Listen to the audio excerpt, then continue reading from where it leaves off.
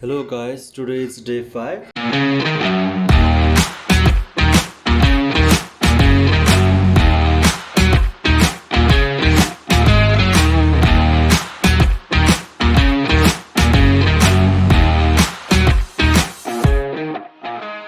Today we will study complete module 2. I think it will be long video, so don't be distracted. I will also make fun. Okay, I will give real life example also today. Today is the best day for module 2. And at first we will complete matter, then after we will go to mechanics, and then after we will take over thermodynamics, and then after we will take optics, that is light, and at last we will do wave motion and sound. Okay, what is matter? Matter is anything that has mass and takes space, just like this. It has some mass and it takes some space. It takes this space, this much space, this mass. And let's talk. It's coffee, it's not a wine, guys. And the liquid has some mass and it takes some space here. Yeah, the cylindrical shape, yeah. It take over the some cylindrical shape space here, so it is also mass.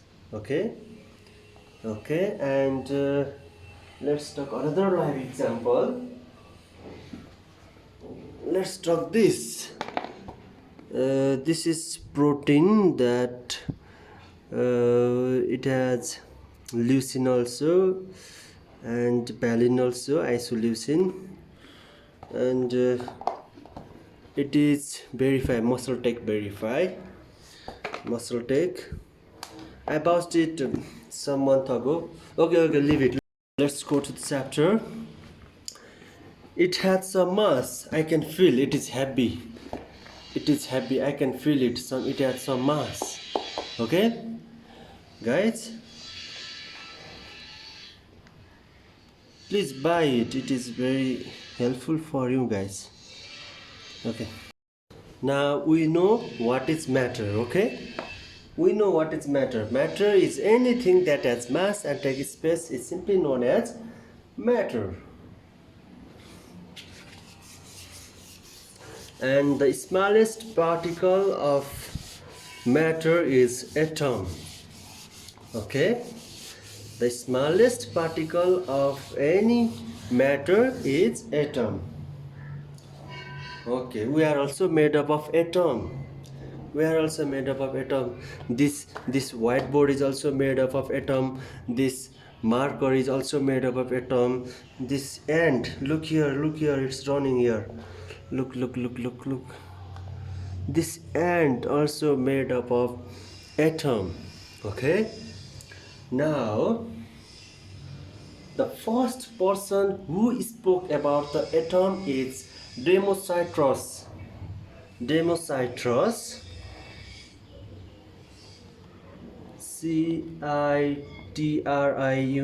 Democritus is the name of the person.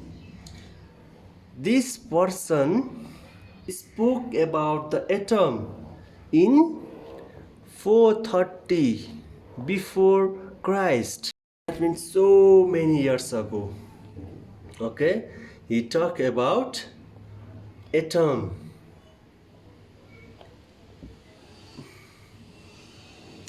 And then after who come? Then after Robert Boyle published a book in 1661. Robert Boyle published a book. What is the name of that book? The name of that book is Skeptical. Skeptical. Spectacle Chemist. Chemist. In 1661 AD. In 16th century, Robert Boyle published a book that is Skeptical Chemist, And in that book he said that chemical element is the simplest one. He did not talk about the atom, he talked about chemical element is the smallest particle of matter. Smallest particle, he talked about that. In that time he was right, but actually he was wrong. After Boyle, Dalton came, and Dalton gave the modern theory of atom, and he told that atom is the smallest form of matter, and those atoms which are composed of same weight are same element, and those atoms which are different masses are different element. Like hydrogen has 1.00784 u masses, and the oxygen has 15.999 u masses. That means they are different element. Hydrogen has less mass and the oxygen has bigger masses. It is heavy and it is light. So hydrogen present always over the atmosphere. It does not present in the atmosphere in singular form because it has less mass. So it is present in different form like water,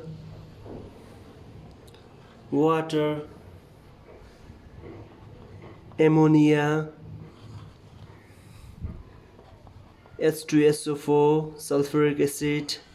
It present in different molecular form, but in singular form it does not present in the atmosphere because it has less mass, and less mass always go upward, and which has greater mass present inside. So this theory was given by Dalton. Okay. Okay, then after who came? Then after Franklin came. Franklin told that the positively charged fluid moved to the negatively charged fluid through the connecting thread. It shows the concept of current flow. Although it is error in modern area, we follow this rule because it was only possible after the hard experiment. It was only the possible after the hard experiment. More than 20 years was gone to found this theory. Okay, let's talk some example. Now let's talk about lead acid battery. We will talk detail about lead acid battery in module 3. Now I will just give some example only. Pb is a positively charged atom, and SO4 means negative. It has 2 negative electrons. Pb has 1 positive electrons and SO4 has 2 negative electrons, and those combine PbSO4 and make 2 electrons here. That means Pb is 1 positive, SO4 has 2 electrons negative, and they combine and 2 electrons remain. That means it is negatively charged. I'm just talking about negatively charged, and it is positively charged, and they combine and they form another molecule, that is lead sulfate. Okay, let's talk another example. Hydrogen and oxygen make water, but we have to make 2 hydrogen.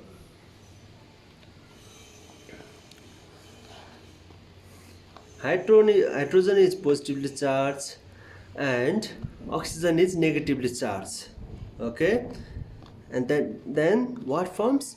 Hydrogen and oxygen means water form. Okay, H2O means water. Okay, Now we'll talk only this much for that, and we'll talk detailedly in more in electrical engineering or module 3. Franklin also deduced that adding electron to an atom it gains negatively charged, whereas subtracting or withdrawing electron from atom it gains positively charged. Okay, understand or not? Let us suppose oxygen has 8 electron. 1 2 3 4 5 6 7 8 electron, but it is not stable. It wants to be stable, so it gains 2 electrons. It gains 2 electrons from another atom, so it become 1 2 3 4 5 6 7 8 9 10, and now it is in stable condition. Now it is in stable condition, but it is negatively charged atom. Now it is negatively charged atom because it gains 2 electron to become stable. So now it is stable. It is in stable condition, but it is negatively charged. Okay.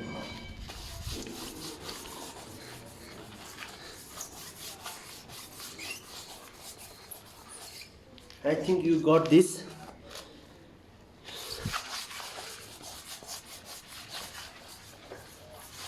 You have to understand this basic concept so that you will not have problem in further module. So then after Franklin, who came? After Franklin came Rutherford. After Franklin, Rutherford noticed that nucleus generate electric field. Nucleus means air. Nucleus, neutron and proton are in the nucleus. That means in the center of the atom, and electron evolves around the nucleus. Okay.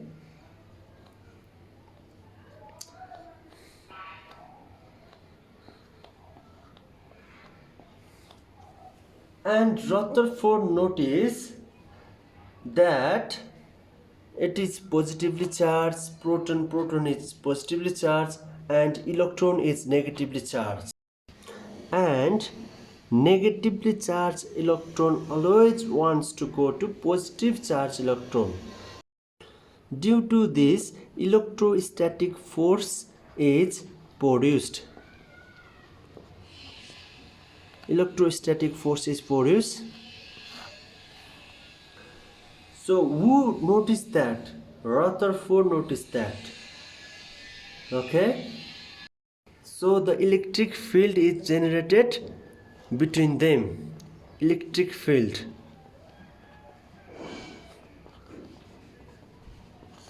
It is small, it is very, very little, but electric field is generated between them.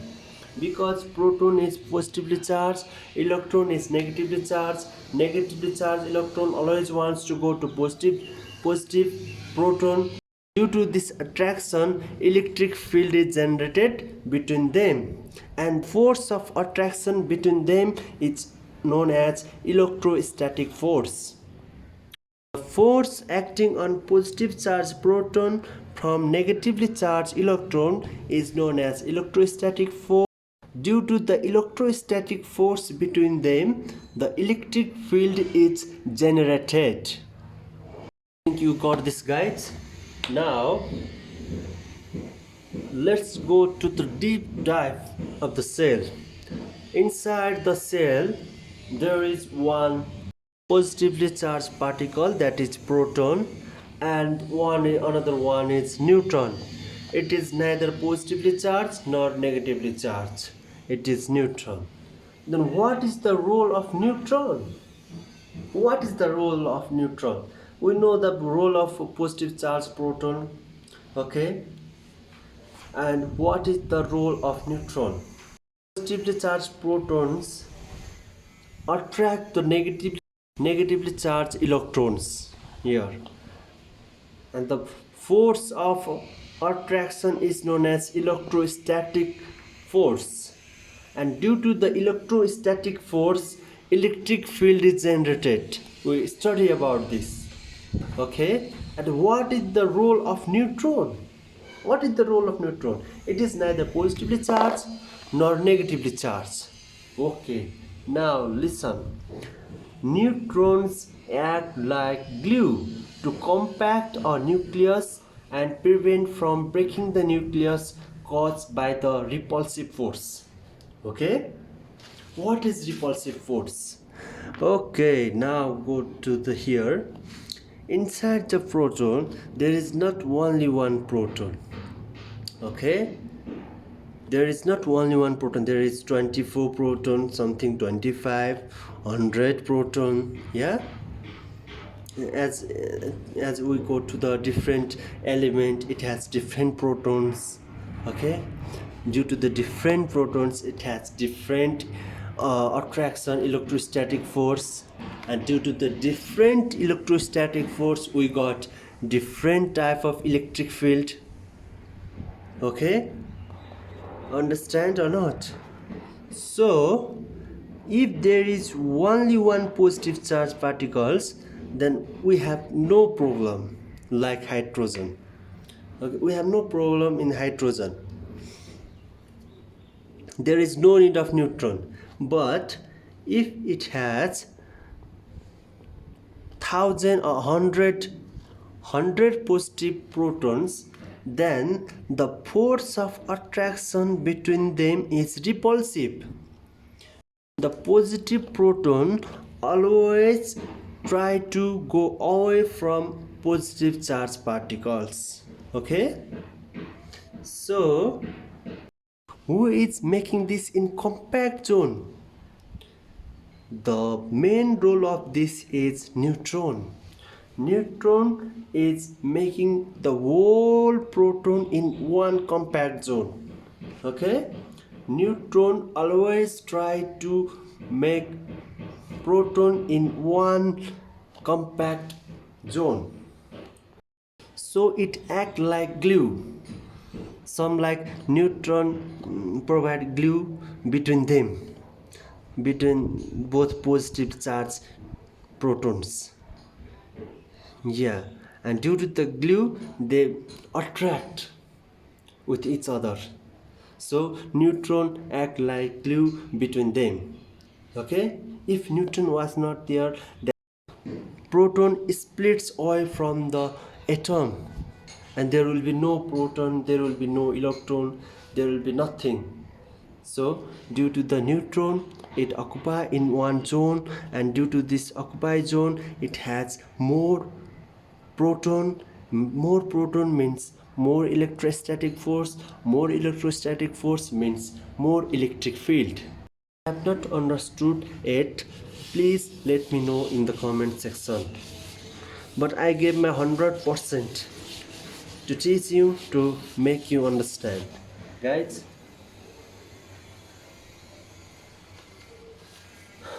Okay, hydrogen doesn't have, as I already told you, hydrogen doesn't need any neutron. Okay, because it has only one proton.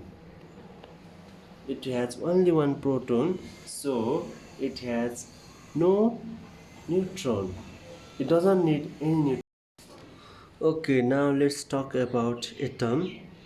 Atom is hydrogen, okay, oxygen, fluorine. What is molecule?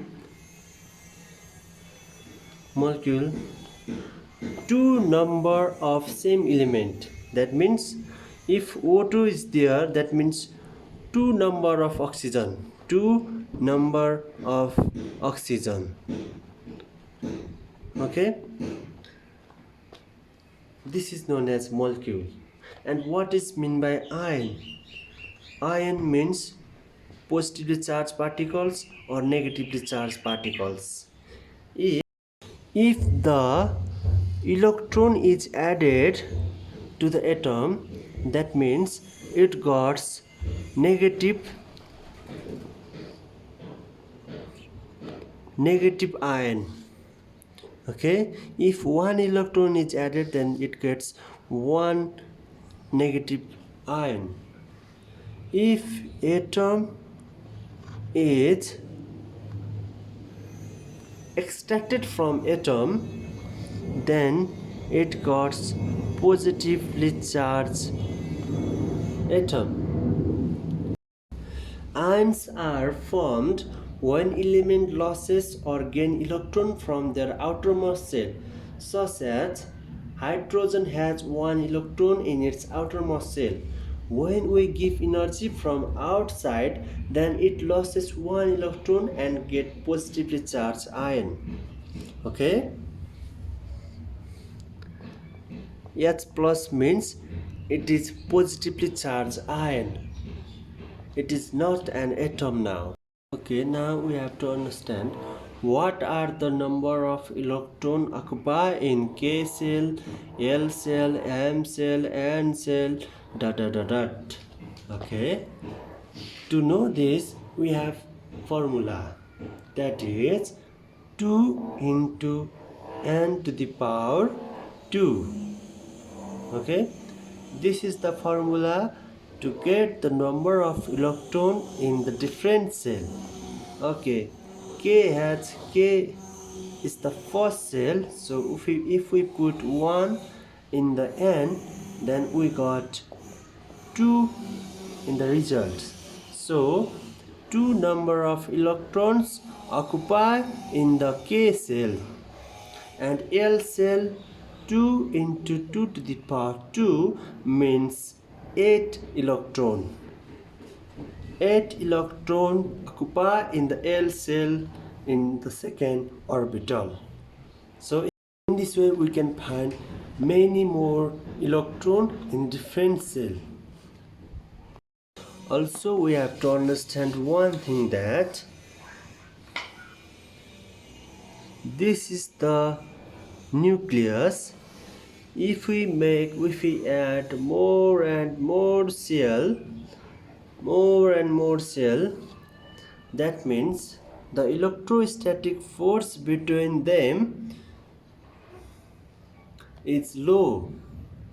The electrostatic force between them is low. We will study in model 3 furthermore in detail in Columbus law, and there are many more law in model 3 we will study. And the electron is negatively charged, proton is positively charged. The electrostatic force between them will be low due to the distance between them.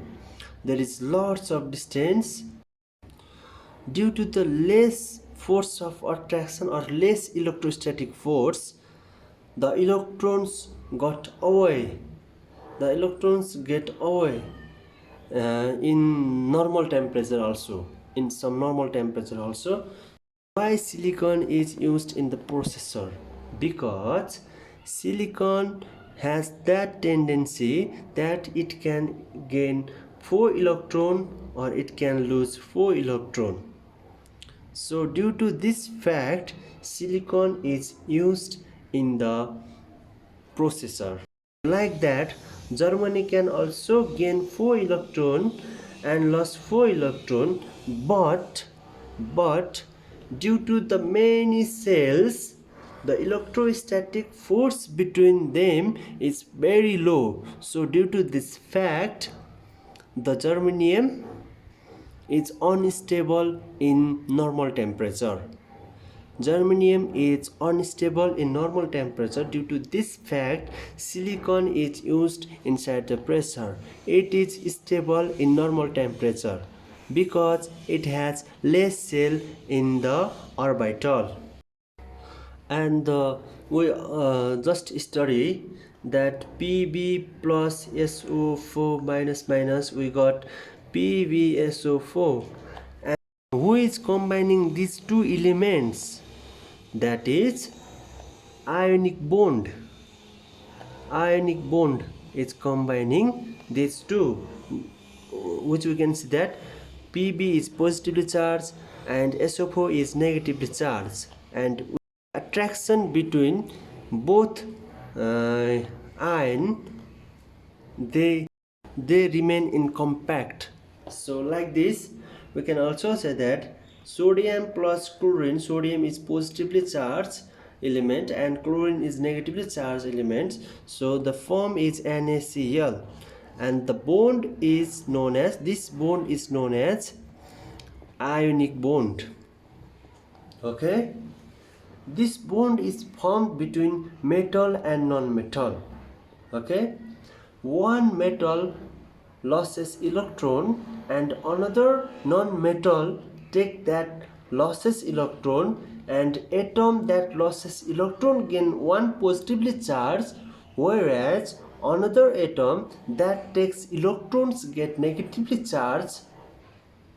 In this way the bond is formed. Okay, they get stable and the bond is formed.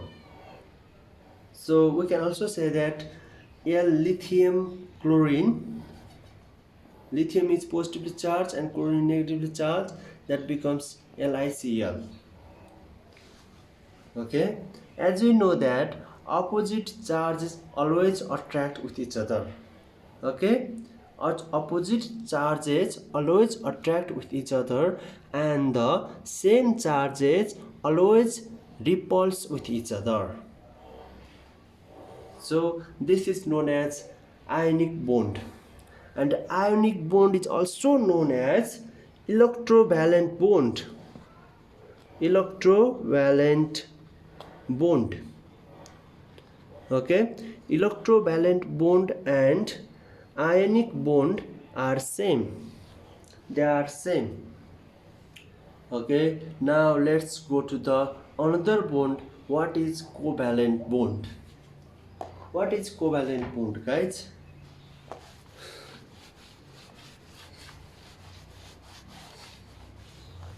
Covalent bond. Now let's talk about covalent covalent bond. This bond is formed between atoms by sharing their electron. At least one pair of electron is needed to form a covalent bond. One pair of covalent bond is formed by chlorine. Two pair of covalent bond is formed by oxygen. Because it has 6 electrons in the valence shell, this bond is stronger than another bond because they get unstable by sharing each other's electron. Are you understanding what I am saying? Did you understand or not? Okay, let me make another example. Oxygen. Oxygen has 6 electrons in their outermost shell. Okay, to get stable it needs 2 electrons. Am I right? Am I right or not? Am I right? Yes. So if we need 2 electrons, then we have to add 2 hydrogen here. Hydrogen has 1 electron only. The oxygen of 1 electron combines with the another electron of hydrogen, and the another like hydrogen and oxygen. In this way the water is formed. Water is formed from covalent bond. It is stronger than other bond because it became stable by sharing their electron. If we put hydrogen from oxygen, then then they are again unstable. Okay, hydrogen oxygen need again more two electron to get stable. So to split the water, we have to heat more than 3000 degrees Celsius. Okay, at first the water transfers to water vapor. Then after heating, it splits. That means hydrogen and oxygen splits with each other after heating after 2 or 3000 degrees Celsius, and after heating hydrogen and oxygen again, then they changes into plasma. What is plasma? We will talk about this later on. Okay, now let's talk about coordinate covalent bond.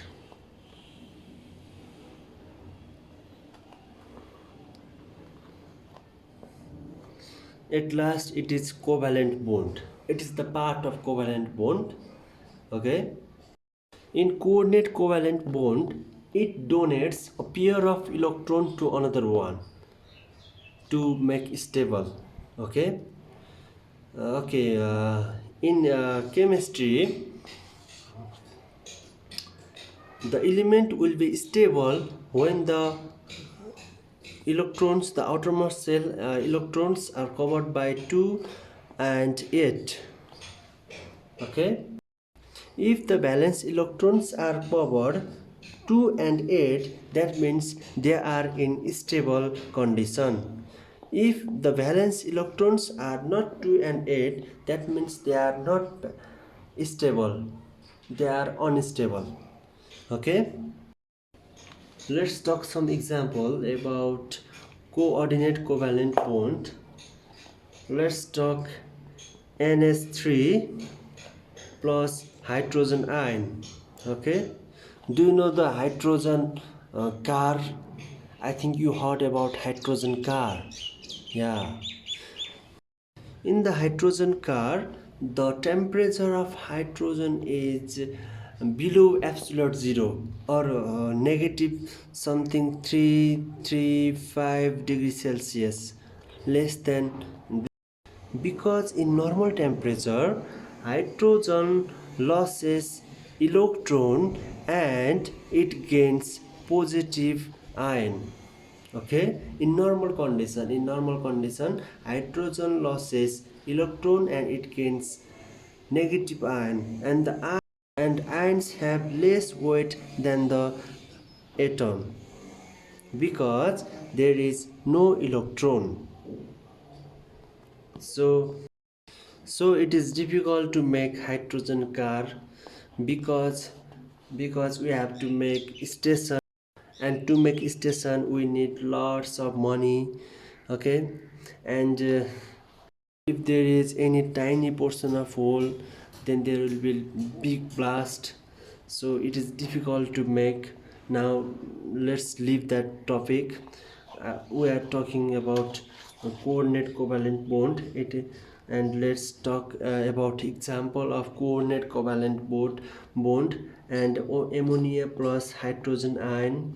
And okay, nitrogen has 5 electron in their outermost shell. 1 2 3 4 5. And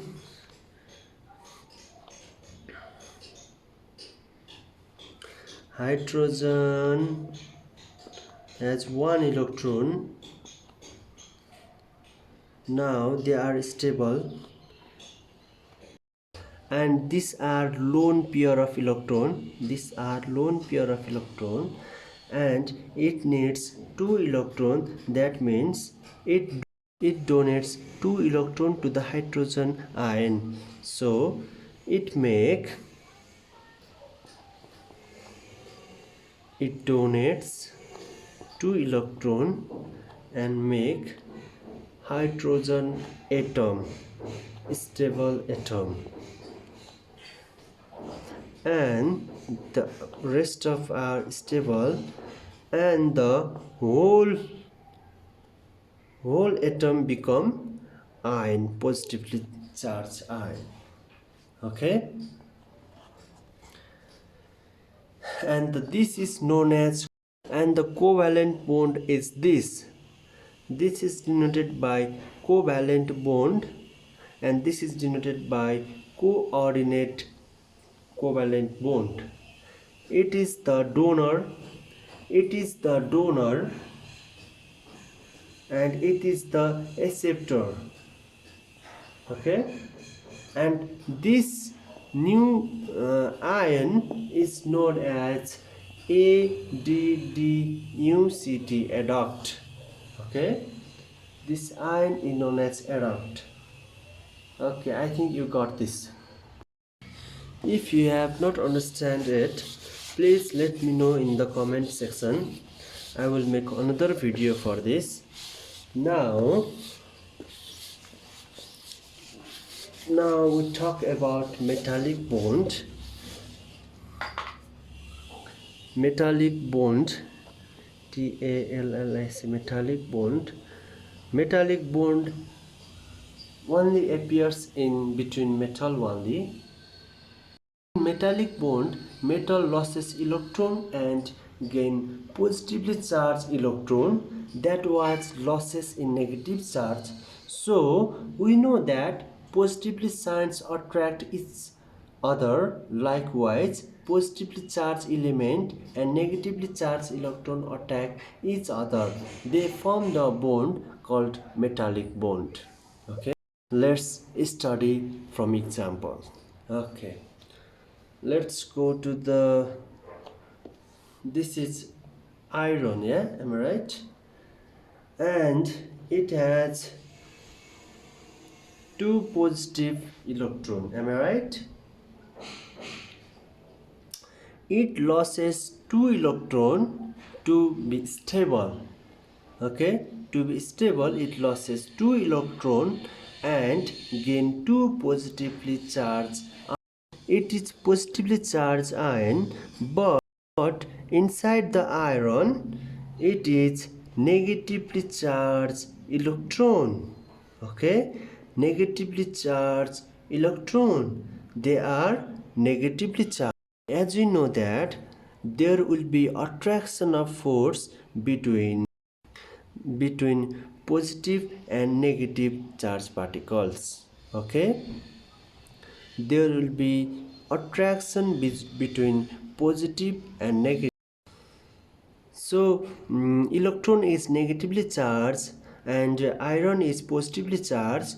Due to this, the force of attraction is produced between them.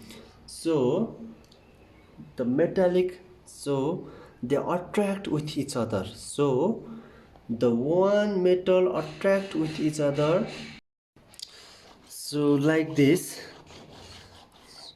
one atom of positively charged ion attract with another negatively charged electrons, and it has also 2 ion. It attract with another iron that is negatively, that is electrons, negatively charged electrons. Like this way metallic bond is formed. Okay, did you understand?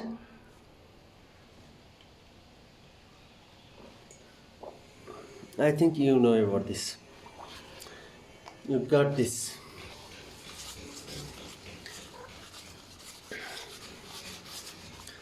If you have not understand till now, then please let me know in the comment section below.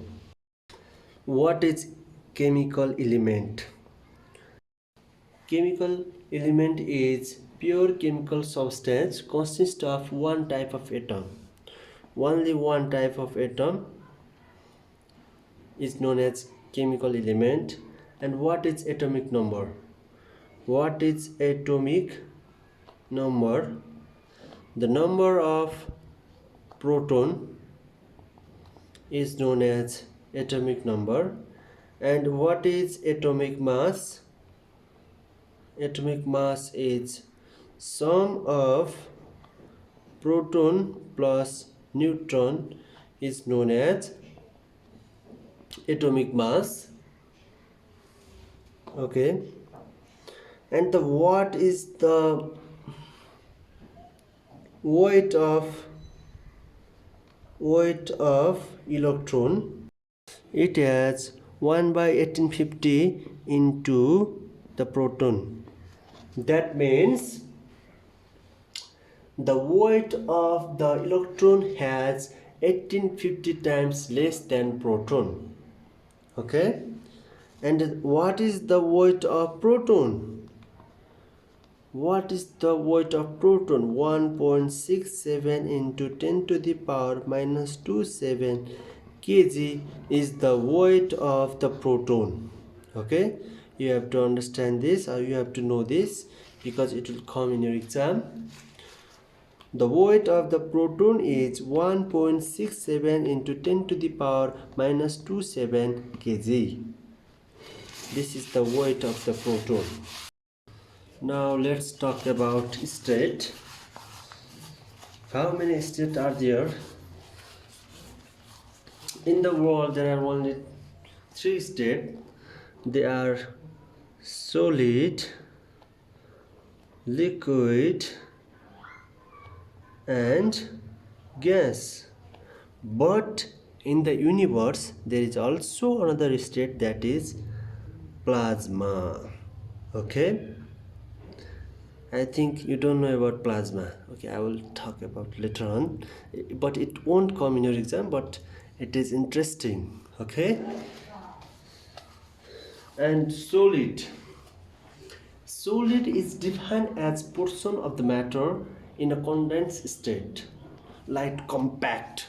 Okay, like this is solid. The atom of this object is totally compact. They are totally compact, so it is in solid state.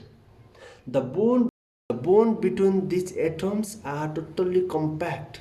They are condensed. Okay, so they are not able to move. Okay, if I try to move, then it won't move, because the bond between the atom are totally compact. Solid has fixed shape and size. Okay, it has fixed shape and size. Okay, if I put here, it has also fixed shape and size. If I put here, it has also fixed shape and size. Okay, the shape and size is constant here. So in this state, the molecules are compact. They are not movable. They are not moving. But if I give heat to this object, then the molecule inside this object vibrate. They oscillate. When the temperature is increased more and more, then the oscillation of the atom become more. So as a result, it will change into liquid state.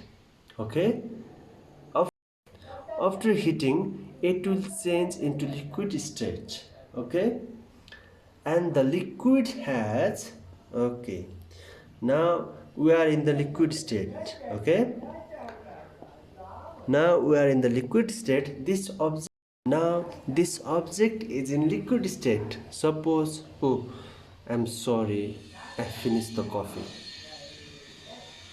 so I'm sorry. If we are in the liquid state, it has not definite shape and size. Okay, let us suppose water. If we pour that water into this cup, then it will change the shape and size. Okay, the shape and size of the water become like the cup. Okay, So it has not definite shape and size. Okay, now we are in the liquid state. But if we increase the heat in liquid state, then it will change to what? Gas state. Okay, gas state. In liquid state, the bond between the atom are less compact. They are movable now. The atoms are movable with each other due to the less force of attraction. Due to the less force of attraction between atoms. But in the gas state, the atom go far with each other. The atom go far with each other. It has not defined shape and size, but it has definite volume. Okay, only the shape and size will change, but not the volume. And they are also incompressible. We cannot compress the liquid. Okay, we cannot compress the liquid, we only compress the gas. We cannot compress the solid also. Okay, if we try to compress the solid, it will break into pieces. We cannot compress the solid and liquid also. So if we compress the liquid, then the temperature rises. That means if we increase the pressure, it will increase the temperature. Okay, we will study in a bit later in the Bohr theory, Charles theory, we will learn there. Now we are in gas state. Okay, if we give again heat to the liquid state, the atom again oscillate with each other. The speed of oscillation increase. The speed of atom increases, so as a result, the force of attraction or the bond between them become low, become less. So due to this fact, they will become far from with each other. Okay, so giving an energy to liquid material or giving heat to the liquid material, the molecular momentum increases even more. The kinetic energy increases more. So until the liquid reaches the condition in which the surface voltage is no more able to hold the molecule of the material, at this point molecule go away as gas or steam. Okay, they separate with each other or the bond between them become far. Okay, the distance between the atoms become more, so the force of attraction also less, so the force of attraction between them become less, so they will be in gas state. Gas state, as I already give you example of water. If the ice is heated, then at first the water is in solid state, that is ice. If it is heated by giving some temperature, it changes into water, that is in liquid. Now it is in solid. After giving heat, it becomes liquid state, and again giving heat to the water, it will become gas, that is vapor.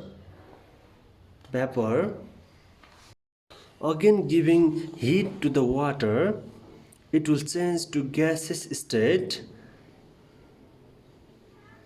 that is vapor,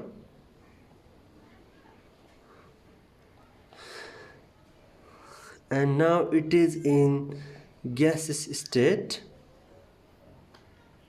and again giving heat to the water vapor, then it splits into atom, that is hydrogen atom and oxygen atom, and again giving heat to the atom, the electron splits away from atom, that means the electrons get away from the atom, then they become ion, and hydrogen can easily loses electron because it has only one electron in its outermost shell, but oxygen has 6 electron in its outermost shell, so it needs more energy to get electrons away from the atom.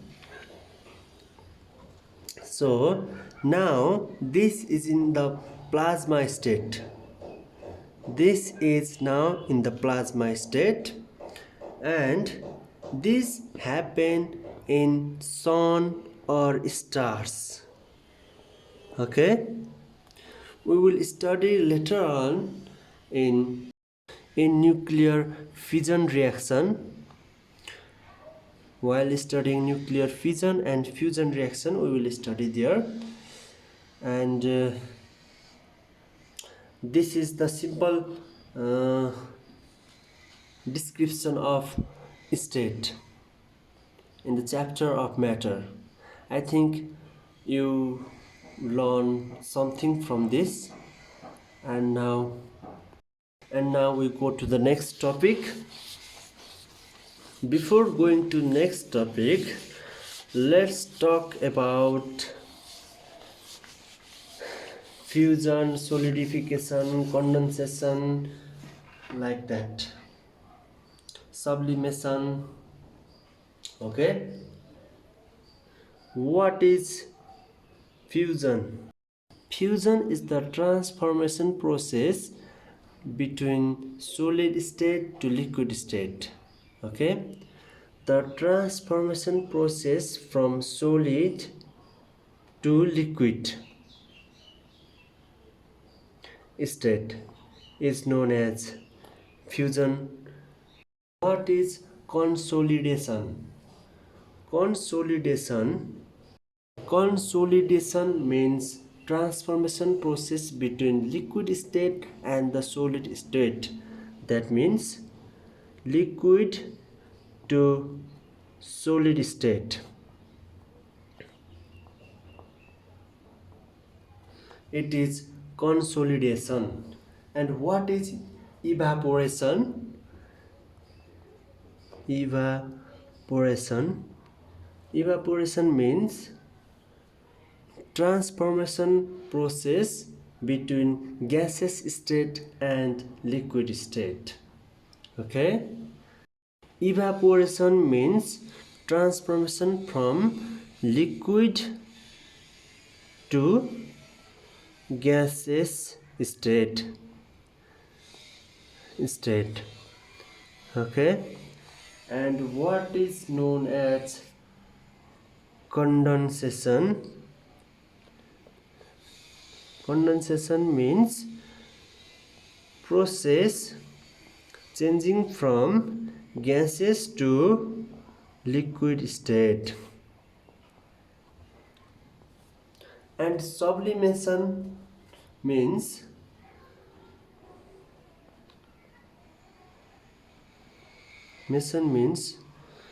solid to gas,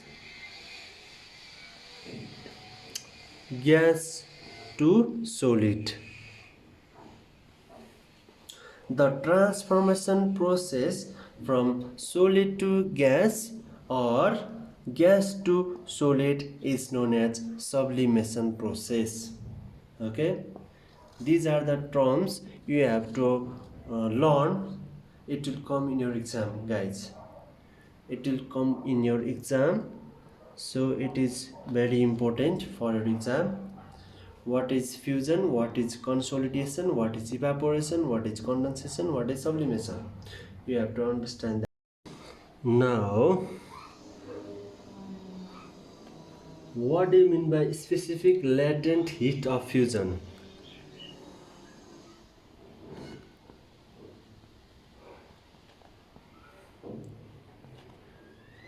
Fusion. It is the heat required to change the state from solid to liquid. From solid to liquid. Heat required to change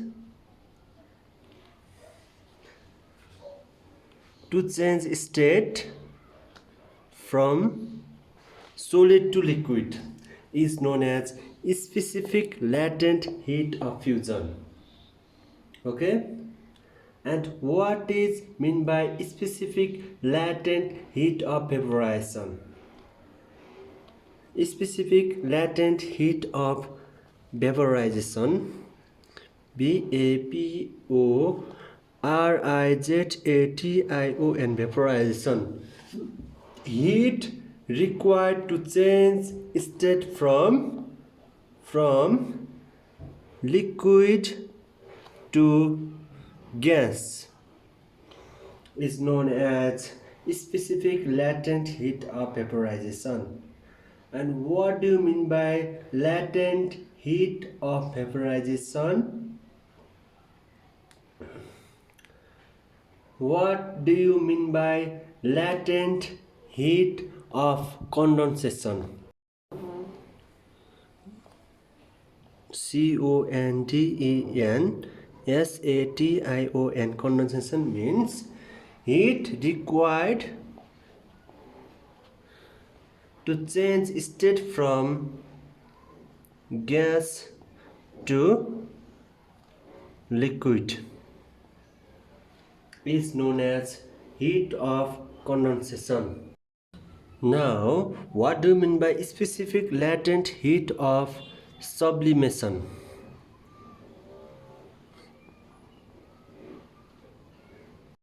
Heat required to change state from solid to gas is known as specific latent heat of sublimation.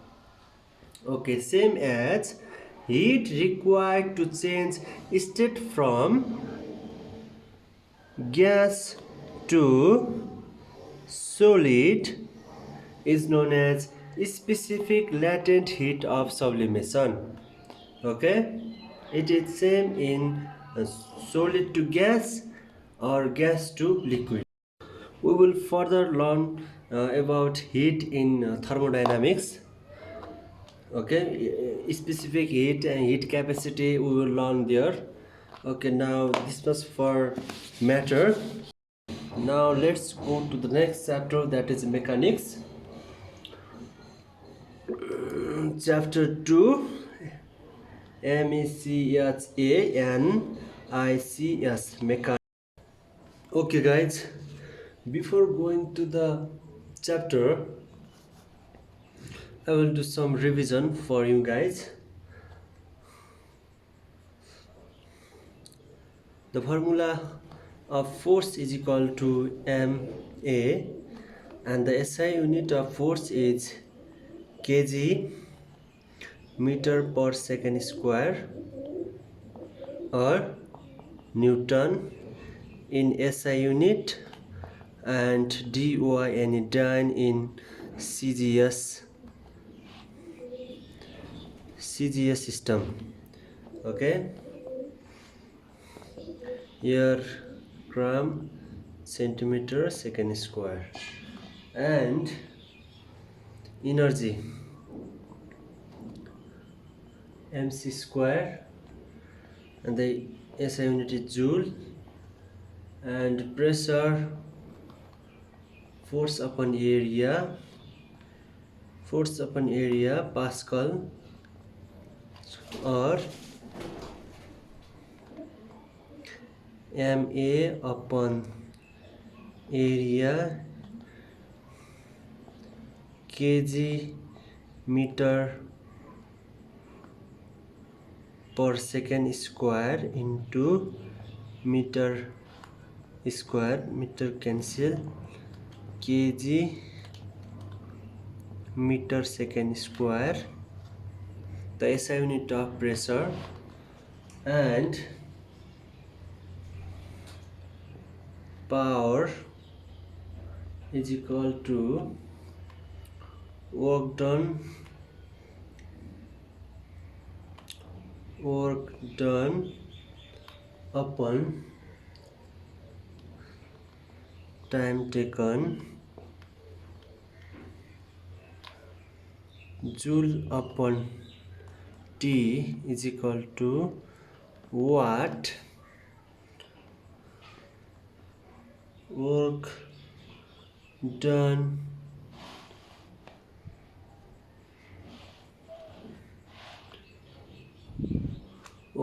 is equal to force into distance. You have to remember this formula. Okay guys,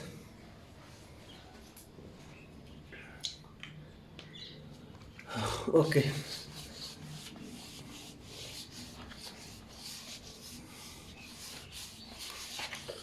now what is force? Let's go from beginning. What is force? What is force? In definition, you can see what changes or try to change the state of a body or its state of uniform motion on a straight line is known as force. You can see in books or as well. What changes or tries to change the state of body,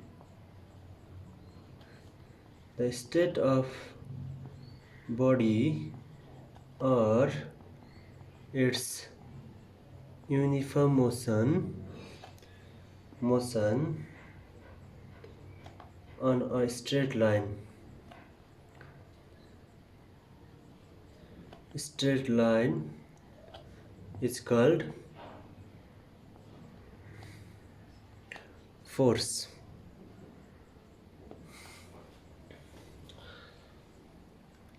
What does it mean?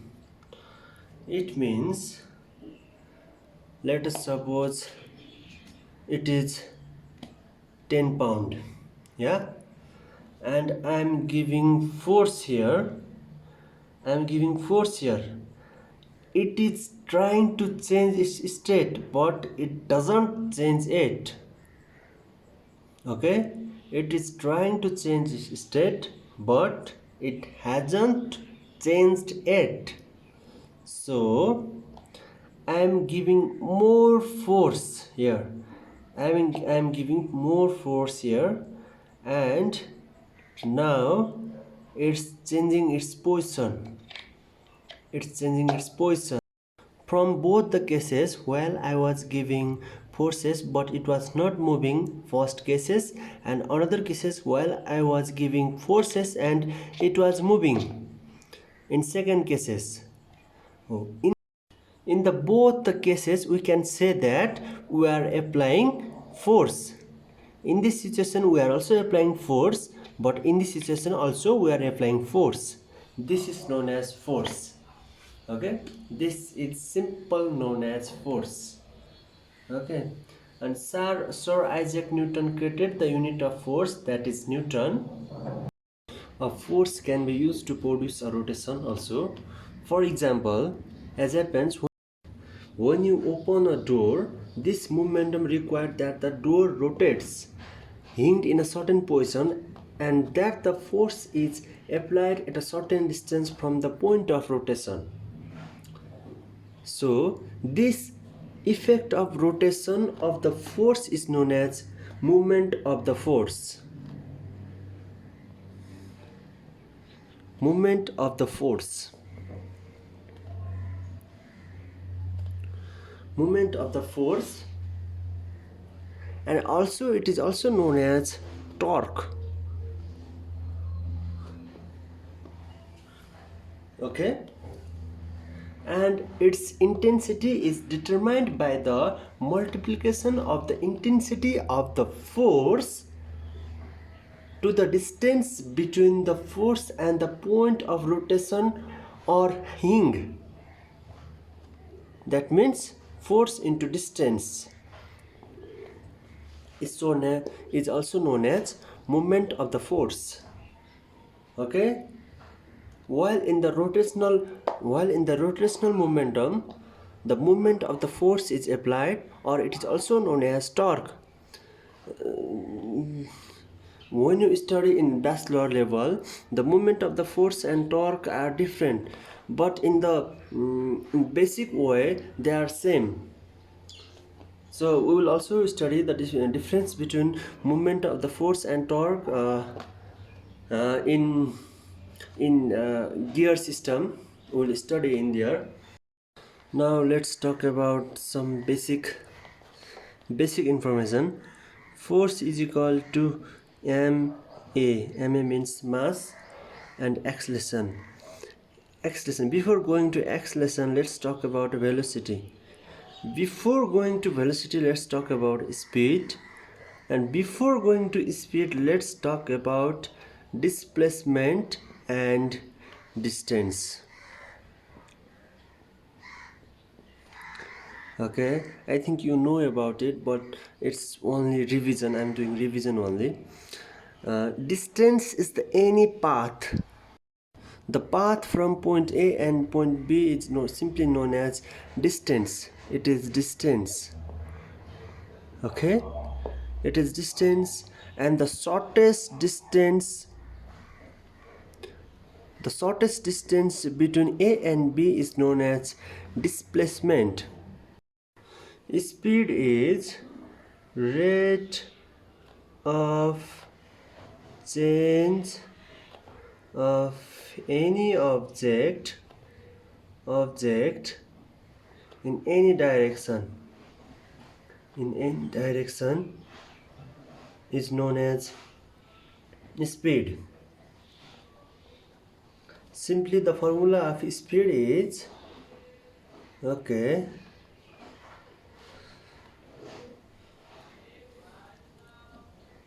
distance traveled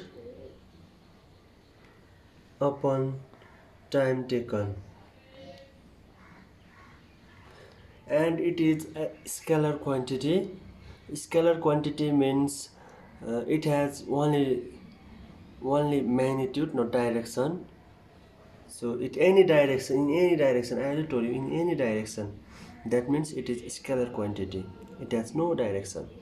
Rate of change of an object in any direction is simply known as speed. The SI unit of speed is meter per second, and speed has no direction. Likewise, velocity has direction. That means the rate of change of displacement, we can say the rate of change of displacement, in uniform direction, or in a perfect direction, we can say that. Velocity is vector quantity because it has both magnitude and direction.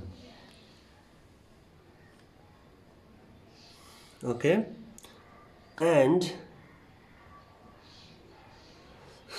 what is acceleration? Acceleration means rate of change of velocity.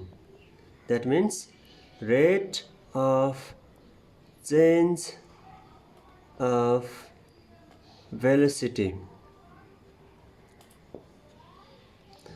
That means velocity upon time interval. The SI unit of acceleration is meter per second square. Okay guys, what is the example of acceleration? Like falling from the sky, is the perfect example. Okay, the acceleration due to gravity is 9.8 meter per second square, means in every second 9.8 meter increase. In every second 9.8 meter increases in per second. This is the meaning of 9.8 meter per second square in acceleration. Okay, I hope you understand this. Scalar quantity,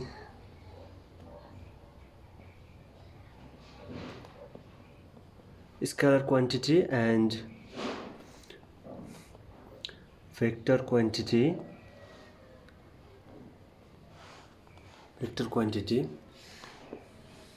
Scalar quantity are those quantity which have only magnitude, only strength. There is no direction, like pressure on the liquid. There is no direction, equally distributed. Okay, like temperature. Okay, like time, like mass. They are scalar quantity. And vector quantity has direction also. Vector quantity is those quantity which have both magnitude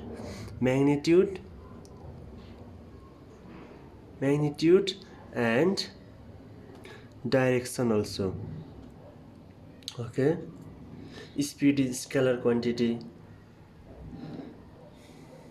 and velocity, acceleration. Okay, and we can say force is also a vector quantity. So I think you got this about it. Okay, now let's talk about stress. What do you mean by stress?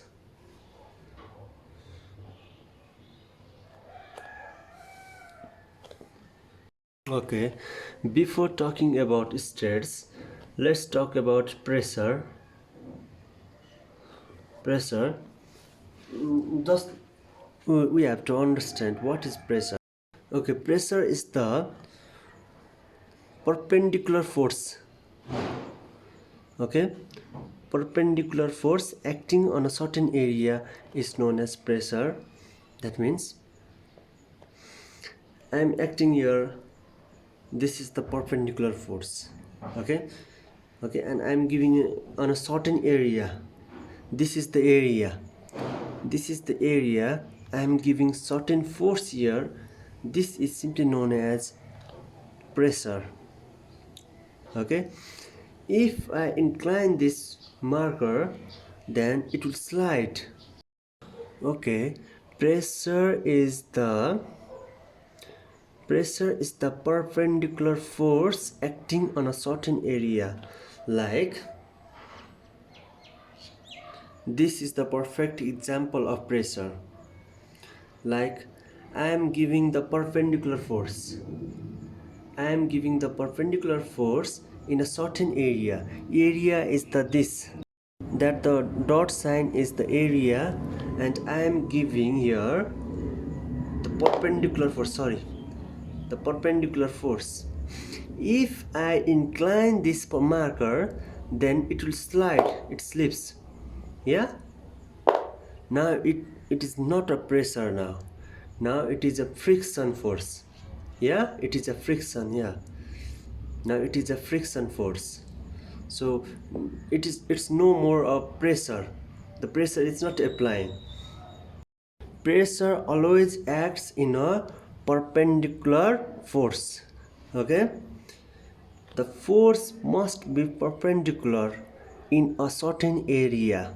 Okay, that means pressure is directly proportional to the perpendicular force and pressure is inversely proportional to the area.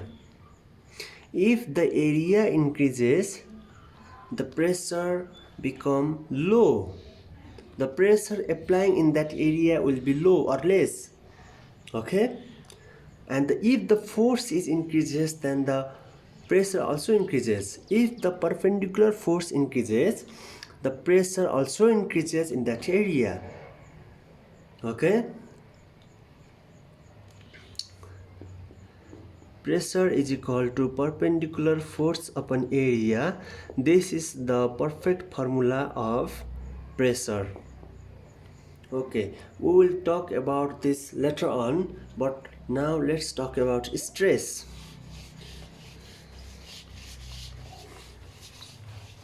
Okay, I was just giving you hint to understand the stress.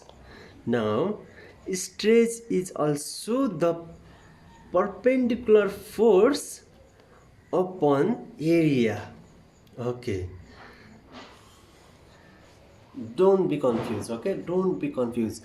I will make you clear about this. Okay, now, and I'm applying here pressure, and the pressure is applying in this point.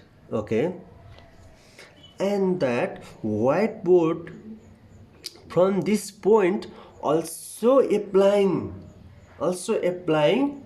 the pressure, and this is simply known as the stress. Okay, if the whiteboard was not applying pressure, then there will be hole in this area. Okay, but there is no hole. Yeah, am I right? Yeah, there is no hole. It's just nothing here. It's just nothing. Yeah, it's just nothing. I'm just applying here perpendicular force, I mean pressure, and the whiteboard also applying some pressure. That how much pressure I'm applying, that much pressure also applying by the whiteboard. This is simply known as the stress. Okay, this is the internal force. Okay, this is the internal force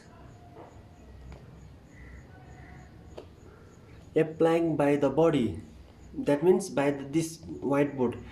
If I apply this pressure, then the whiteboard also applying some pressure, that the internal force is also applying from that whiteboard. Okay, in this area, that means in this area the whiteboard also applying some force, and this is known as the stress. Okay, stress is only act when the external pressure is applied. Okay, the SI unit of stress is Pascal, don't be confused.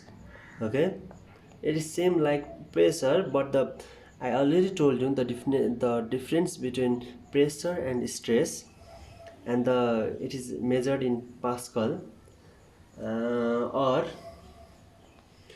LB upon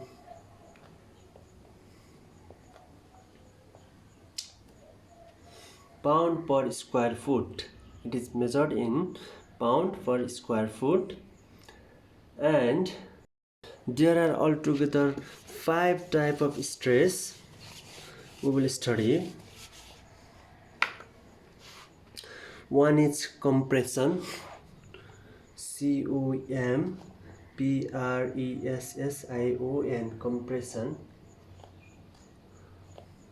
Okay, when we push the material from both sides, leads to change the space of the body. when we push the material from both sides, okay, that leads the body to change the space of that body.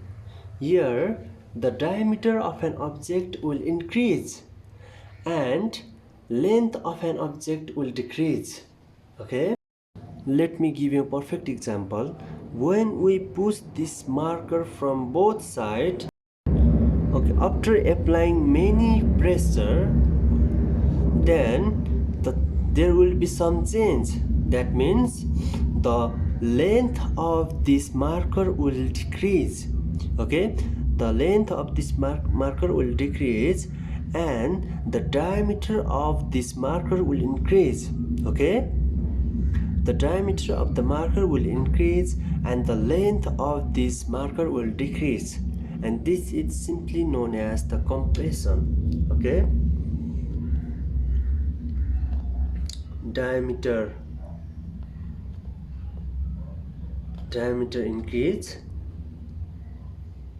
increase and length decrease. This is known as compression. Okay, this is the simple meaning of compression. Okay, when we push from both sides, okay, when we push from both sides, at some point the internal resistance will resist.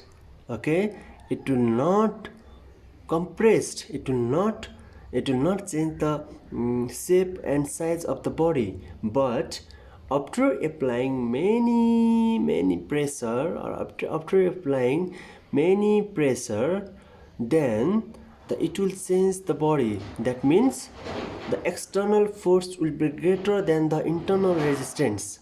Okay, external force will be greater than the internal resistance, then it will change the shape and size of the body. That means the length of the material will decrease, and the diameter of that object will increase. Okay, this is known as compression. Okay, let's talk about aeronautical. Okay, I think you know about RIVETS. Do you know about this? Reverse. RIVETS. Reverse means you can see here in the picture. Okay, reverse, it looks like this. Okay guys, okay, and the reverts are used where? To attach different particles, to attach different materials. Okay, reverts are used to attach two different materials. Okay, and it is used in the aeronautical. Okay, suppose this is the reverts, and they put two layer of carbonate and they attach with these rivets. Okay, there is hole in between the two layers and they attach there and they compress the rivets. In that matters the diameter will increase and the length decrease, so that the result, so that it will not splits from that layer. Okay, at first this is the rivets. Okay, when we compressed it, then the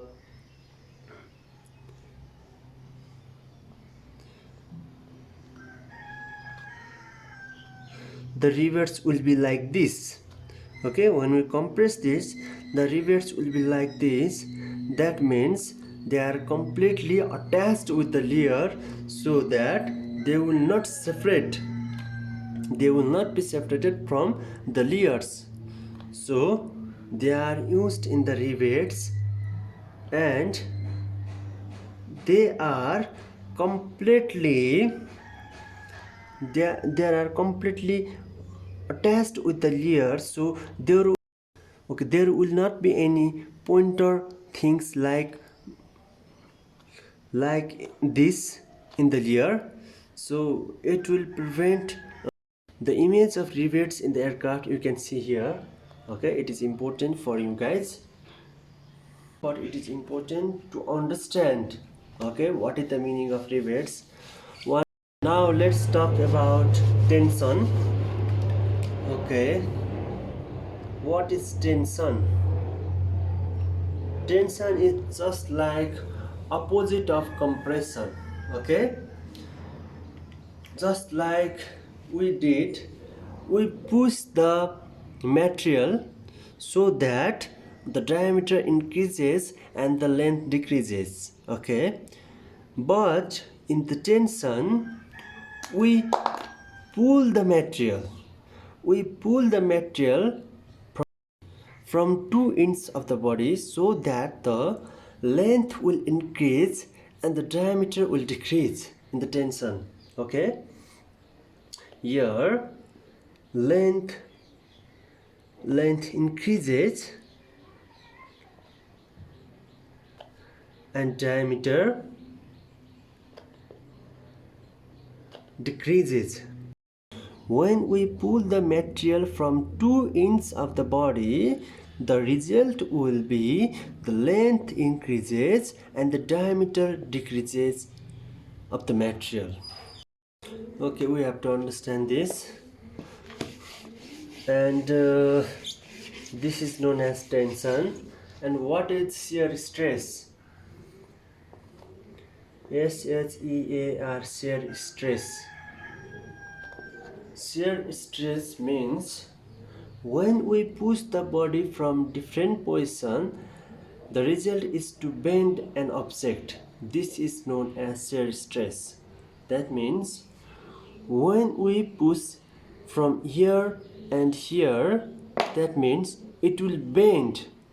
When we push this body from here and here, okay, and the result will be bending this material. This is known as shear stress. And what is torsion? TORSION, torsion is stress. Okay, an acting of twisting or the state of being twisted, especially of one end of an object relative to other. Okay, this is known as torsion. Okay, the best example of torsion is crankshaft. Okay, crankshaft, did you see that in buses, in a big truck, there is one rod, like from engine to tire, it carry the power. Okay, it transfer the power from engine to the tire. You can see, and this is the crankshaft. This crankshaft feel the torsion stress. Okay, torsion stress. That means if we pull this body, if we move this body from this side and that body from that side, the stress is applied here, the stress is applied, and this stress is known as torsion stress. Okay, if the external force is greater than the internal resistance, then it will twist. Okay, then the result will be twisting, it will be twist. This is known as the torsion stress. Okay, and at last, FLEXION, flexion stress or bending stress. Bending stress. flexion stress or bending stress? Okay, I think you know about tension and compression. Okay, compression means push, tension means pull. Okay, flexion stress is that when tension and compression stress is applied simultaneously, then flexion stress is produced. Okay, when compression stress and tension stress is applied simultaneously on a body, then the flexion stress is produced, and flexion stress is also known as bending stress. Okay, don't be confused. Flexion stress and bending stress are same. Okay, the perfect example of flexion stress is during the flight, lift force is applied in wings. The wings bend or try to bend to upward direction. Okay, the wings lift force is applied in wings of aircraft, and the wings bend or try to bend to upward direction. In this situation, the lower part of the body, the lower part of the wings gains tension stress. That means the length increases, the diameter decreases. The length increases means tension stress is applied where the lower part of the wings, where it is applied, the lower part of the wings tension stress is applied, but in the upper part the length decreases. Upper part of the wings the length decreases. That means compression stress is applied in the upper part of the wings. Okay, did you get it? Did you get it or not? While lifting the aircraft, the lift force is applied on the wings. Okay, the lift force is applied on the wings. During the lifting force, the wings try to bend to upward direction. Due to the lifting force, the wings will try to bend to the upward force, and the lower part of the wings will gain tension stress, and the upper part of the wings gains compression stress. Okay, because the lower part, the length of the wings increases, whereas the length of the upper part of the wing decreases. That means the upper part of the wings will gain compression stress. Okay, I think you get this. This is also known as bending stress because it will bend. Okay, it will bend, but it will not break. It will not break. Okay, if it is break, then it will be shear stress. Okay, if it is break, then it will be shear stress, but it will be bend. Okay, it will be bent to the upward direction. That means the lower part of the body will gain tension stress, and the upper part of the body will gain compression stress. Now I think you got it. Okay, I described a lot. Okay, this is for you guys. I'm doing it for you guys, so please do understand. Please you can ask me freely. Okay. Okay, and what is the meaning of WRAPS? wraps? Wraps means change its position permanently. Okay, change its position perma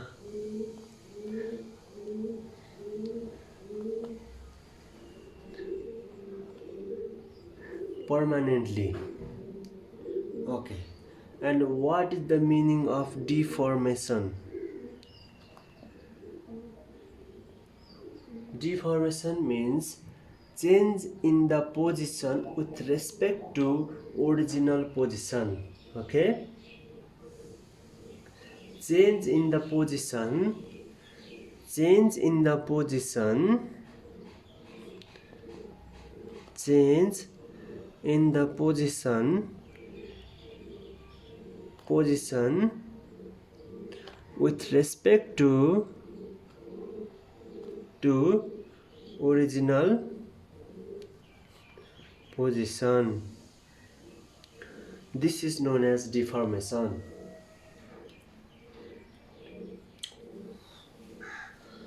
And now we have to learn law. What is Hooke's law? Hooke's law. Okay, let's learn Hooke's law. Hooke's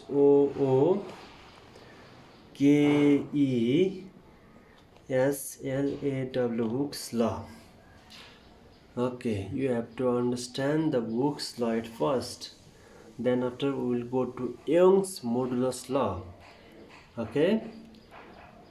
After understanding the Hooke's law, we will completely know about Young's modulus law. Okay. Hooke's law states that when load is applied in elastic body or spring, stress is produced in the elastic body. Okay, stress is produced in that elastic body so that strain is increased, so that strain is increased. It says that stress is directly proportional to the strain. Okay, Hooke's law states that stress is directly proportional to the strain. Stress is directly proportional to the strain. Some country define Y as the Young's modulus law, and some country define E as the Young's modulus law. So I am telling you both here, they are both same. Okay, but the sign of this is stress, and the sign of this is strain. Okay,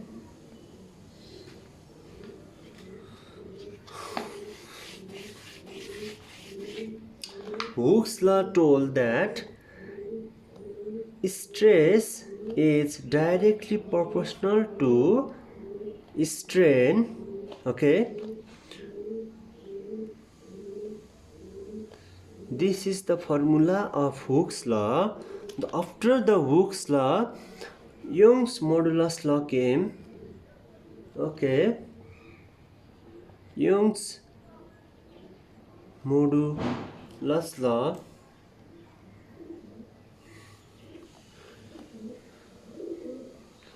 came, and it determined that stress is equal to the constant material, that is E or Y, and this is strain. Okay, strain. And let's talk about E is equal to stress upon strain. Okay, Young's modulus law tell that it is the material property. Okay guys, it is the material property, okay, which is used in the elasticity. Okay, we will talk about elasticity, plasticity, Okay, and deformation. We'll talk about these terms.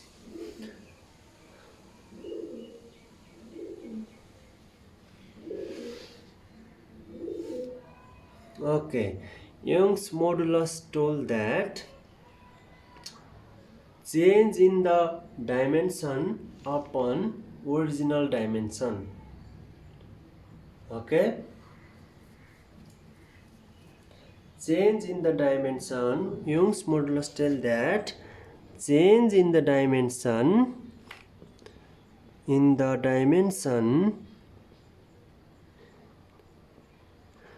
upon original dimension.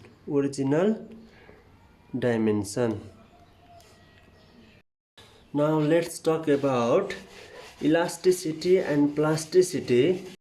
Elasticity is that when the stretching body is stretched, then after losing the stress, then it will come in original position. This is known as elasticity. Okay, and plasticity is that when the material is stretched but it will not come on its original position, then this is known as plasticity.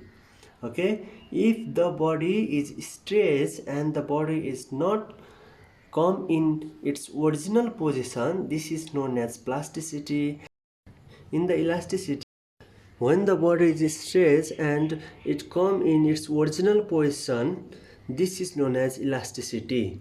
And what is elastic limit? What is elastic limit? Elastic limit is that the point where the elastic loses its property. Okay, the point where the elastic loses its property after stretching, there will be no elasticity. Okay, after stretch from this point, there will be no elasticity in this material. Okay, after stretching from this material, it will be plasticity. That means it will not come in its original position. It will not come in its original position. This is known as plasticity. Okay, okay guys, I forget to teach you that single force and couple force, it is not important in exam, but it is important for further module. Okay, so it is important for you guys. Single force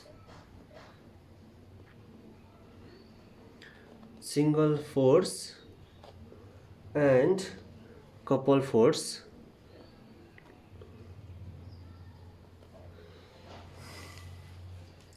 Single force, I think you know about momentum.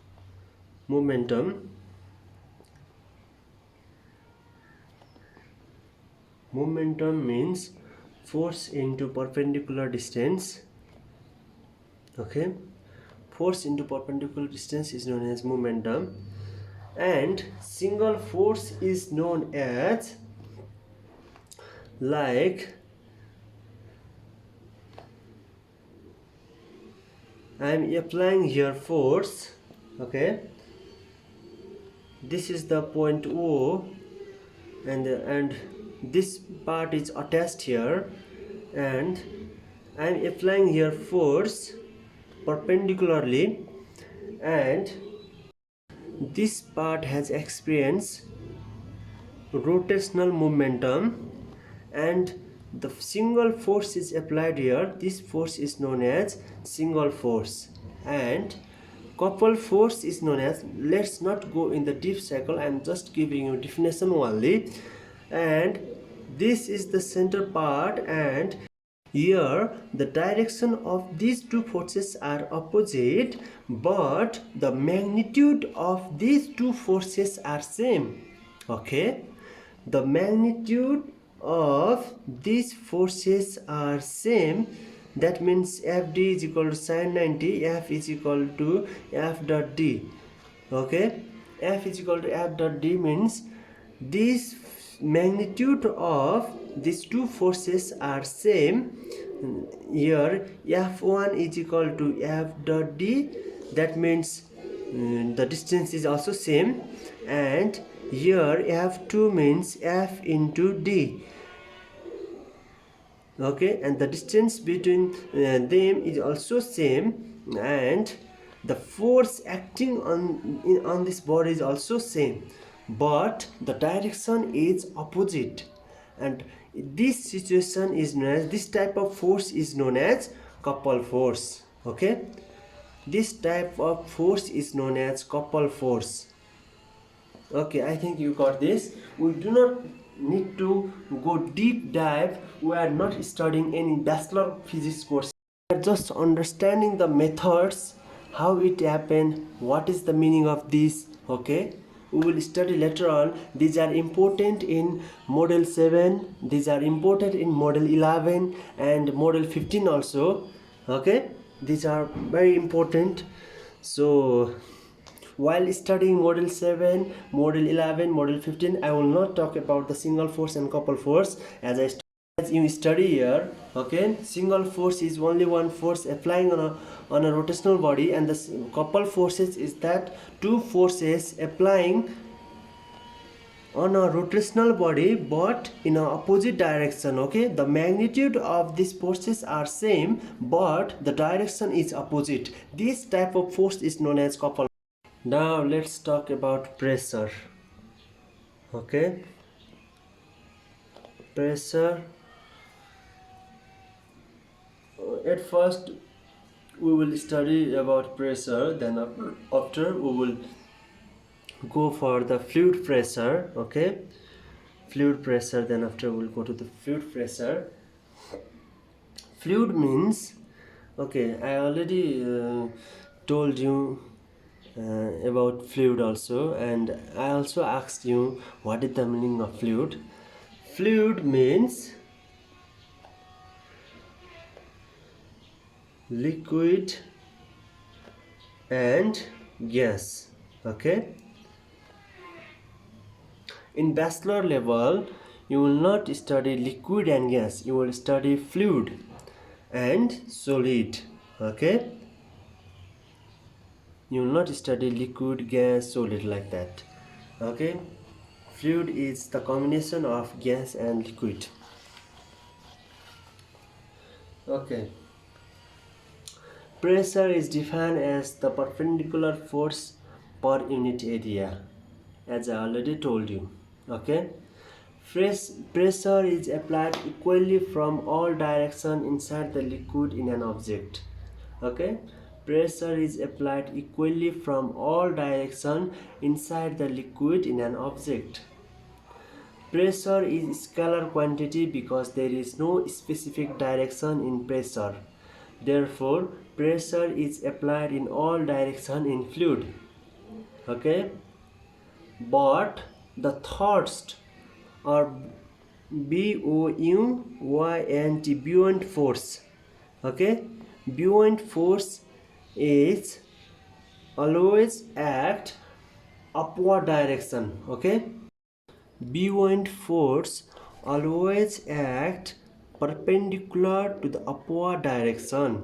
Okay, buoyant force always act perpendicular to the upward direction, but the pressure applying on a fluid is same. Like this is the liquid. Okay, this is the liquid, and if I add one material like this material in here, the pressure acting here is perpendicular. Pressure applying in this liquid is same from all direction. Okay guys, okay, now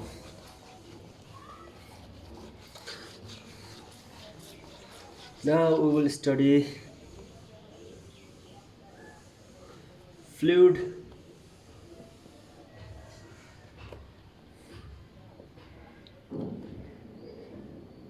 fluid mechanics.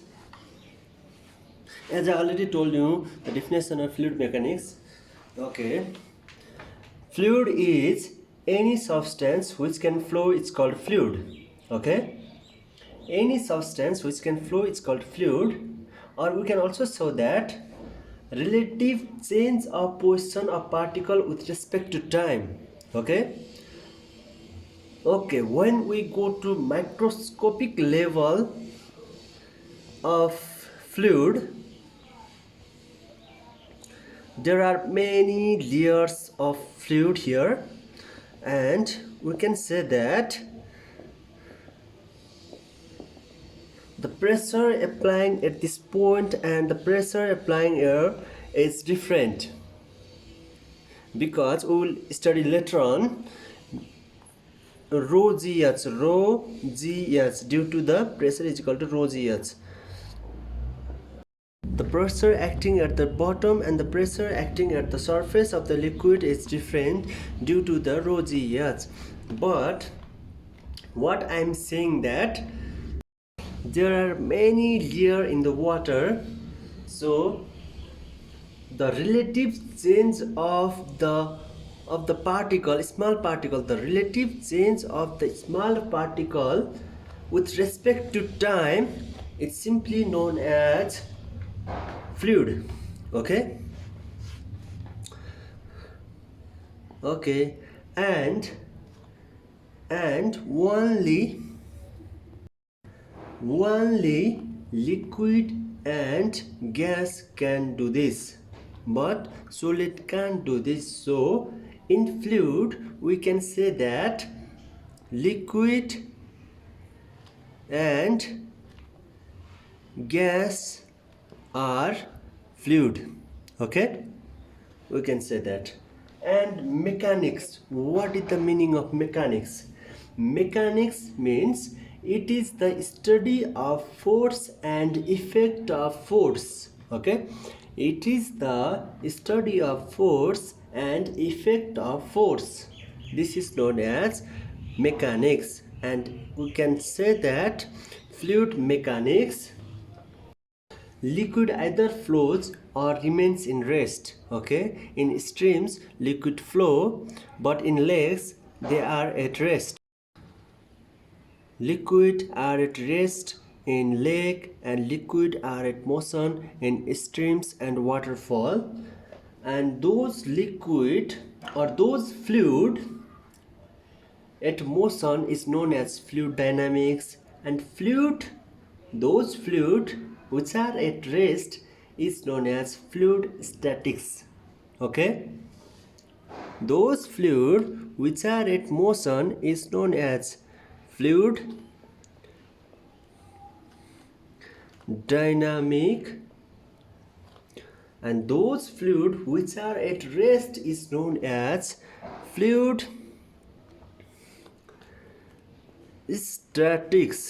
statics. Okay, at first we will study fluid statics, then we will go to fluid dynamics. Okay, at first we will study fluid statics, then after we will go to fluid dynamics. Okay, also there are two approaches to study fluid mechanics. Okay, also we can study fluid mechanics in two approaches, and they are microscopic approach and macroscopic approach. I already told you microscopic approach. What is microscopic approach?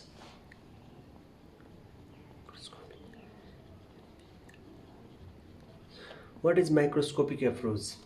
Okay, microscopic approach means study of fluid at molecular level is known as microscopic approach, and another one is macroscopic approach.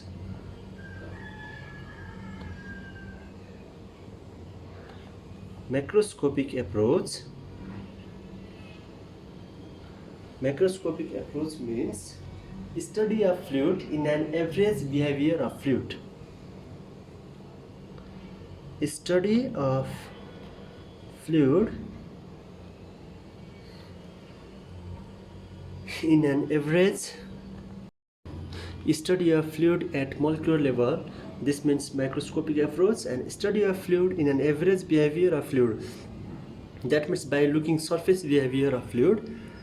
This means microscopic approach, and microscopic approach means we will go to the deep dive of the water in a molecular level. So this is known as microscopic approach and macroscopic approach. And at first we will study microscopic approach. Now we are studying this macroscopic approach and macroscopic approach in a static fluid. That means when the fluid is at rest, we are studying this microscopic approach and macroscopic approach. And after completing these static fluids, we will go for the dynamic fluids. Okay, in this course we will only study microscopic approach, although it is not important for your exam, but I am just telling you, I am just giving you concept to understand. Okay, this is the container. Okay, and we assume that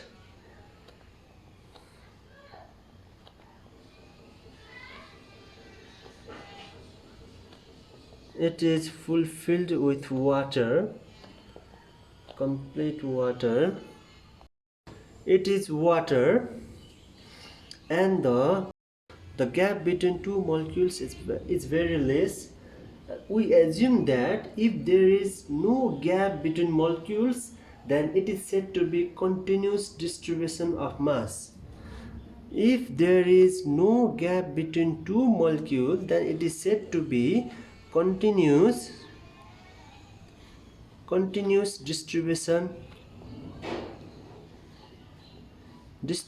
of mass. Okay, we apply this method when k dot u is less than 0.01. Okay, again I will repeat this. We assume that if there are no gap between molecules, then it is said to be continuous distribution of mass. We apply this method when k dot u is less than 0.01. Now there is one problem. What is k dot u? Oh my god, what is k dot u? Okay, don't worry, I will tell. K dot u is Knudsen number. N-U-D-S-E-N, Knudsen number. Okay, k dot u is the Knudsen number. Write the definition. Okay, it is used when applying CDM. When applying CDM means continuous distribution of mass. Okay, it is used when applying continuous distribution of mass or slip flow. What is the meaning of slip flow? Slip flow means the two layers. Here is the one layer of water and here is the one layer of water. Then if they move with each other, then there will be slip flow with each other. This is known as slip flow. Okay, or free molecular flow. To calculate the Knudsen number. Okay, to find the formula of Knudsen number is mean free path upon characteristic. Knudsen number is equal to mean free path upon characteristic length. This is the formula to find the Knudsen number. Okay, and what is mean free path and what is characteristic length? Mean free path is the distance between two molecules, the distance between two molecules which are going to be collide. Okay, mean free path is the distance between two molecules which are going to be collide. This is known as mean free path. Okay, and it is represented by lambda. Okay, it is represented by lambda. And characteristic length means it is the distance between 2 points of liquid where we are going to analyze. Okay, characteristic length is the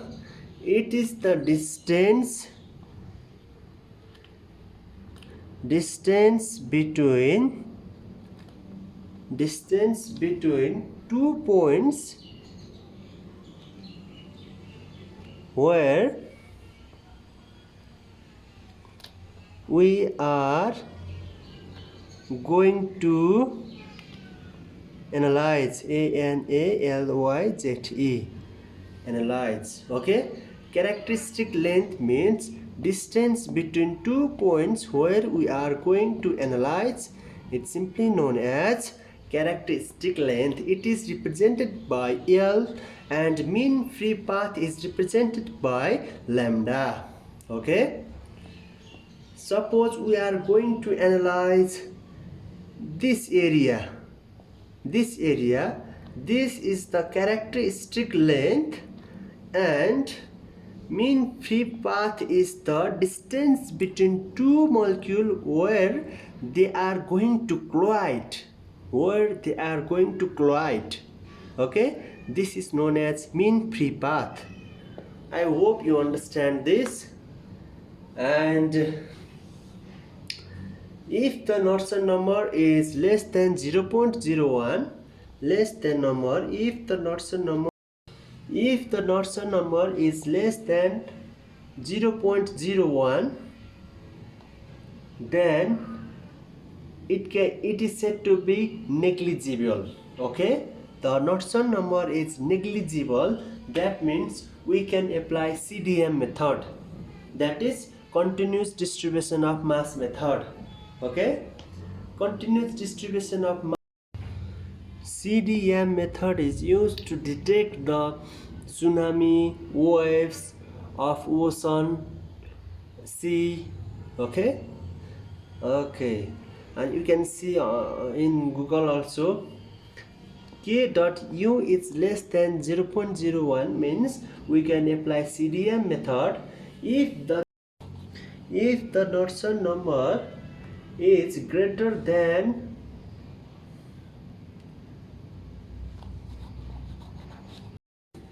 0.01 and less than 10, then it is said to be slip flow. That means slip flow means the two layers of water can slip with each other. Okay, the two layers of water can slip with each other. This is known as slip flow. Okay, and let's go another one. If the Knudsen number is greater than 10, then it is said to be free molecular flow. The gap between two molecules are high, so it is said to be free molecular flow if the Knudsen number is greater than 10. Okay guys? Okay. If Knudsen number is less than 0.01, If Knudsen number is less than 0.01, then it is said to be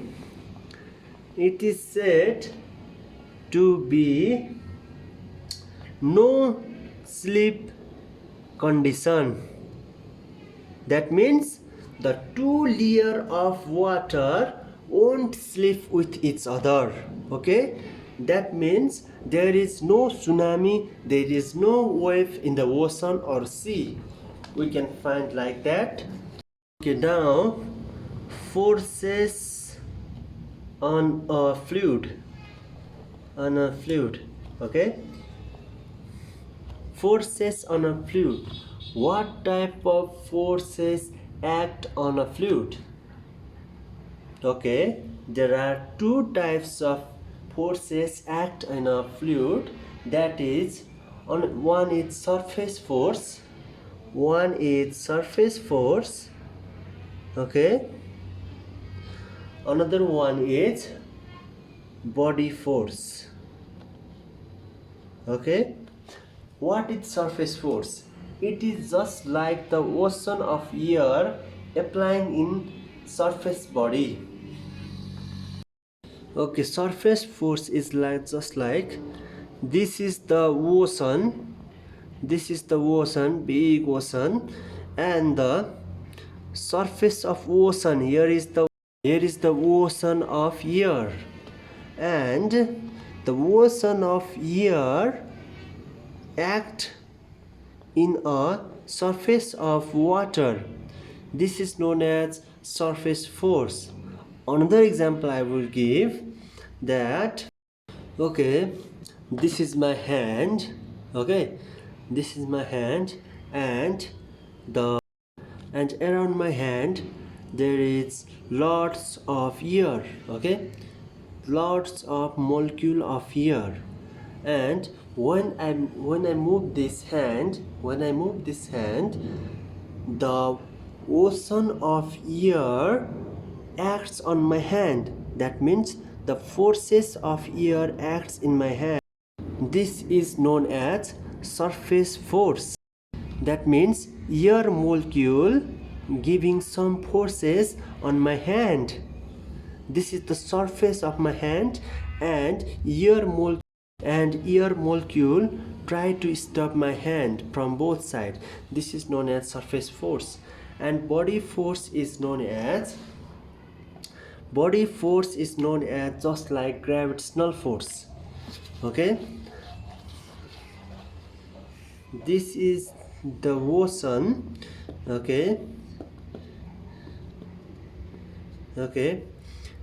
the gravitational force is acting here also, all parts of the body equally. Okay, gravitational force is acting all parts of the body in equally. This is known as body forces. Okay, forces which is applying only in the surface, okay, there is no disturbance in the body, is known as surface forces. The forces which is acting all parts of the body, okay, the forces which is acting all parts of the body is known as body forces. Okay, I hope you understand.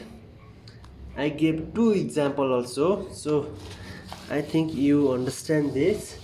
Now let's go to the properties of liquid. Okay, you have to understand this, or you have to learn this. The density of water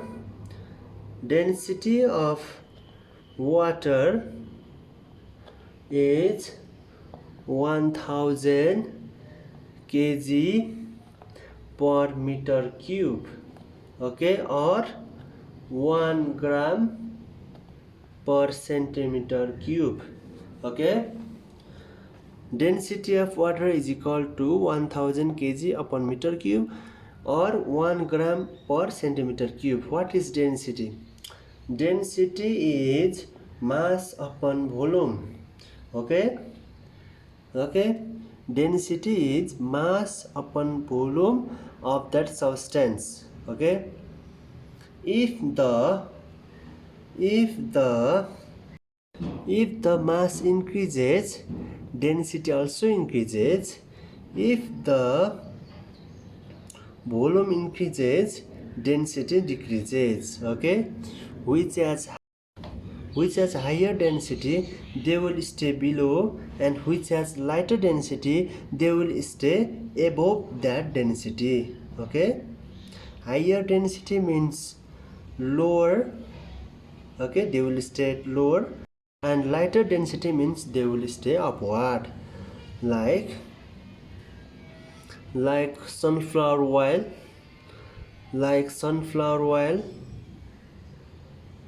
and water.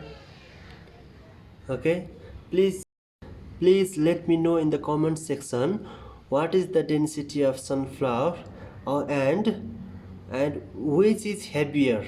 Okay, which is heavier, water is heavier or sunflower oil is heavier? Okay, let me know in the comment section.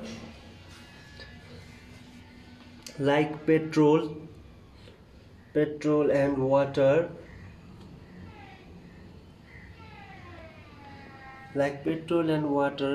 petrol has less density, water has higher density. That means water stay below at the bottom, and petrol stay and above the water. Okay, this is the density. And mass, as you know, and volume also, we study about this in module 1. Okay, what is volume, what is the volume of cylinder, what is the volume of sphere, we study about this. If we increase or decrease the temperature of water, the density of water decreases due to the hydrogen bonding present in the water. Okay, H2O. If we increase or decrease the temperature of water, the density of water decreases due to the hydrogen bonding present in the water. Okay, the 1000 kg per meter cube is the density for 4 degrees Celsius of water. Okay, after that, after increasing or decreasing the water, the density of water decreases, something 900 or something 900. Okay, I think you know the anomalous law of water. Okay, I think you studied in class 10 or class 11 anomalous law, but I will not talk about this because it is not, and it is no need to learn about that. Okay, and what is weight density? What is weight density? Weight density. What is weight density? Weight density means density applying along with the gravity is known as weight. Okay,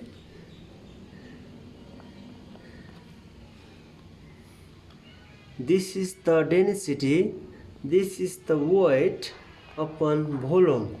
That means weight means mg. Okay, upon volume. Weight means mg, mass means your actual mass. Okay, weight means your mass, and the acceleration due to gravity means gravity acting downward. Okay, this is known as weight. So weight density is mg upon root p, and or we can also say that weight density means density into weight, and density means m upon volume into weight. We can also say that this is also the another formula. And what is specific gravity? Okay, what is specific gravity? Specific gravity means density of substance being measured upon density of reference or density of water. Okay, specific gravity means density of substance. Specific gravity means density of substance upon density of reference or density or density of water. Okay, we know the density of water. Okay, 1000 kg per meter cube. Okay, this is known as specific gravity, and the density of air is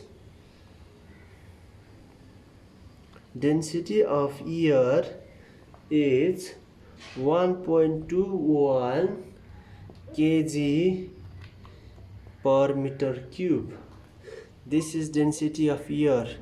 Density of water is 1000 kg per meter cube. Look how much is the difference between density of water and density of air. Look, you can see. Okay, now let's talk about surface tension. Surface tension.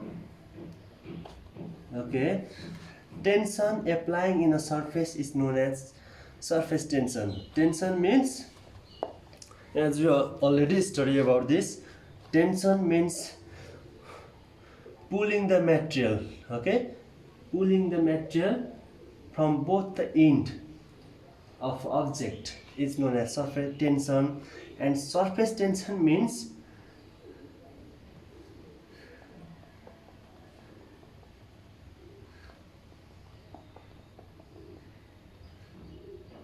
this is the surface tension. Okay, this is the surface tension of liquid. Okay, there is no surface tension in gas, so surface tension always acts on a liquid.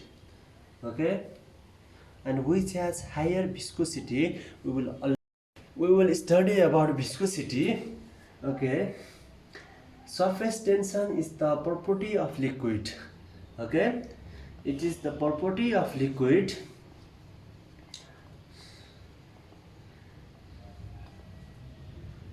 It is not the property of gas. Okay, it is indirectly proportional to the temperature. Okay, surface tension is indirectly proportional to the temperature. When temperature increases, surface temperature decreases. Okay, if the temperature increases, then the surface temperature decreases. And again, it is applying only in the outer layer. Okay, I already told you about this. It is only applied in the outer layer of the liquid. Look, this is the surface tension of liquid. The liquid always try to stay in spherical shape. Okay, it is just like spherical shape. It is okay. You can see it is in the shape of sphere. Okay, and the property of liquid is to stay in sphere size, to stay in the spherical shape. Okay, and what is the formula of surface tension? What is the formula of surface tension? The formula of surface tension is force upon area.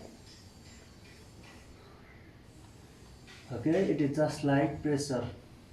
Surface tension will be low if there is hot water.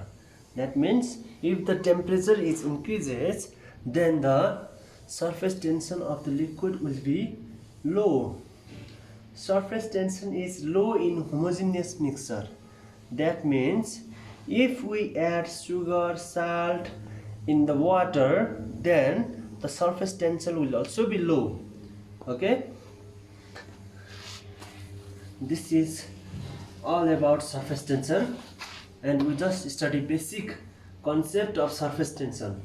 Now we will talk about adhesive force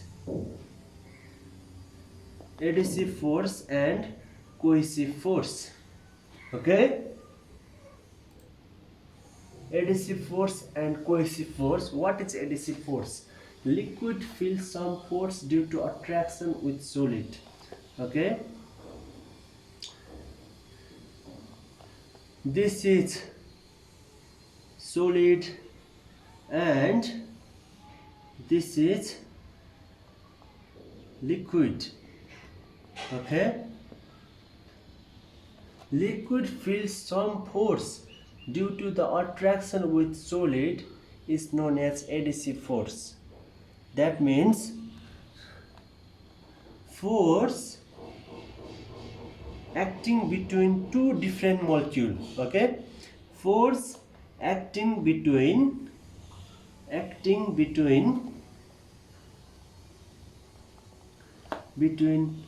two different molecules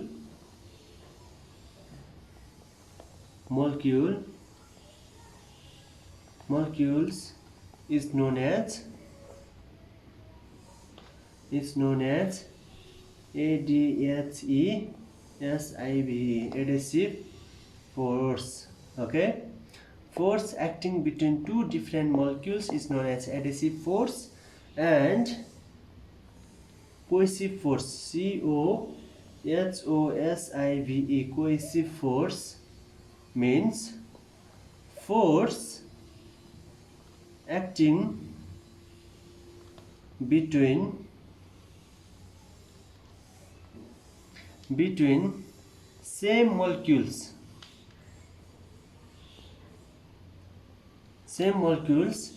is known as cohesive force. Okay, the example of adhesive force are stone and water, and the cohesive force are water and water. Another one is petrol and petrol. Okay, what is melting liquid or wet liquid? Liquid is poured on the glass and let us make tangent line from the droplet of water. If the tangent line is smaller than 90 degree, then it is melting liquid, for example water. Okay, that means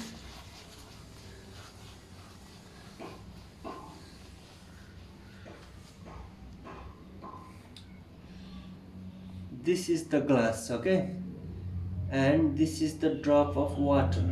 Okay, if let us make tangent line here. Okay,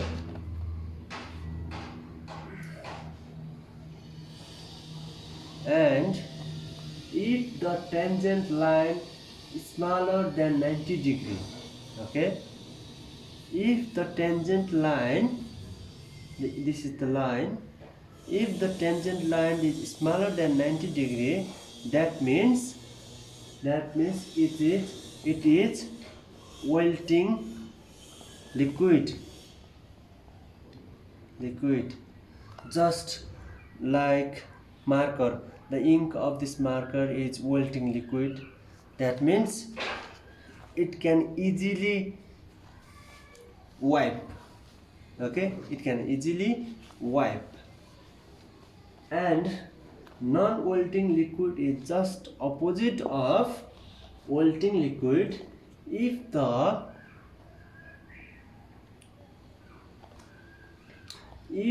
tangent line is greater than 90 degree, that means if the tangent line is greater than 90 degree, then it is non-melting liquid. Okay, this is known as non-melting liquid. The example of non-melting liquid is, did you see in thermometer there is mercury inside the thermometer? Okay, mercury expand when the heat is increases, and the mercury attract when the temperature is low.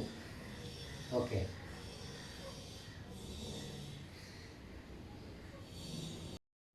if adhesive force is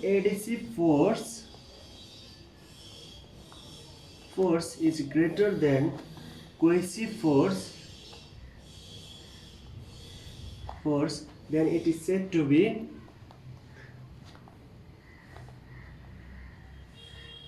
melting liquid. If the liquid has cohesive force is greater than adhesive force,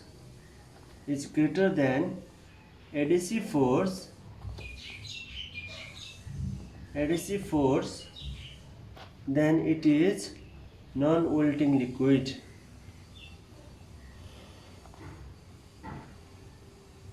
Okay, if adhesive force is greater than cohesive force, it is melting liquid.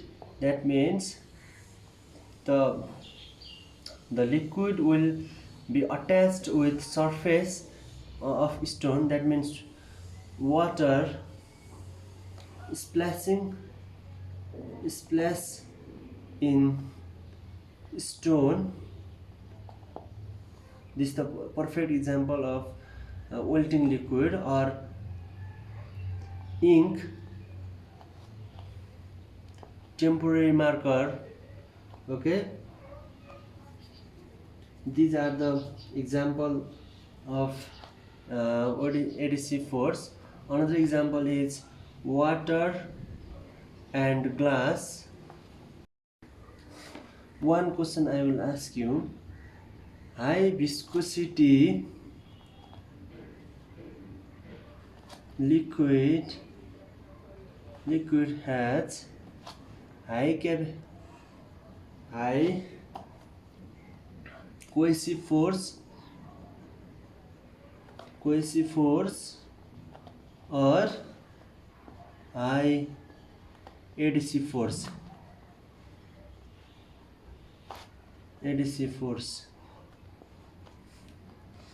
This is one homework. I will tell you tomorrow, or if you comment me today, then I will tell you today in the comment section. Okay, high viscosity liquid has high cohesive force or high adhesive force? Which one is right? High cohesive force or high adhesive force?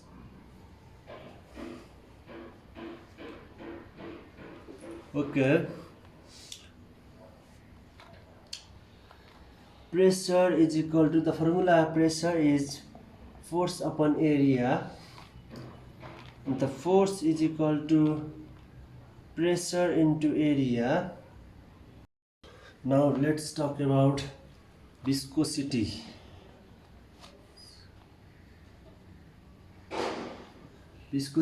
What is the definition of viscosity? Resistance to flow of a liquid. Okay, resistance to flow of liquid is known as viscosity. Okay, and what is the reason of viscosity? How is viscosity formed? Did you see honey? Honey is the best example of viscosity. Okay, it has high viscosity. High viscosity. It has high viscosity. Okay. Region of viscosity. There are actually three regions of viscosity. One is cohesive force. Okay. Cohesive force. If the cohesive force is high, if force is high, then it is said to be high viscosity. Okay, viscosity depends upon cohesive force. One, another one is intermolecular momentum transfer. Okay, intermolecular momentum transfer. This is known as low in liquid than gas. Okay, that means if the flow of liquid is slow, that means the intermolecular momentum transfer is slow. Okay, that means if we give some energy to the viscosity liquid, it will absorb. Okay, the molecule will absorb the energy. This is the meaning of intermolecular momentum transfer. And another one is van der Waal attraction force. Attraction force. Van der Waal attraction force means the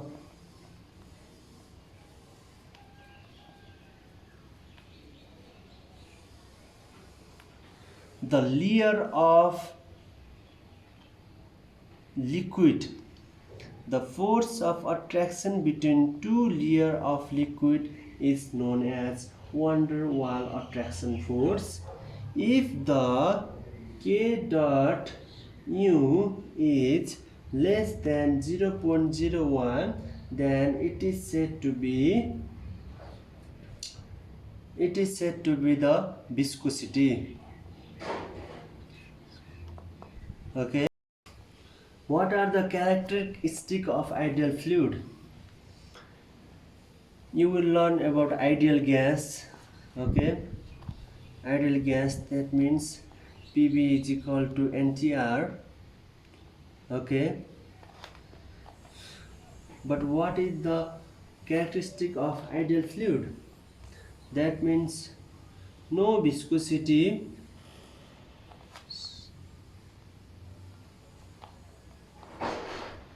the dynamic fluid is equal to 0, no incompressible,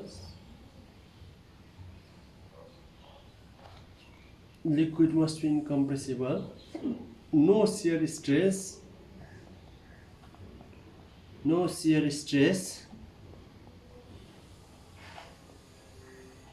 that means it's stress between two layers of the liquid. Okay, and constant normal stress.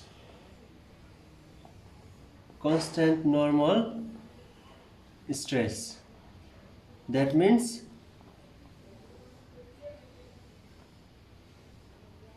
this layer should be equally distributed. The normal stress should be equally distributed with each part of the normal stress should be equally distributed in all parts of the layer. This is the ideal fluid. this is the characteristic of ideal fluid. Now the viscosity is finished. We do not need to go dive, and viscosity is just like friction in solid. Viscosity acts in a fluid and friction acts in a solid surface. We will derive one formula from pressure. Okay, pressure is equal to force upon area, and also we study density is equal to mass upon volume, and it will be mass is equal to density into volume, and from force we can say F into A upon area, and M is equal to rho into B into A upon area, and we can say rho into V means area into height into acceleration upon area cancel, and rho, that A becomes G, that means acceleration due to gravity, and yes,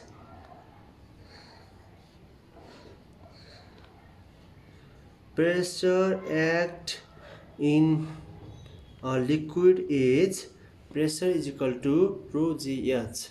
Okay, now guys, let's talk about types of pressure. Types of pressure, pressure, types of pressure. There are actually 4 types of pressure. Okay, number 1 is indicated pressure.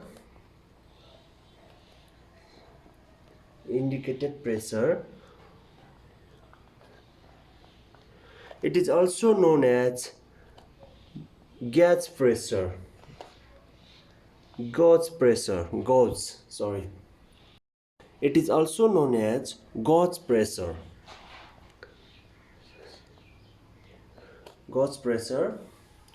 What is indicated pressure or gauge pressure? It is the pressure relative to the atmospheric pressure. It is mostly used in our daily life. Okay, like in tire, balloon, water, we can see. Okay, what is the full form of PSI? I think you have seen this PSI in every sector while identifying bike tire pressure, car tire pressure, or water pressure. You can see there is 32 PSI. You can see there, and you can see 15 PSI. And what is the meaning of PSI? What is the meaning of PSI? PSI means pound per square inch. Okay, I already told you 1 inch is equal to 2.54 centimeter, yeah, and 1 pound is equal to 0.45 kg. Okay,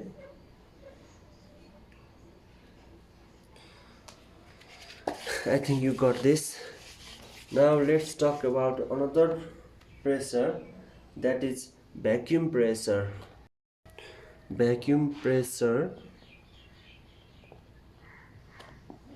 What do you mean by vacuum pressure?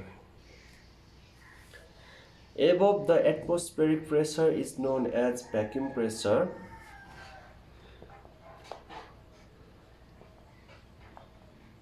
Above the ATM, atmospheric, also we can write ATM as atmospheric pressure.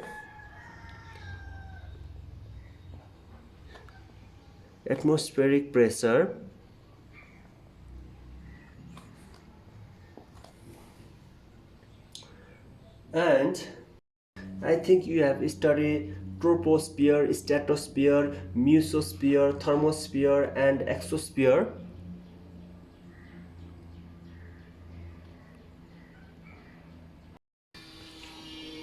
troposphere is ATM atmosphere. Okay, troposphere is atmosphere, then after stratosphere, mesosphere, thermosphere and exosphere, and after the thermosphere it is known as vacuum pressure. Okay, after the thermosphere we can calculate vacuum pressure.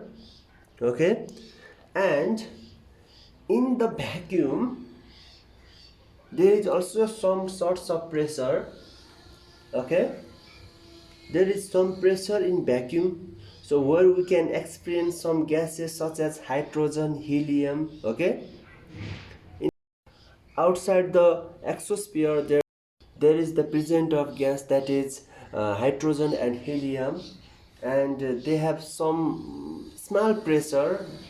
Okay, and we can calculate, we can guess space has or beyond thermosphere the pressure in the exosphere or in the space is 10 to the power minus 10 atm. 10 to the power minus 10 atm, we can see here. This is the pressure of space. Okay, there is some pressure. There is 10 to the power minus 10 atm. Yeah, it is the pressure of spheres. It is less as compared to our God's pressure. It is less as compared to our atmosphere. So but there is some pressure we can experience. Then the third pressure is absolute pressure. Okay,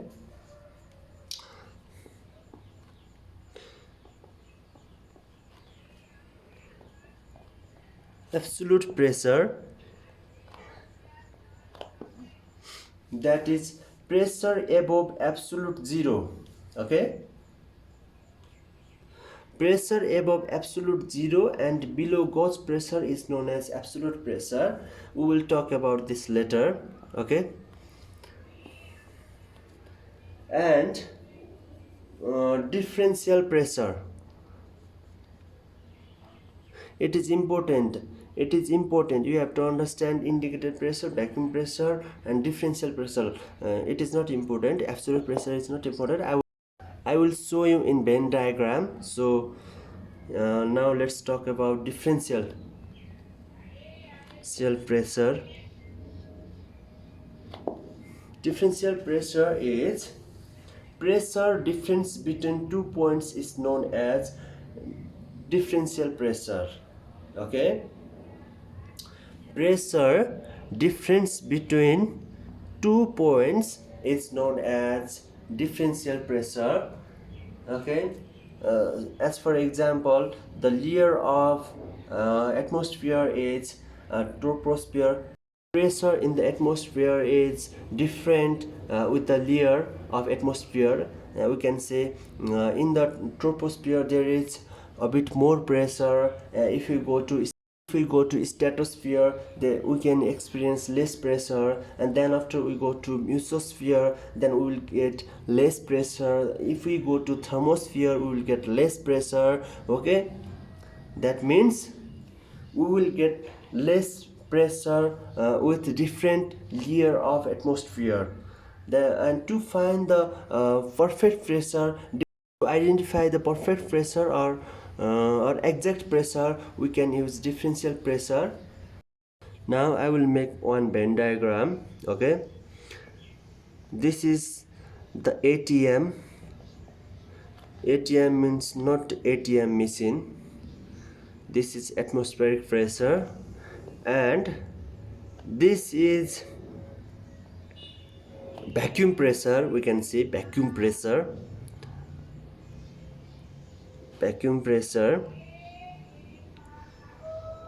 or also we can say absolute zero.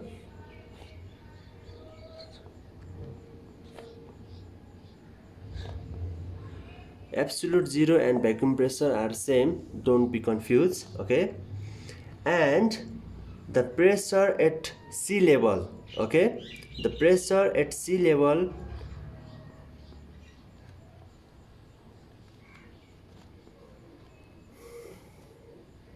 okay, also we can see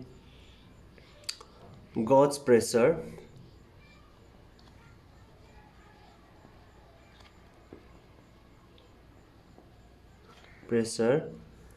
and this is absolute pressure, absolute pressure, and absolute pressure means the pressure between absolute zero and gauge pressure is known as absolute zero, okay?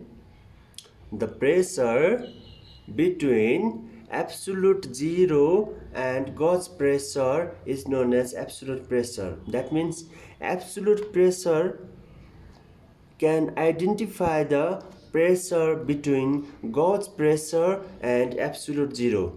Okay? Did you get it?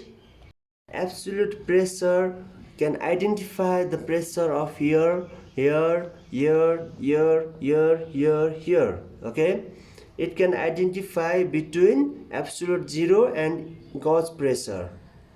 Okay? Scientists use this type of pressure because it will be easy to identify the pressure at any points in the earth, okay?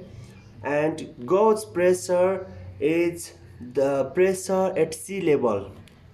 The pressure at sea level is known as gauge pressure. Atmospheric pressure is where atmospheric pressure means the pressure of the environment is known as atmospheric pressure, and absolute zero means vacuum pressure, okay? Beyond exosphere or thermosphere is known as absolute zero or vacuum pressure, okay? I think you got this.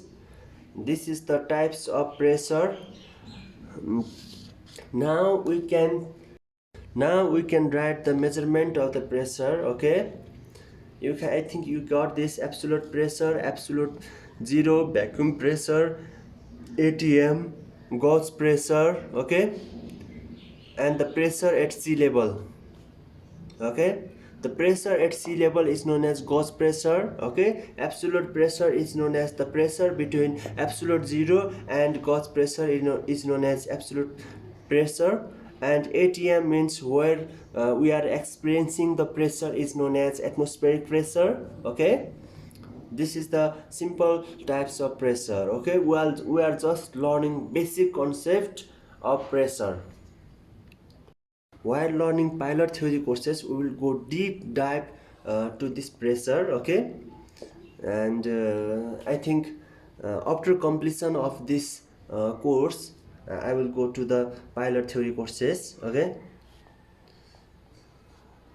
And please let me know in the comment section, okay, how much you get it, and what are the now measurement of pressure, okay? Normal pressure of tire, as you know, what is the normal pressure of tire?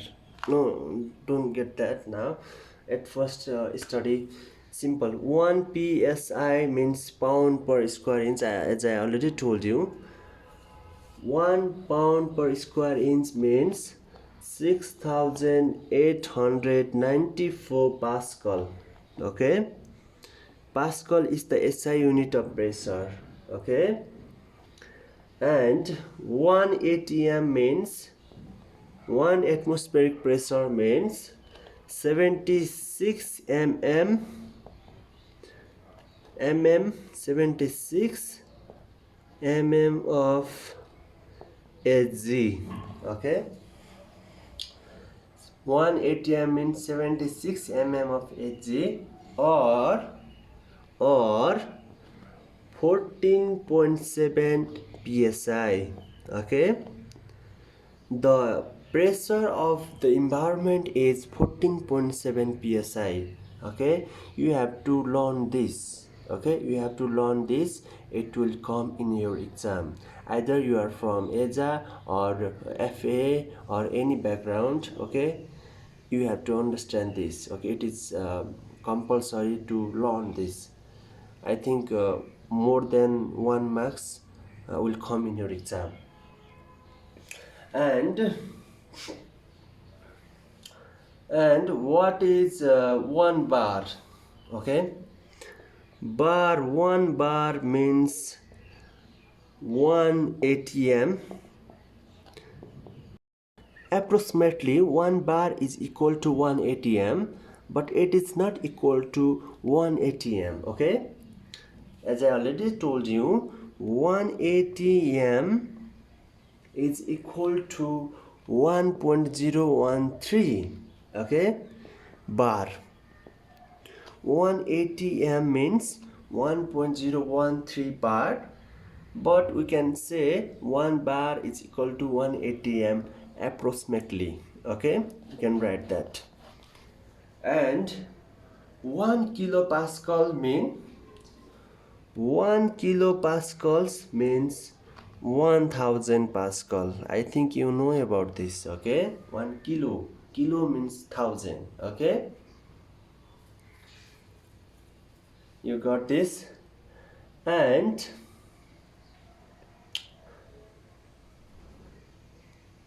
1 bar is equal to 1 bar 100 kilopascal. Okay, 100 kilopascal. 1 bar is equal to 100 kilopascal. Okay, I think you got this. Now, new topic, that is Anemometer.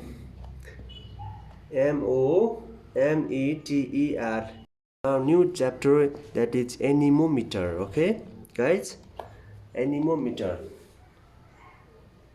It is important to understand this because it is used to detect wind pressure and direction and speed. Okay,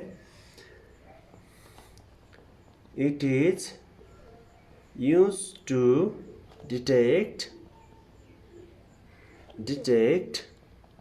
wind pressure and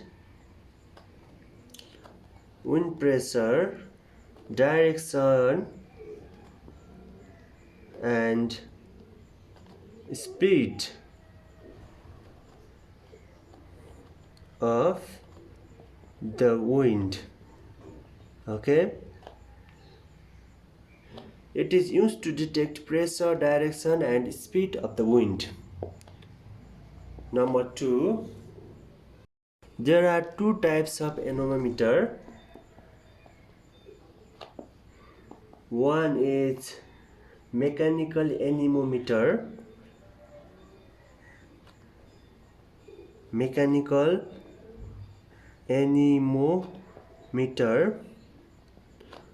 Another one is Robinson cup anemometer. Are the 2 types of anemometer, and we will not study deep dive to mechanical anemometer and Robinson cup anemometer because they are not important for your exam, but you should understand this. What is the use of anemometer? That means you have to tell it is used to detect pressure, direction and speed of the wind. Okay, it is used in the airport, ship, wind turbine, weather report department. Okay, where it is used, anemometer is used in the airport, ship, wind turbine, weather report department. Okay, I think you got this. Now we will study another principle. Okay, or law. Do you know the name of Archimedes? Archimedes principle. Archimedes. Archimedes principles. the principle of Archimedes tell that buoyant force is equal to the weight of the fluid displaced by the body. Okay, I will write this. Buoyant, as I already told you, what is buoyant force? Buoyant force is upward force, okay, upward force exerted by fluid, okay, produced by fluid, exerted by fluid, okay. This is known as buoyant force, okay. Buoyant force is equal to the weight of the fluid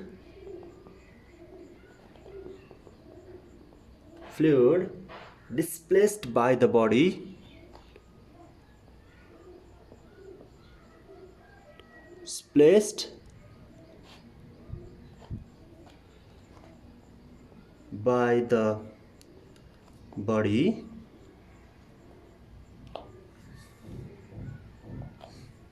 okay. This is the principle of Archimedes, okay. Buoyant force is equal to the weight of the fluid displaced by the body. What does it mean by this? Okay, let's understand this. Okay, let's make one perfect example, okay.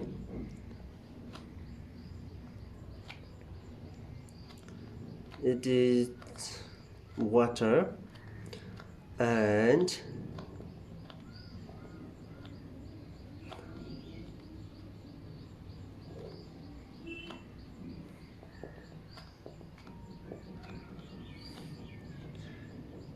if we add some material here, okay, and here is another. If we add an object, the liquid pushes upward force. This is the property of liquid, okay, and the upward force is go through this tube and remain here, and the Archimedes principle tell that the upward force exerted by fluid, okay, exerted by fluid is equal to the weight of the displaced fluid by the body, okay, by this body, okay. Did you get it? Okay, I will tell again, okay. The displaced water, okay, this is the displaced water. The displaced water was displaced by this object, okay, this object, and he told that this displaced water is equal to the upward force exerted by the fluid, that means fluid, okay. Upward force exerted by the fluid is equal to the displaced fluid exerted by this body, okay. And we already get this formula, okay.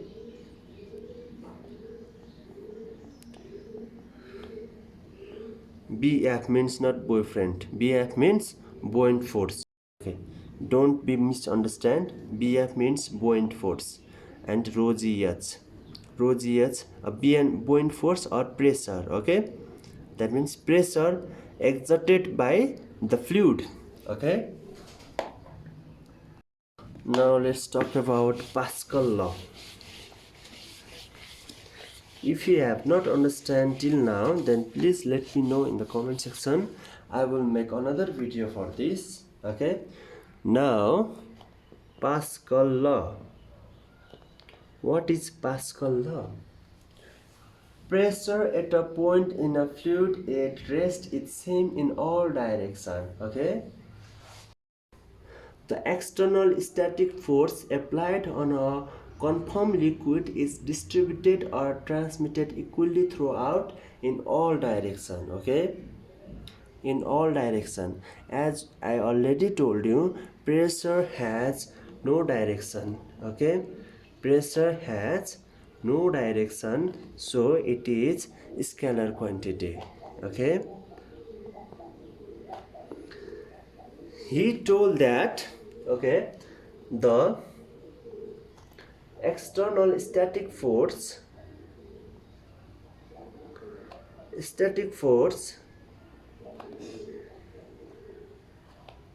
applied on a conform liquid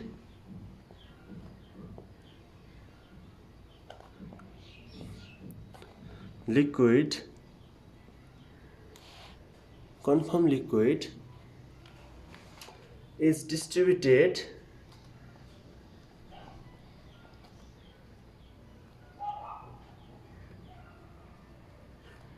or transmitted equally throughout in all direction. In all direction. Okay, this is the principle of Pascal law. I will give you one perfect example for this. Okay, this is the hydrostatic law. Hydrostatic law was originated from Pascal law. Okay, and Pascal law told that if we give pressure at this point, then the pressure is equally distributed to all parts of this liquid. Okay, and pressure is equally transmitted here. Okay, if we give pressure at this point, it will be equally distributed. That means the P1 and P2 is equal.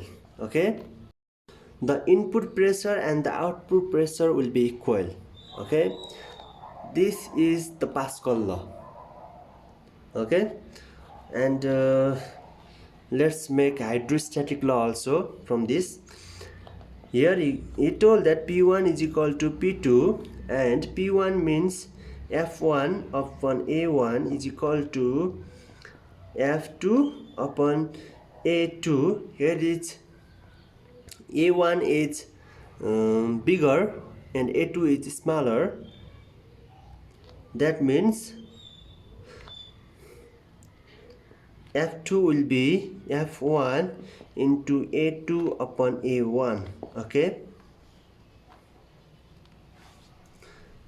A1 is greater, that means F2 will be greater than F1. Okay, the force producing here in the P2 will be greater than F1. I think you have seen in hydraulic brake, disc brake, hydraulic disc brake, and hydraulic drum brake. Okay,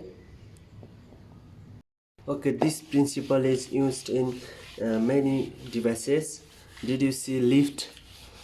Okay, lift also uses this principle. Now let's talk about hydrostatic law.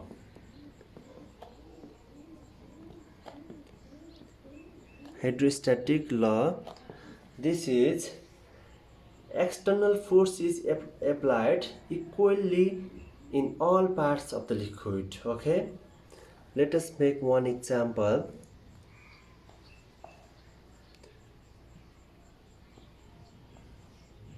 Okay, this is F1 and the area of this cylindrical is A1, and this is A2. The area of the cylindrical is A2, and the force applied here is F2. Okay, as I already told you, the pressure P1 is equal to P2, and P1 means F1 upon A1 and P2 means F2 upon A2. Okay, and F2 is equal to F1 into A2 upon A1.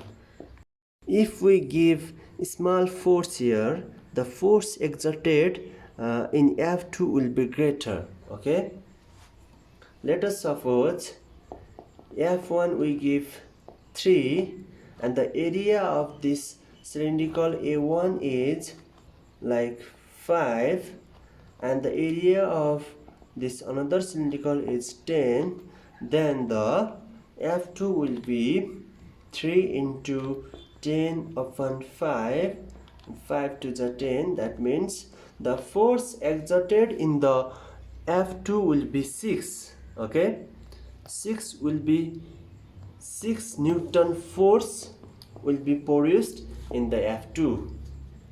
Okay, this is the hydrostatic law.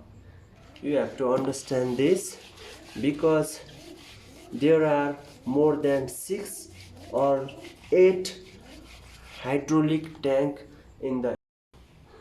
Now we will study new chapter, that is uniform motion. As I already told you, velocity is equal to displacement upon time. Okay, and as I already told you, what is the difference between speed and velocity. Okay,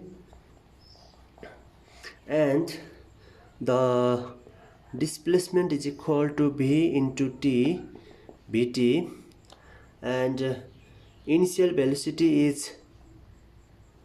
is denoted by u, and final velocity is denoted by v. Okay, acceleration is equal to v minus u upon t. Okay, acceleration is equal to final velocity minus initial velocity upon t. This is the acceleration. I think you know about this. I will because this topic is from 6th class. Okay, you study this from 6th class. Okay, what is uniform linear motion? Okay, what is instant velocity? Instant velocity means velocity at short period of time. Okay, the formula of instant velocity is ds upon dt. That means short distance in a short period of time. Okay, is known as instant velocity. And what is uniform motion? What is uniform motion? Uniform motion, what do you mean by uniform motion? Okay, uniform motion means if instant velocity remains at particular time is known as uniform motion. Okay, if the instant velocity remains constant at a particular time. Okay, if there is no change in the velocity, this is known as uniform motion. Okay, like example, boy running at constant speed. Okay, like 3 kilometer per second. This is the constant velocity and it's also known as uniform motion. Okay, when instant velocity isn't constant. Okay, when instant velocity isn't constant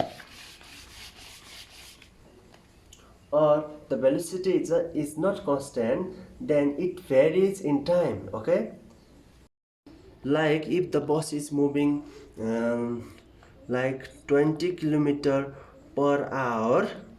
Okay, if the bus is moving 20 kilometer per hour, this is the uniform motion. Okay, there is no change in the velocity.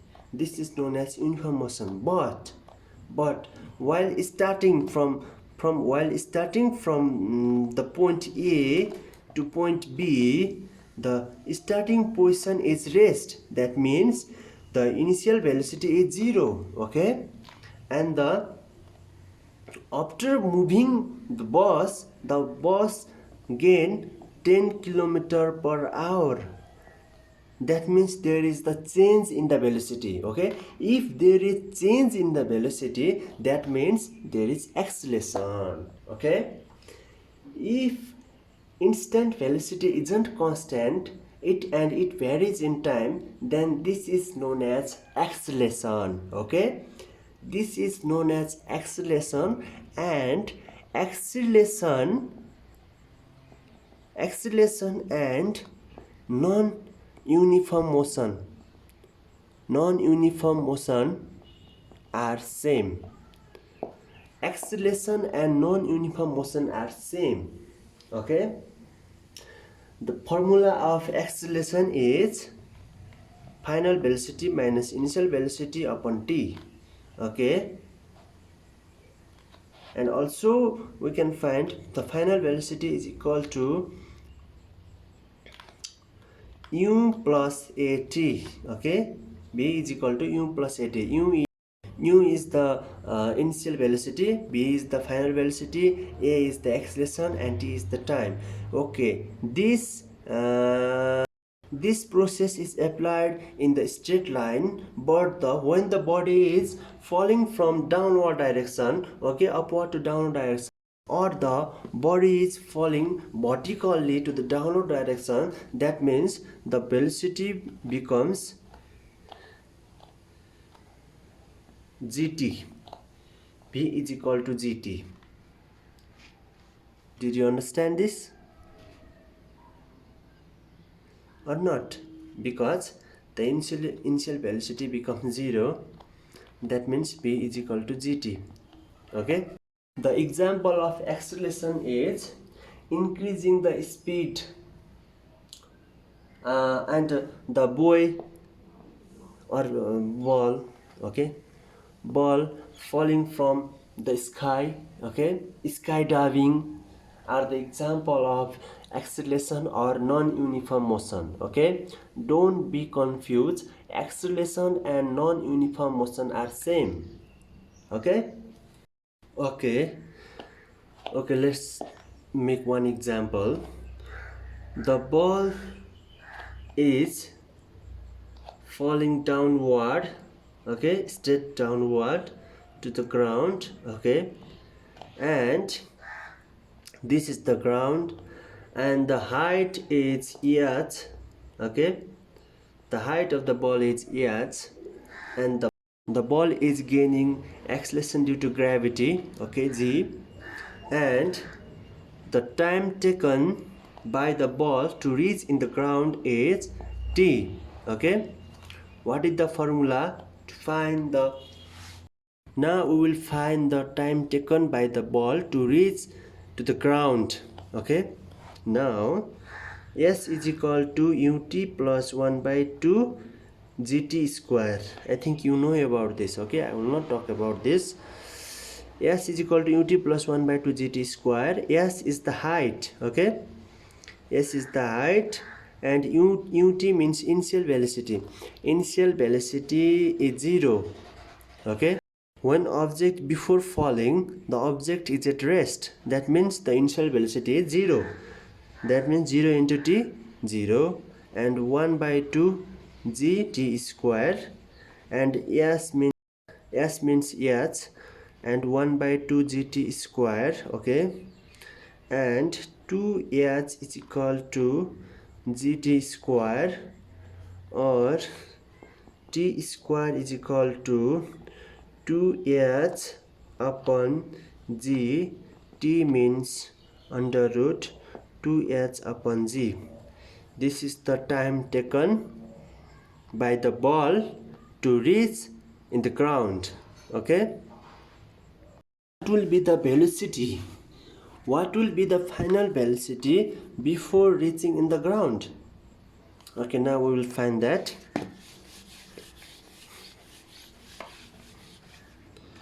As you know, a is equal to u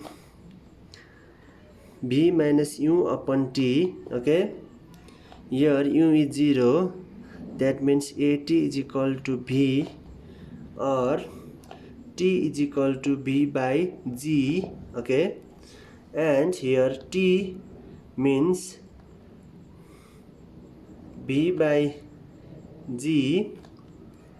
Okay, and is equal to under root 2h upon g, and this goes here, g 2h upon g, and g goes inside the root, that becomes 2g square h upon g, and g cancel, at last p is equal to under root 2gh. Okay, this is the velocity before reaching in the ground. Okay, this is the velocity, and this is the time taken. Okay, these two equation you have to remember, because it will come in your exam. Okay guys, and also it is important for your career. It is very important for your career too.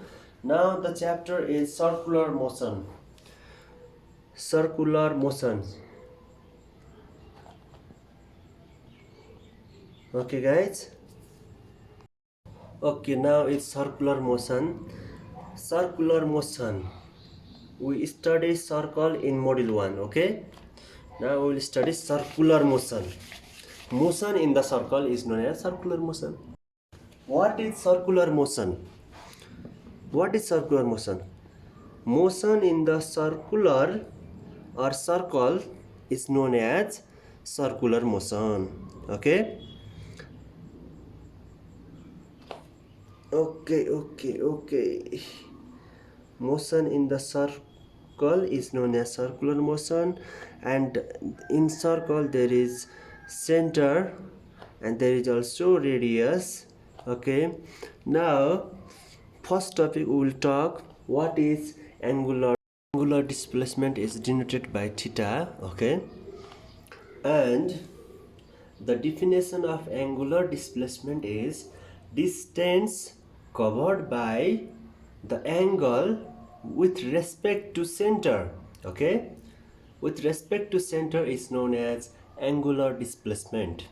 Okay, the distance covered by the angle, okay, distance covered by the angle with respect to center, okay, is known as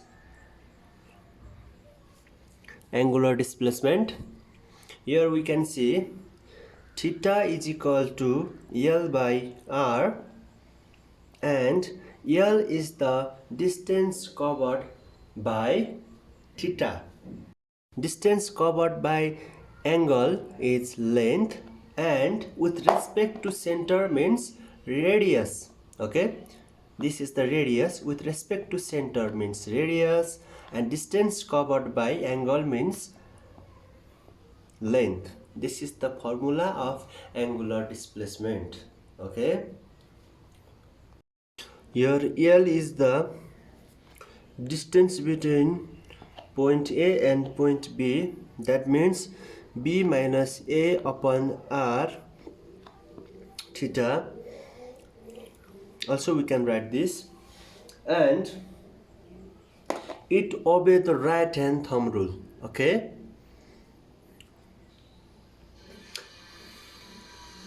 or this, if the current is moving in this direction, then the intensity of the current will be, if the direction of this current will be this, then it obeys this direction.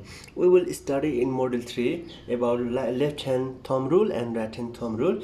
Don't worry about now. Okay, now plane angle. We learn about angular displacement and angular velocity. Okay, now we will learn angular velocity.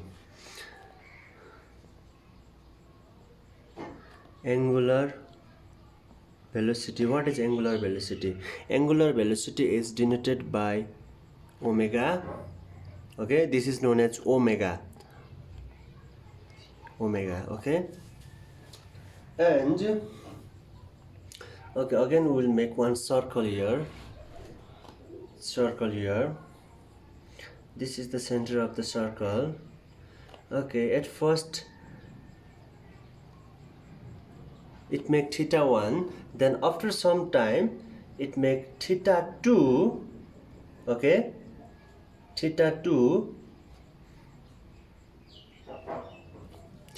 is the overall, and 8 times t2. Okay, that means the omega angular velocity is equal to theta 2 minus theta 1 upon t2 minus t1. Okay, also we can write delta theta upon delta t. Okay, this is the formula of angular velocity. Like, velocity means change in the distance. Okay, at first the object covered theta 1, then after the object covered theta 2. That means angular velocity means theta 2 minus theta 1 upon t2 minus t1. Okay, and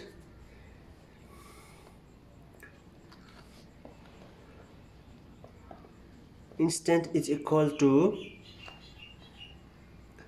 d theta upon dt. Angular instant is equal to d theta upon dt. That means the short period of time. Okay, in short period of time, how much the object revolve in the circle. Okay, and also note that omega is axial vector. Okay, omega is axial vector. What do you mean by axial vector? Omega is, or angular velocity is, axial vector. What do you mean by axial vector? That represent rotational effect and act along the axis of rotation. Okay, that means the vector that represent rotational effect. Okay, it is rotation in circular path. Okay, rotating, it is rotating in circular path and act along the axis of rotation. Okay, it act along the, it will not go from this direction. Okay, this is the axis of this rotation, and this type of vector is known as axial vector.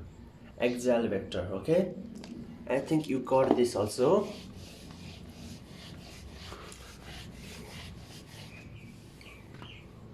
Now we will learn frequency. Okay, now we have to derive p is equal to omega r. So it is important to understand frequency at first. Okay, what is frequency? What is frequency? Frequency is that how much the object revolve. Okay, how much the object revolve in circular path in 1 second. Okay, how much the object revolve in the circular path in 1 second is simply known as frequency. Okay, frequency is the simple meaning of, frequency is simply known as how much object revolve around the circular path in 1 second is known as frequency. Okay, don't write this definition in exam because it is not perfect definition. Okay, I write this for you to understand. Okay, how much object revolve around the circular path in 1 second is simply known as frequency, but don't write this in exam. Okay, write that revolution that object makes in 1 second is known as frequency. Okay, but if you write this it won't be wrong, but the perfect definition is this: revolution that object makes in 1 second is known as frequency. Okay, also we can write f is equal to 1 by t. Time is the time taken. Okay, now To find the time taken, T is equal to 1 by F. That means time taken by the object to revolve one circle, okay, to revolve one complete cycle. This T means time taken by the object to complete one cycle, okay.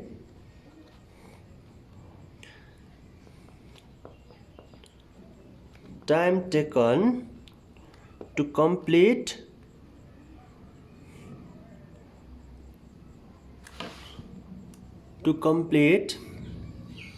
one rotation. Okay, time taken to complete one rotation is simply known as time taken. Okay, now you got this. This is the flow of AC current, okay, and the complete cycle, the one complete cycle will be complete here. This means it will be 360 degree at this point, okay, and this is the 180 degree. 180 degree means 1 pi, 1 radian, and this is the 2 pi, okay, and this is the magnitude of the current, okay, this is the magnitude of the current, and again it go down, and this is the magnitude of current in the negative particle, okay. This is the magnitude of the current in positive, this is the magnitude of the current in negative, okay, and the one complete cycle is this, and the one rotation, one frequency means this is the object completes one circle in 1 second, okay. One complete cycle in 1 second, it's simply known as 1 hertz frequency, okay. We will study about this later on also. I think you got this. If you have not understand till now, then please let me know in the comment section. I will make another video for this. Okay, now we derive the formula omega is equal to 2 pi f, okay.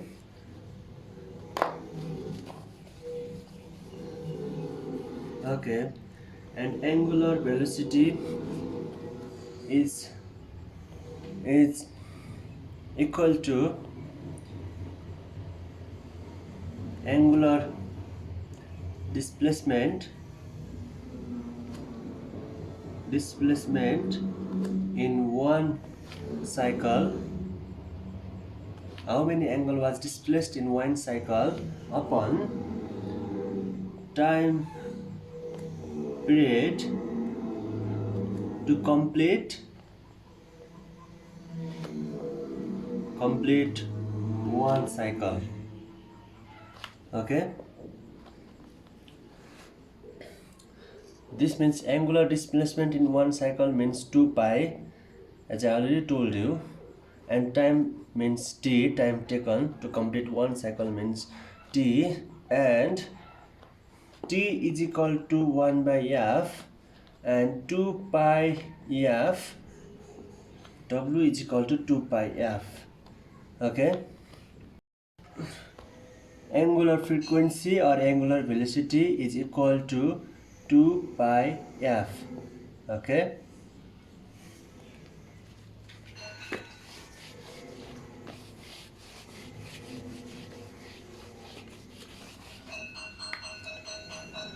Now B is equal to omega r. We will prove B is equal to omega r.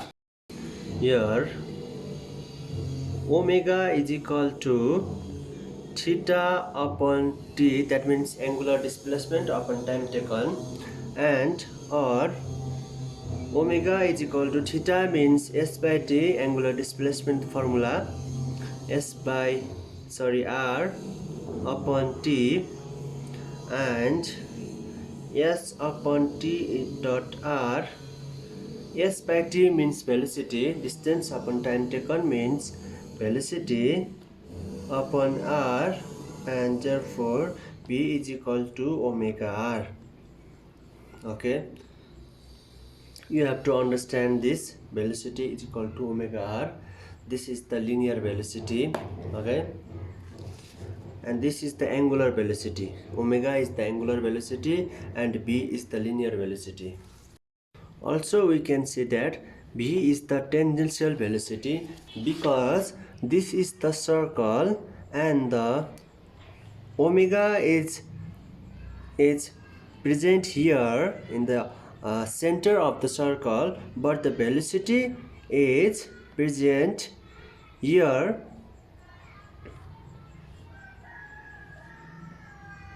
This is the tangential velocity, okay.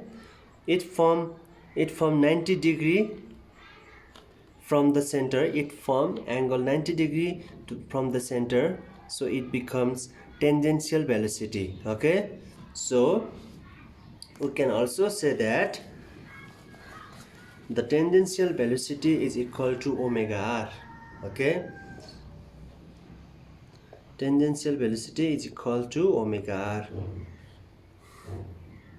Also we can prove this formula from another method also. Okay, I will teach you that method also, but it won't come in your exam. I'm just giving you concept, okay. Velocity, the formula of velocity is displacement upon time taken. Am I right?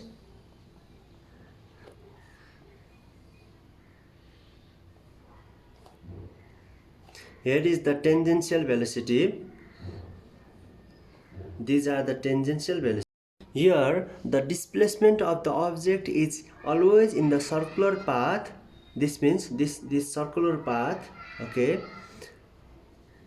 This is the displacement of the object. It can't go far away from this path because it always remains in this path, okay. That means the formula of circumference is, this is the circumference of circle. The formula of circumference is 2 pi r, okay, 2 pi r and t. Here tangential velocity is equal to 2 pi upon t dot r, and 2 pi by t means omega. 2 pi means 360 degree, okay, and t means time taken. That means angular displacement upon time taken means omega, and tangential velocity is equal to omega r. Proof, okay. You can also get this formula from this method also. Now let's talk about angular acceleration, okay. Angular acceleration is denoted by alpha, okay.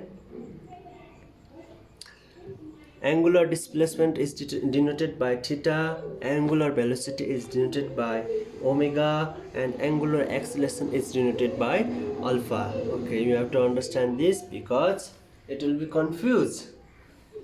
And there are actually 4 types of angular acceleration. They are centripetal acceleration, tangential acceleration, net acceleration, and angular acceleration, okay. One is centripetal acceleration, another one is tangential acceleration, another one is net acceleration,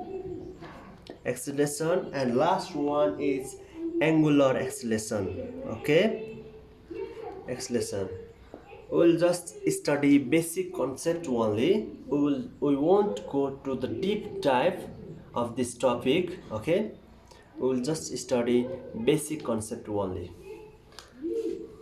Now what is centripetal acceleration? Centripetal acceleration, you have studied centripetal and centrifugal acceleration, am I right? When the velocity of direction change, then centripetal acceleration come in action. Okay, when the velocity of direction change, then centripetal acceleration come in action. This is known as centripetal acceleration.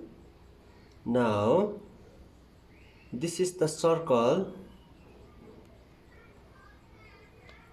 and this is the center of the circle, and tangential velocity move in this direction 90-degree angle to the circumference of circle. Okay, if there is velocity, then there is always centripetal acceleration, because if there is velocity, then there is always centripetal acceleration. Why? I will explain. Velocity has direction and magnitude. Okay, velocity has both direction and magnitude, and centripetal acceleration means change in the direction. Okay, if there is any change in the direction, then centripetal acceleration come in the action. Okay, in the rotational movement there is always change in the direction. Okay, because the velocity is moving in this direction here, and at this point the velocity is moving in this direction, and at another point the velocity is moving in another direction, and at this point the velocity is moving in this direction. That means the velocity of direction is changing with respect to time.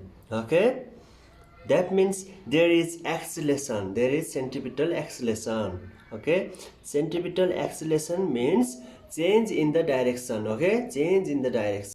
This is known as centripetal acceleration. I think you got this. And centripetal acceleration always acts towards the center. Always acts towards the center. Centripetal acceleration always acts towards the center. Okay, and centrifugal acceleration always acts away from the center. Okay, the process are same between centripetal acceleration and centrifugal acceleration, but the direction is just opposite. Okay, we will not study about that now. Centripetal acceleration means change in the velocity. Okay, change in the velocity upon radius.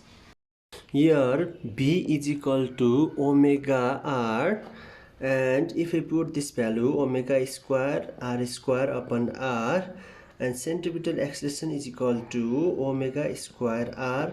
This is the formula of centripetal acceleration. Okay, I think you got this. Now tangential acceleration. Tangential acceleration means change in the magnitude.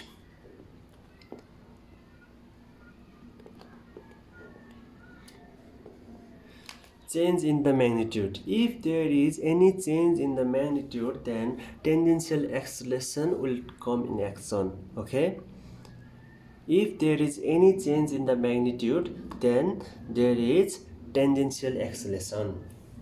Okay, and now AT is equal to dB upon dt. Okay, this is the magnitude of velocity. Okay, this is the magnitude of velocity, and this is the time taken, and this is the time interval. Okay, one question: tangential acceleration will be 0 or not? Will be 0 or not? Tangential acceleration will be 0. When? when the magnitude is 0, when there is no change in the velocity. When there is no change in the velocity, then the tangential acceleration is 0. Okay, that means when the magnitude of the velocity is 0, that means the tangential acceleration is 0. Okay, and tangential and centripetal acceleration make 90-degree with each other. Okay,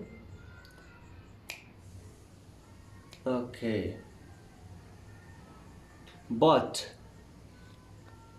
the difference between centripetal acceleration and tangential acceleration is one thing, that the main difference between tangential acceleration and centripetal acceleration is that when the tangential acceleration is 0, but there will be centripetal acceleration. Centripetal acceleration will not be 0. There will be not 0 in centripetal acceleration. Okay, when the body is moving in circular path, there is always centripetal acceleration. Okay, either the velocity is uniform or non-uniform, that doesn't matter. Okay, centripetal acceleration will not be 0. If the body is moving, that means the centripetal acceleration is in action. Okay, because I already told you, centripetal acceleration always depends upon the direction of velocity. Okay, centripetal acceleration always depends upon direction of the velocity. Tangential acceleration always depends upon the magnitude of the velocity. Okay, so centripetal acceleration never be 0. Now third one is net acceleration.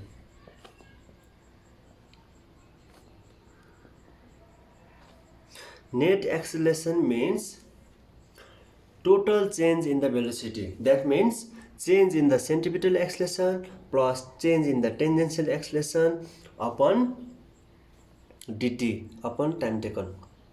Okay, total change in velocity upon time interval.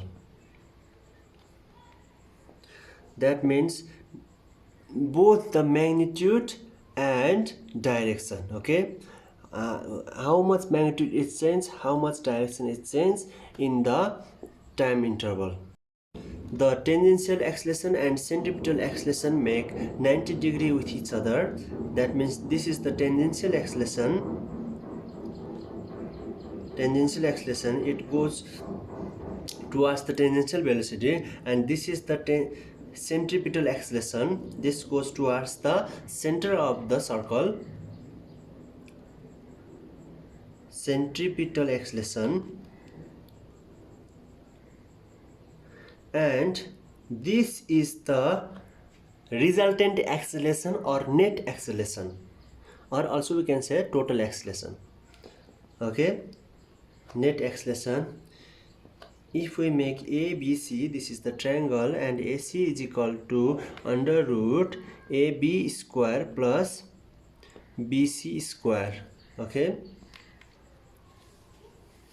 this is the formula to find the net acceleration. Okay, to find the net acceleration, first of all we have to find the centripetal acceleration and tangential acceleration. Then after only we will get the value of net acceleration. Okay, and what will be the angle of net acceleration? That means this will be the alpha. If you go to the acceleration, then there will be alpha. Tan alpha means AB upon BC. That means AB means tangential acceleration upon centripetal acceleration. Tan alpha means tangential acceleration upon centripetal acceleration. This will be the angle of net acceleration. One last, angular acceleration. Angular acceleration means change in the angle, okay, change in the angular velocity, okay. This is the circle and this is the angular velocity and this is the angular acceleration, okay. That means change in the angular velocity. Alpha equal to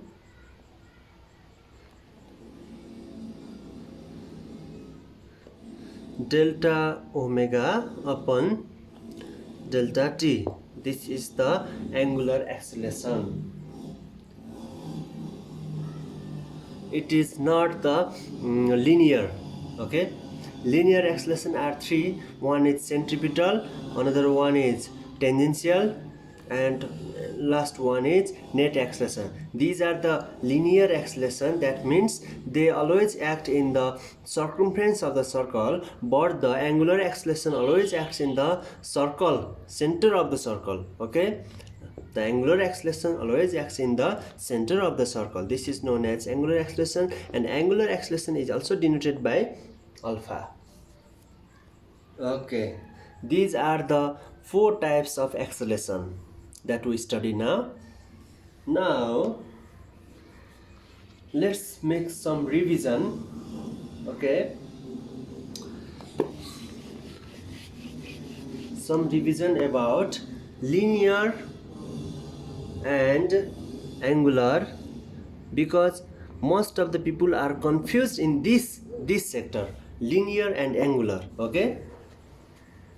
Linear, the distance will be, displacement will be s, and the angular, the displacement will be theta, and in the linear the velocity will be denoted by v, and in angular the velocity is denoted by omega, and the velocity is equal to ds upon dt, means change in the displacement upon time taken, time interval, change in the angle upon time interval, and acceleration is equal to change in the velocity upon change in the time taken, time interval, and the angular velocity is equal to change in the velocity, change in the angular velocity or omega upon change in the time taken. This is the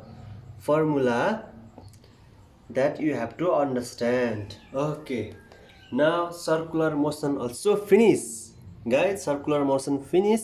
If you have any misunderstanding, or if you have any question about this, then please you can freely ask me, okay, in the comment section.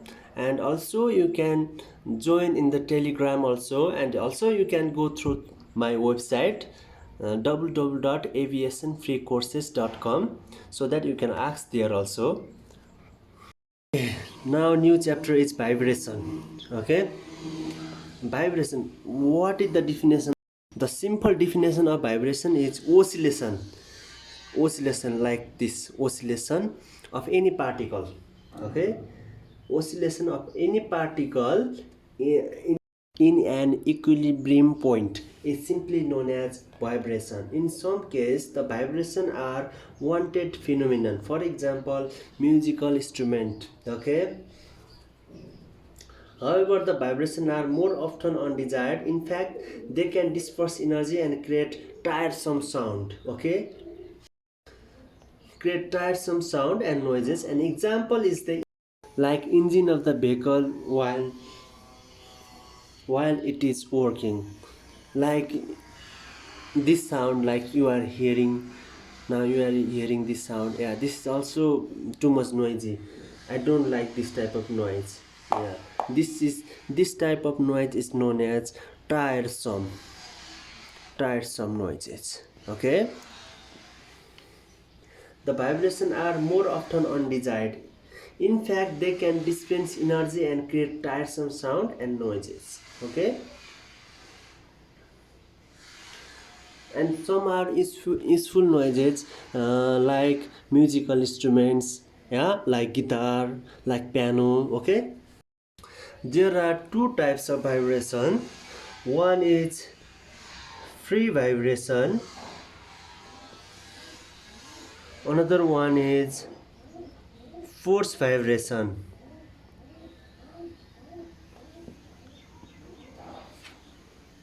Vibration that occur in the absence of friction and external forces after initial release of the body. Okay, as for example, bell. Okay, if we, it will vibrate for a minute, like simple pendulum. And what is force vibration? Force vibration is when the repeated force continuously act on the surface of the object is known as force vibration. Like musical instruments, like this. This is force vibration, yeah? This is force vibration, and I will give that free vibration also. Okay, I'm sorry, I have only this to show you the example of free vibration. This is, look, I gave only one time, but the sound came for a second. Okay, for 3 seconds or 5 seconds the sound came. This is free vibration, yeah. Okay, leave it. Okay guys, don't laugh at me. Okay, I'm just giving you example only. I don't have any bills, so I'm sorry about that. Okay, 1 kilohertz. No, before talking about, okay, the before going to undamped free vibration and free vibration with damping, we have to understand natural frequency. That what it mean by natural frequency? Frequency is just like sinusoidal wave. Okay, this is the time. Okay, this is the time, and this is the vibration, oscillation, vibration. Okay, rate of frequency that vibrates naturally when it is disturbed. Okay, this is the natural frequency of the waveform. This is lambda, that means wavelength. Okay, wavelength, and this is the amplitude. Okay, this is the amplitude. You have to understand, if the wavelength is short, then there is the production of pitch. Okay, if there is less wavelength, then there is high pitch high. Okay,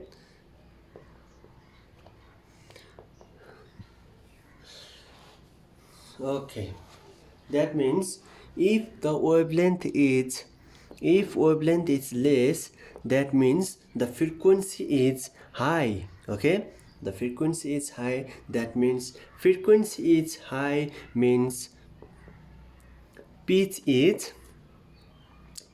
also high. Okay, you have to understand this. Okay, and amplitude means, if amplitude is high, then loudness. Okay, loudness also high. Okay, If amplitude high, loudness high. Oh. The sound coming from my mouth has high amplitude. That means high loudness. Ah, this is high loudness. Okay? Okay. And pitch means high frequency. Like that type of sound is known as high pitch. Okay? This will come in your exam. Please, you have to understand this. Okay? High pitch means low wavelength, that means high frequency, or amplitude means high amplitude means loudness will increase. Okay, like when volume is increased in your phone, then the amplitude is increased. Okay, okay, the amplitude of it is increased, but pitch is not increased. Okay, pitch is increased by increasing the frequency of that material. Okay, okay, we will study in detail in light also, because in electromagnetic wave we will study there. Okay, how many types of wave are there, like that, like invisible light, visible light, okay, ultraviolet rays. Okay, we will study there in light. While studying in light, we will study this also in detail, but now we are focusing only sound. So in your exam it will come 1 marks, definitely 1 marks will come, that what is amplitude and what will happen if amplitude is increased. Okay, and what will happen if wavelength is decreased, or what will happen if the frequency is increases. Okay, if the frequency is increases, the pitch also increases. Okay, if frequency increases means the material will complete its cycle within 1 second, complete more cycle within 1 second. That means there will be more frequency. That means to become more frequency, the pitch will be less. Okay, the pitch, the distance. Okay, high pitch means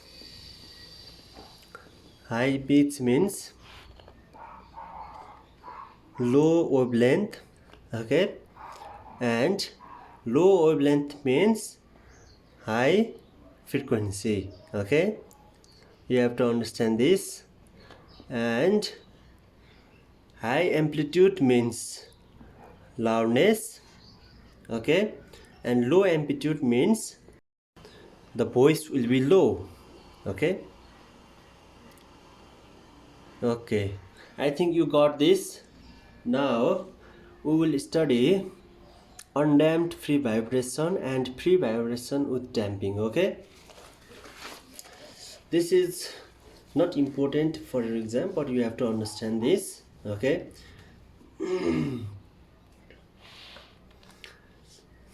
at first, undamped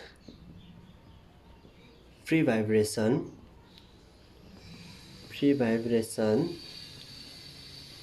means to start the investigation of the mass spring damper. For the first case, it will assume that damping is negligible and there is no external force applied to the system. The only force applied to the system is spring. Okay, okay, and every vibration system has one or more natural frequency. Okay, the formula, no, I will make figure at first. Okay, this is the spring, and the coefficient of spring is k, and the distance move from here to here is x, and the natural frequency will be 1 by 2 x, and the formula is k upon m. This is the formula of undamped free vibration. Okay, okay, now damped free vibration with damping. Okay, free vibration with damping. Free vibration with damping. Okay, now at first I will make figure. This is the mass and this is the displaced, and this is the coefficient of K, and this is spring, and this is the viscosity. Okay,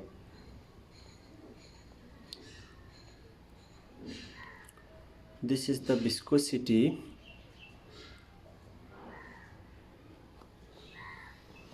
We can say viscosity of liquid, viscosity or friction. Okay guys, it is here it is liquid and it has some viscosity, or we can also say friction. Okay, and to start the investigation of the mass spring damper for this cast, it will assume the damping is negligible and there is no external force applied to the system. The only force applied to the system is the spring force. Okay, the only force applied to the system is the spring force.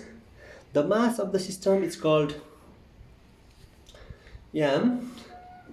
This is m mass, and the stiffness of the spring is indicated by K.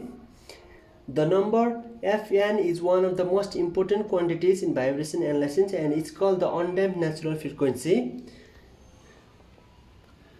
Undamped natural frequency. For the simple mass spring, Fn is defined as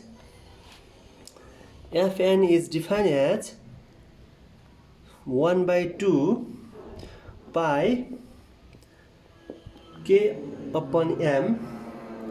With this formula,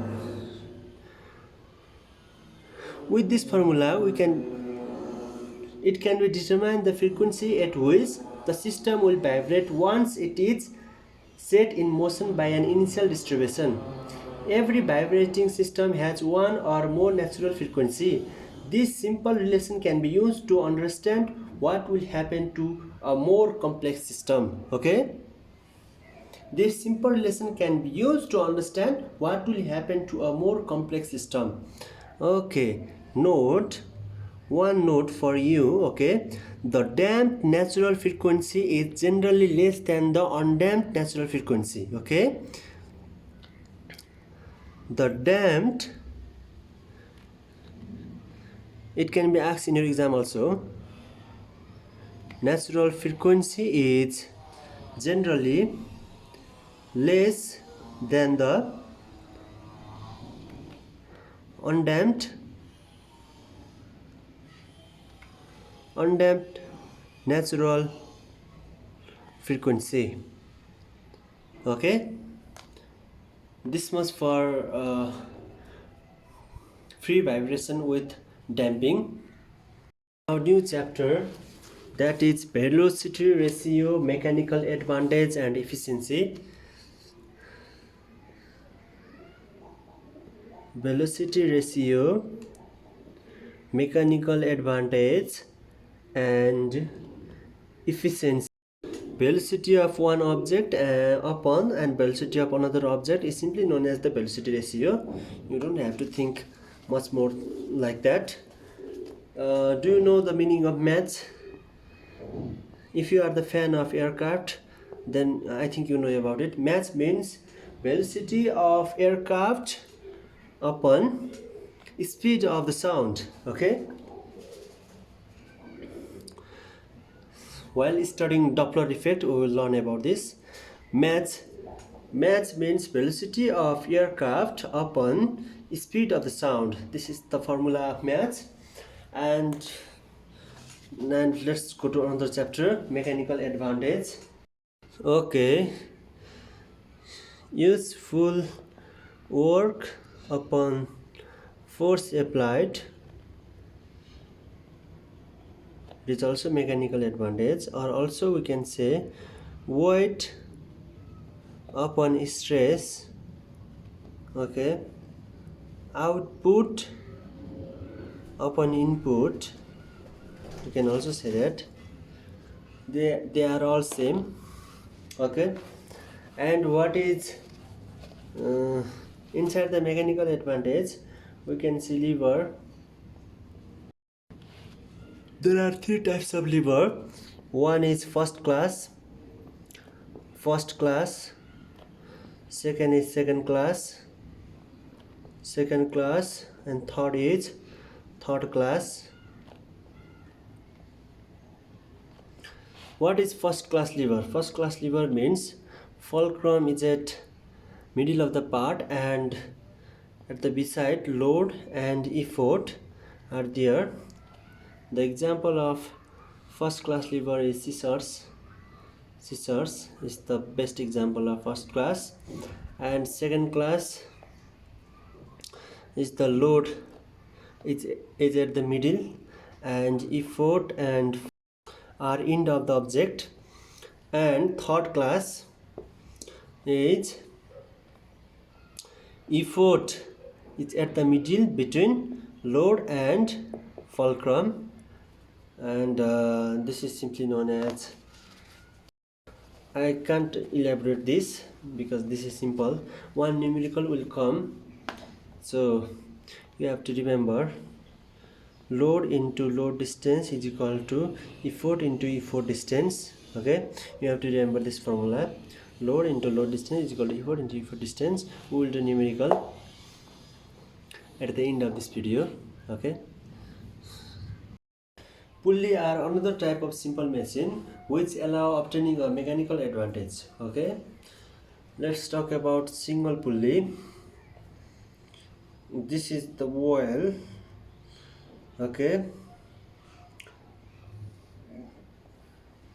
and this is one bucket, and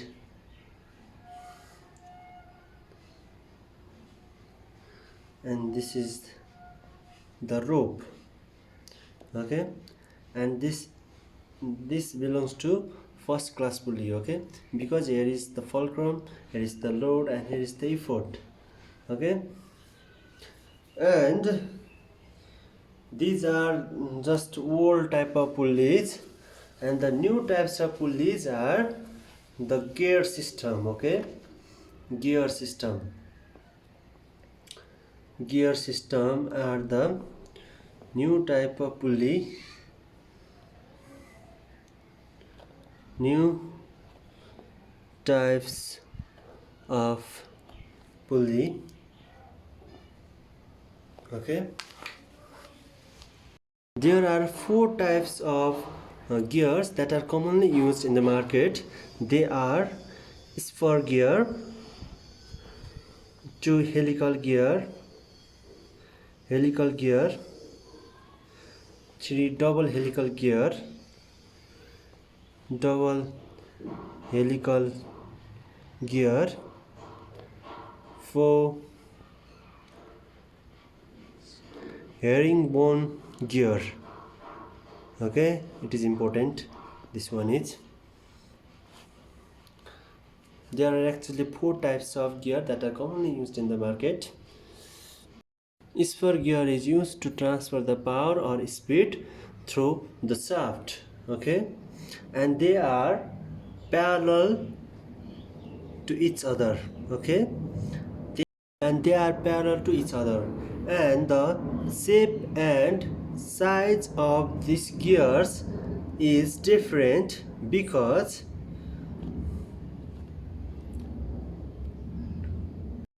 spur gear are attached with another spur gear with making 90-degree angle to the circumference. Okay,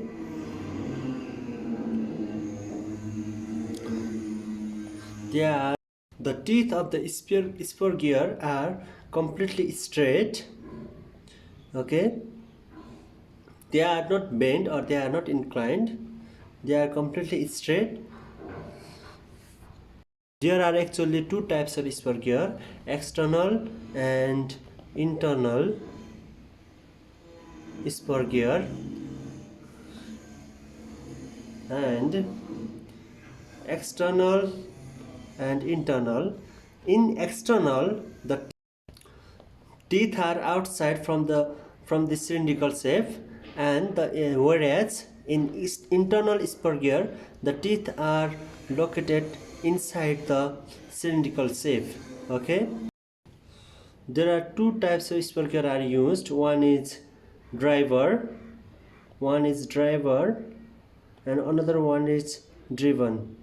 Okay, which transfer the power is known as driver, and which is transmitted the power is known as driven. Okay, this is all about spur gear. And now let's talk about helical gears. Helical gears, it is also just like a spur gear, but here the teeth are 20 to 45 degree. Okay, the teeth are 20 to 45 degree bend. Okay, it is parallel to each other, and it is bent. That means teeth is bent between 20 to 45 degree. Okay, 20 to 45 degree. And the advantage of helical gears is it produces less noise and also produce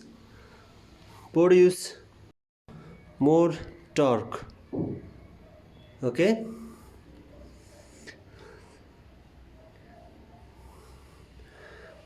when helical gears are put vertically or on parallel, then these gears are known as skew gear. Okay, skew gears, we will not talk about skew gears, they are not important for us.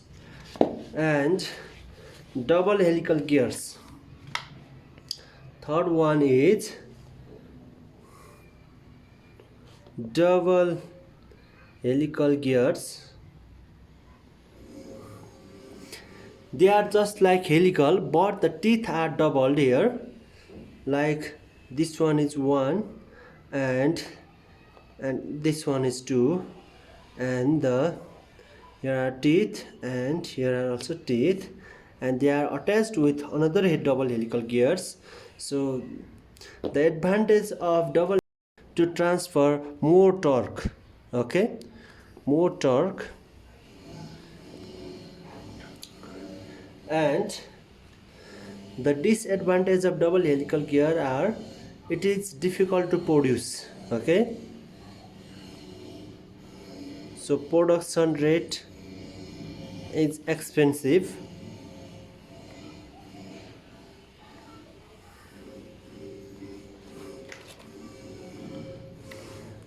The advantage is to transmit more torque. Okay, it transmits more torque. It is used in heavy vehicles.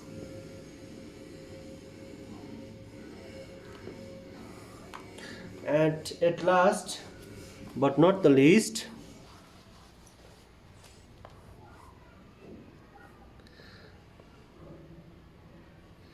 herringbone gear. They are just like double gear, but these two gears are attached together. Okay,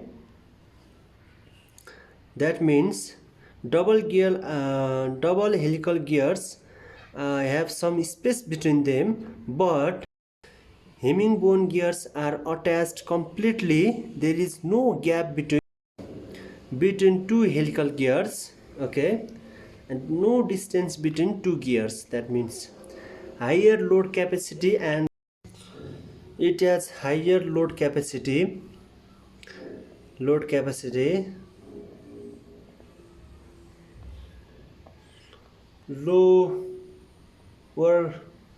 chance of wear, and it is used to transmit large torque. large torque.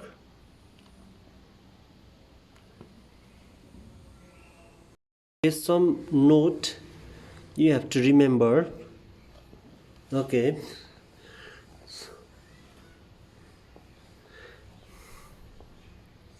bevel gears are used in helicopter.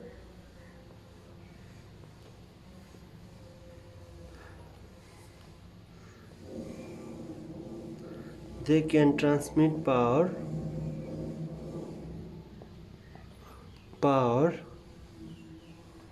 in 90-degree, yeah. Spiral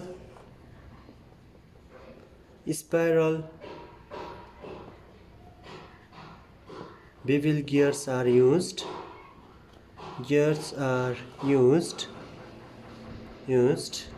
Okay.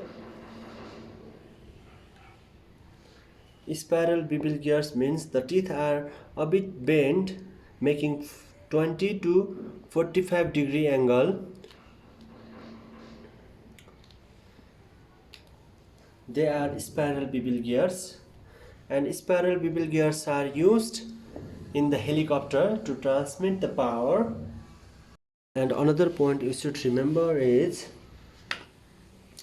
in airplane propeller with powerful engine, small type of gears cannot handle the power, so an EPICY an epicyclical reduction is used to reduce the power, to reduce the speed of the propeller shaft. An epicyclical reduction is used to reduce the speed of propeller. Okay, this epicyclical reduction I will not tell today because it is a bit past. Okay, I will tell you while studying propeller. Okay, while we will study propeller, that in model 15, then we will study about this. Now new chapter, work, energy and power. I already talked about this, but I will do some revision. Okay,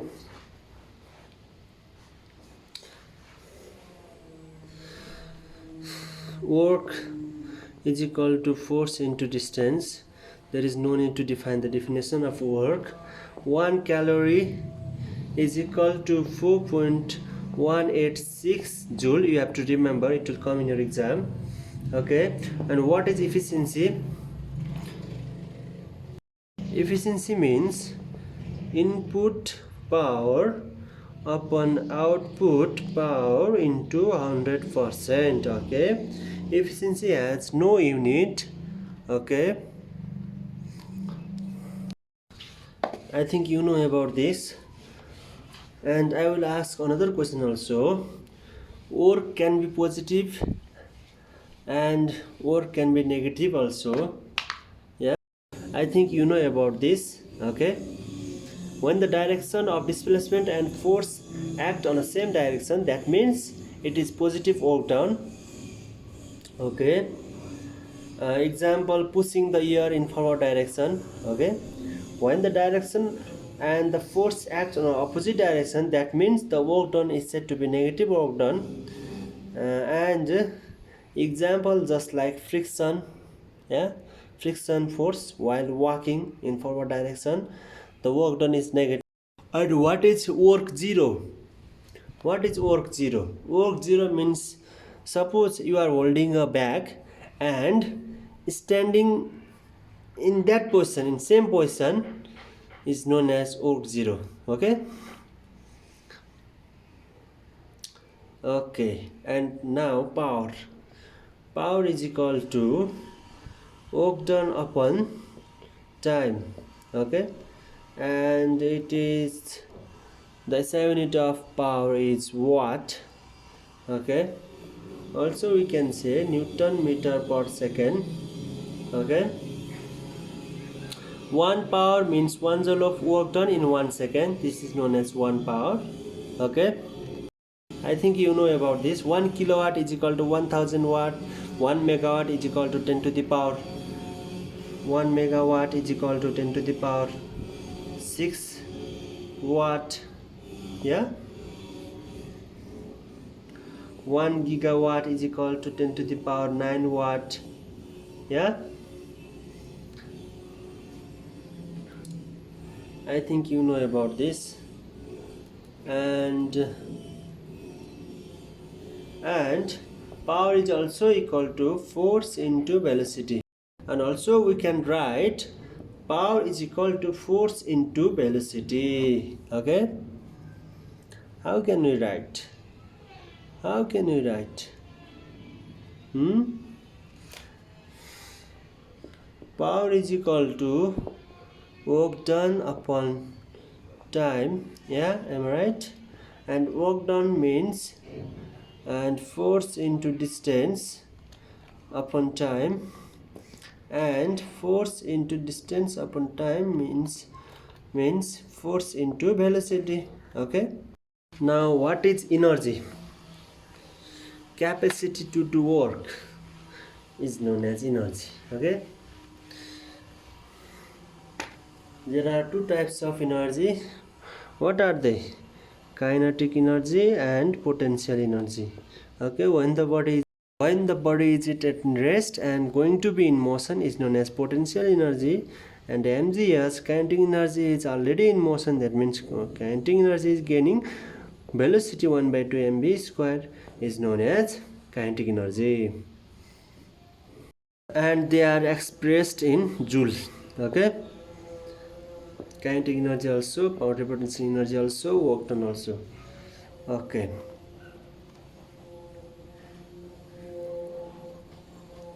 okay, the best example of potential energy is this. Before falling from the top of the mountain, this marker is in the top of the mountain. Suppose this marker is in the Mount Everest, and it will fall. Okay, oh my god. Okay, leave it. Potential energy is the energy stored. Kinetic energy means energy applied. Okay, and total energy is equal to kinetic energy plus potential energy is equal to constant. Okay, when kinetic energy increases, potential energy decreases, and when potential energy increases, kinetic energy decreases. Okay, kinetic energy and potential energy are inversely proportional to each other. Okay,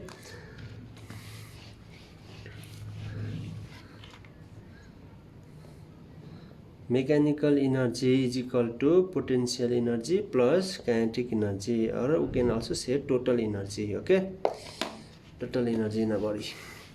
Okay, now let's talk about Newton's law of motion. Okay, I will tell something about that, something story about that.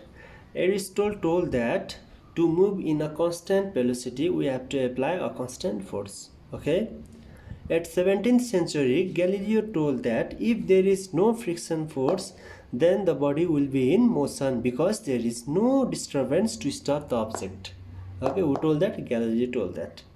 And friction is the only one force that try to stop any object. Okay, friction is the only one force that try to stop any object. Okay, Then the Galileo developed inertia of motion. On the basis of Galileo, Newton started first law of dynamics. Okay, the first law of dynamics said that a body tends to stay in its state unless external force is applied. Okay, that means a body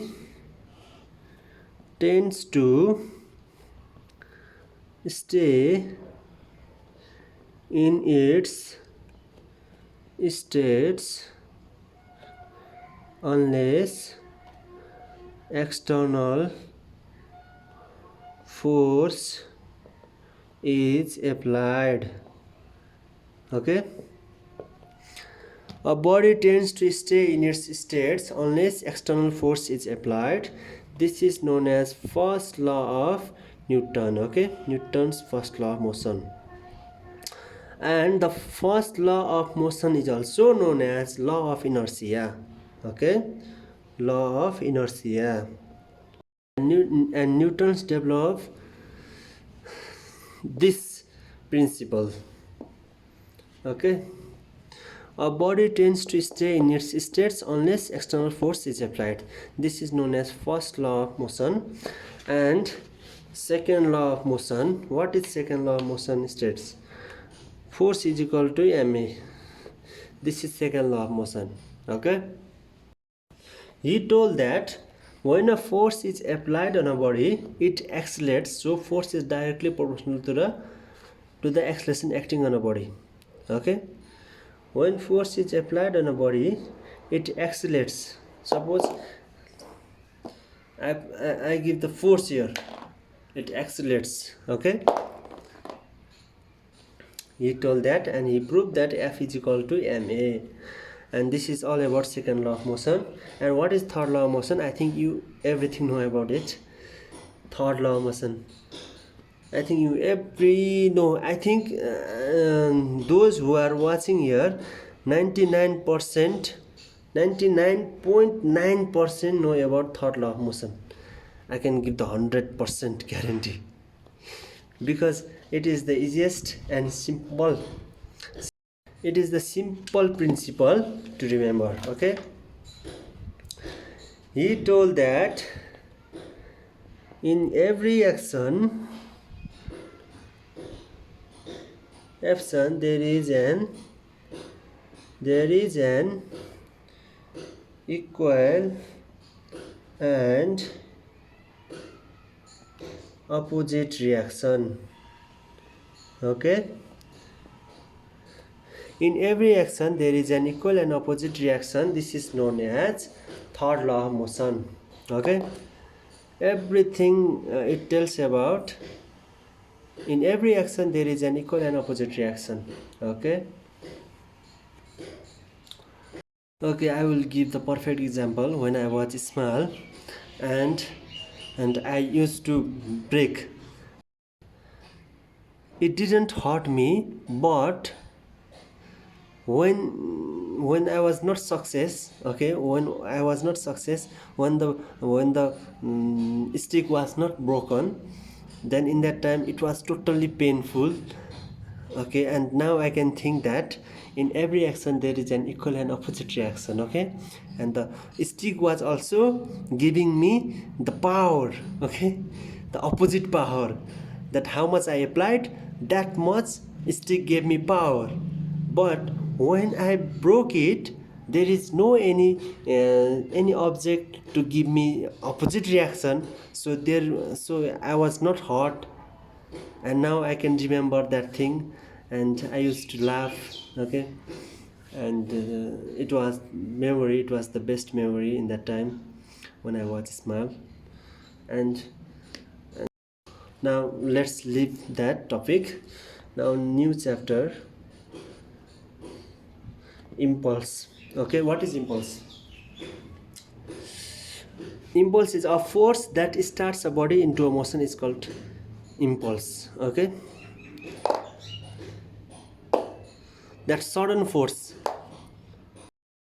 that big force give in a short period of time. Okay, big force give in a short period of time is simply known as the impulse. Okay, will derive it from second law of motion. F is equal to ma. F is equal to m dot delta v upon delta t, and F into delta t is equal to m dot delta v, and this is the momentum and this is the impulse. Okay, this is the momentum, this is the impulse. F dot delta t, the force applied in a short period of time, is simply known as the impulse. Okay, like example of impulse is like throwing basketball. Okay, throwing basketball, one example, and another example is braking. Okay, when we apply brake, the car stop immediately.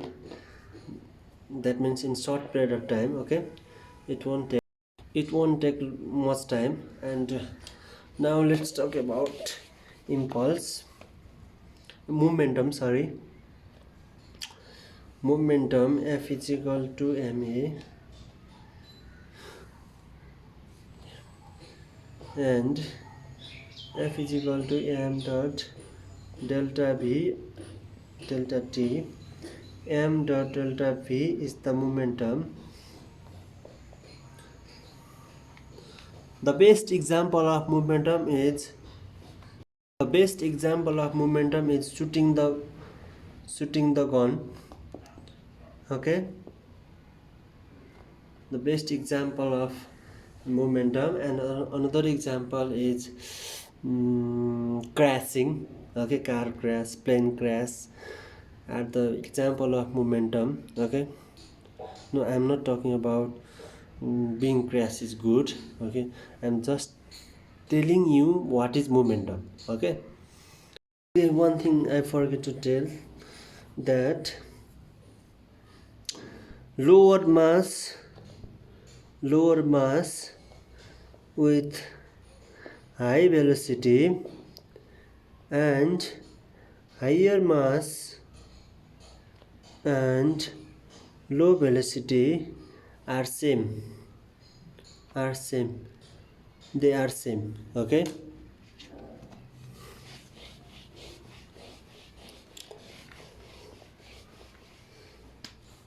and momentum is generated by p. Okay, we learn about momentum also.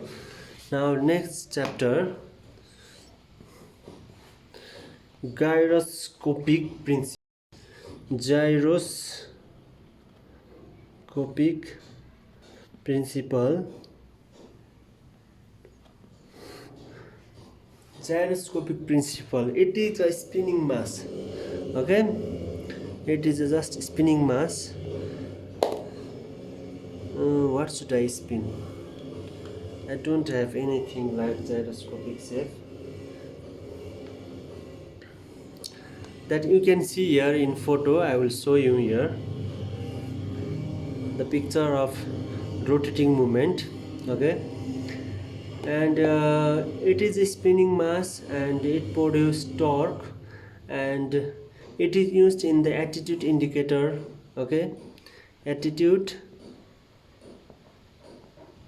indicator, and it is used in the heading indicator.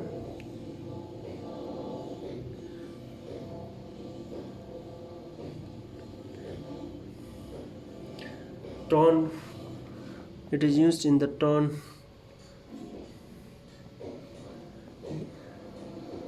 coordinator. Okay, if there was no gyroscopic principle, then it was not possible to fly the aircraft. Everything was possible due to the gyroscopic principle, so it is very important. Okay, now the technology is ahead, so it is easy nowadays, but before technology it was gyroscopic was everything for aircraft. Okay,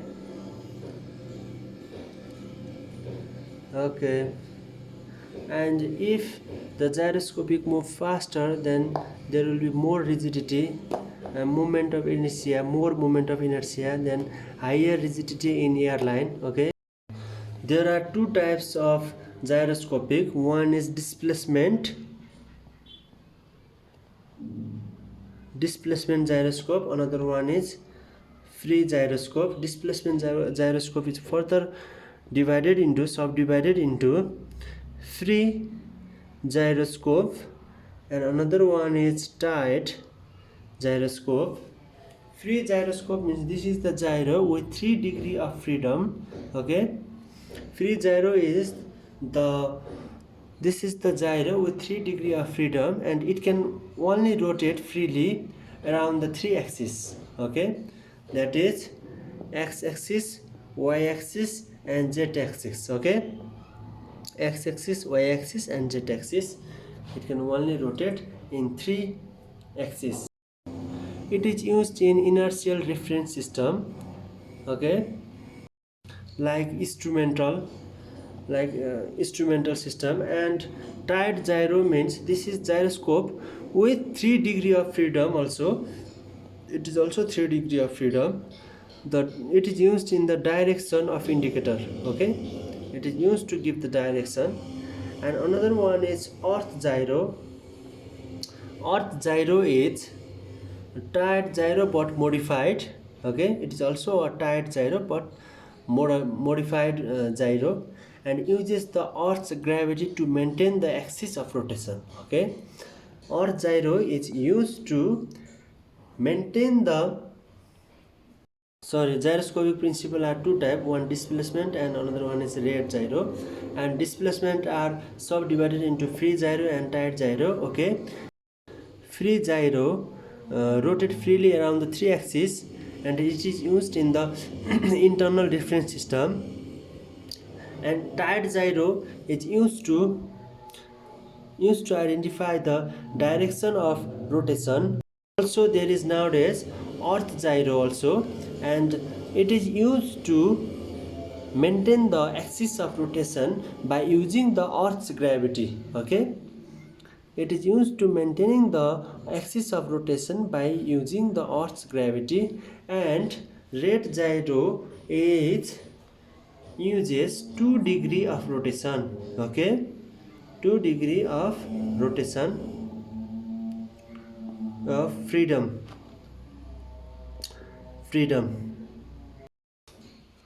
And properties of gyroscopic, it is important in exam. Okay, you have to understand.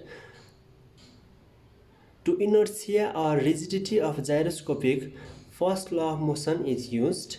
When the body is in motion, it will not bend and try to move in a straight line. Okay, this means when the body is moving. Okay, when the body is moving in a straight line, then after when the body goes to the inclined line, it will not change its direction. Okay, it will not change its direction, it will move in that own, it will not move its direction. That means it follow the first law of motion. Okay, it follow the Newton's first law of motion. One property is this, and second property is it make 90-degree angle of rotation. Okay, it make 90-degree angle of rotation. This is rotating part, and this make 90-degree angle. Okay, and any movement of the spin axis away from the fixed direction is known as gyroscopic wonder. Okay, any movement of the spin axis away from the fixed direction is known as gyroscopic wonder. Okay, I think you got this. Let's talk about another chapter, friction. I will ask one question,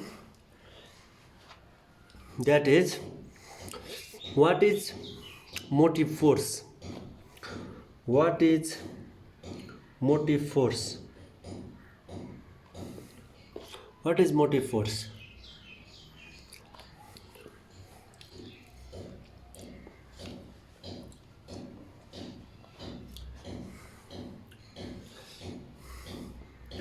Positive work done is called motive force. And what is resisting force? Negative work done is called negative work done is called resisting force. Resisting force is also known as the friction force. Okay,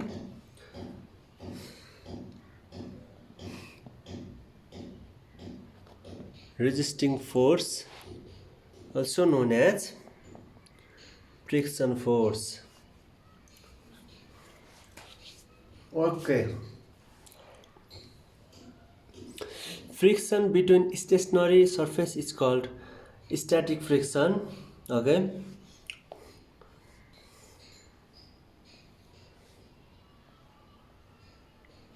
like the object is placed in an inclined plane, but the object is not moving in the downward direction, it is in rest. Okay, this type of friction is known as static friction.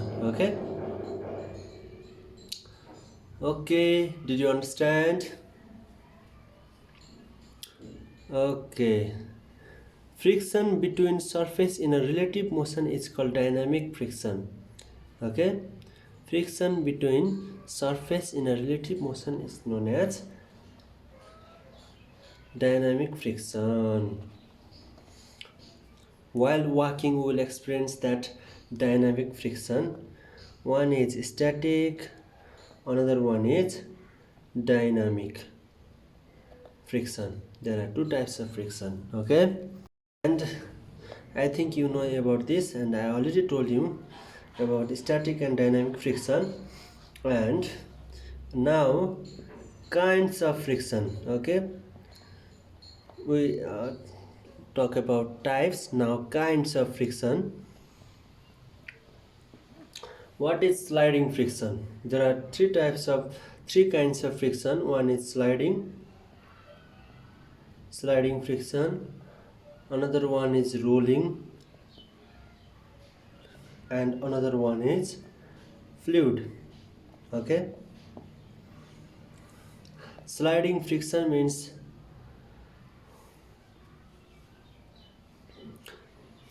sliding in a plane surface, like while walking. Okay, this sliding friction is produced by sliding between two plane surface. Okay, two plane surface. By sliding between two plane surface, sliding friction is produced. And rolling friction means caused by the rolling on a curved surface. Okay, tire moving in a forward direction is the best example of rolling friction. Okay, the tire will experience the rolling friction. And fluid friction means viscosity. This is all about fluid friction. Okay, what are the laws of friction? Laws of friction.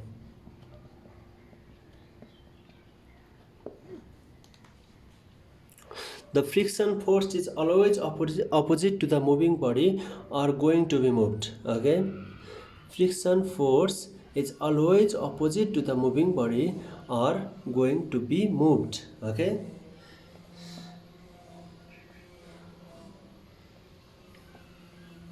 if the body tried to move in a downward direction, friction force apply in opposite direction. Okay, it will resist the moving part. Okay, this is simply known as the friction. This is simply known as the friction. Okay, kinetic friction is independent of the velocity. Okay, kinetic friction is not dependent upon the velocity. Friction force acts tangentially to the surface. Okay, friction force acts tangentially to the surface, either the surface is inclined or straight. Okay,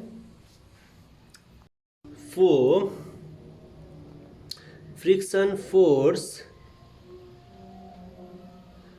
is depend to the coefficient of material. Friction force is not constant in static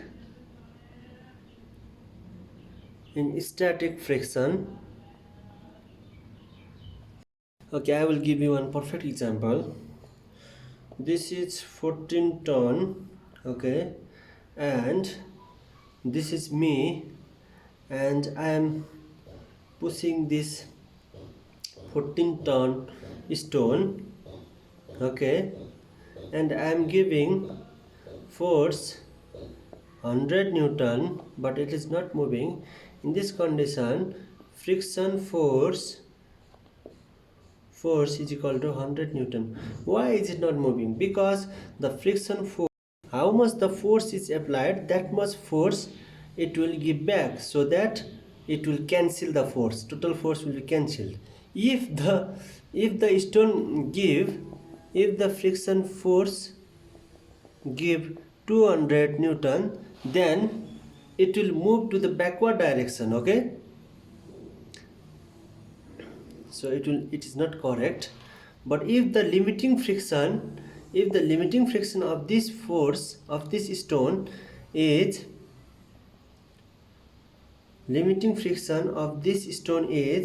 something 500 Newton, that means up to 500 Newton this stone will be at rest. Okay, up to 500 Newton this stone will be at rest.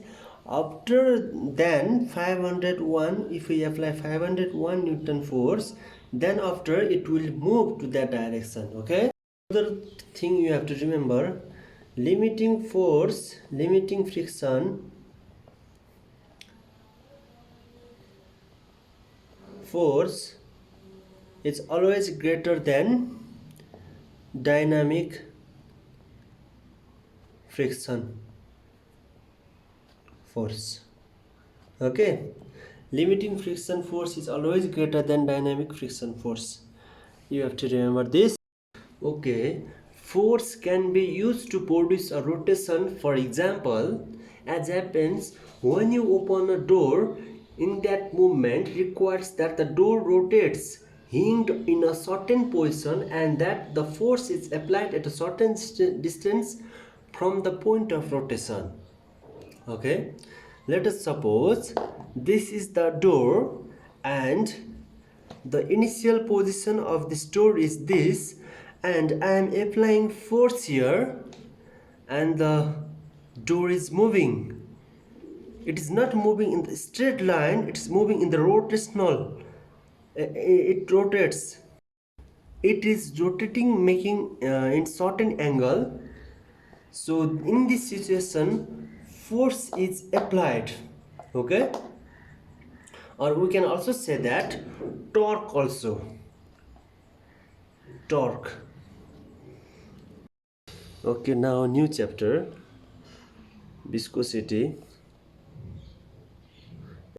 As I already told you about viscosity, viscosity is the property of fluid that indicates the resistance to the sliding. Okay, and in fluid there is liquid and gas. Okay, and the viscosity of liquid and the viscosity of gas are just opposite. Okay, due to the temperature factor. Okay, in liquid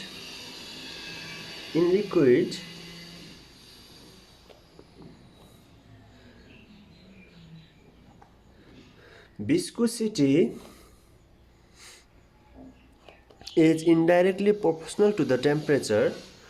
When temperature increases, okay, viscosity decreases, okay,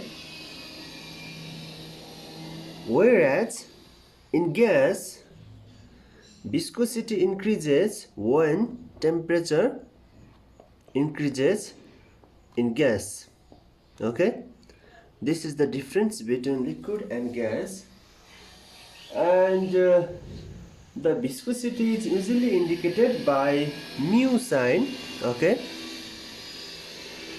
it is indicated by mu sign.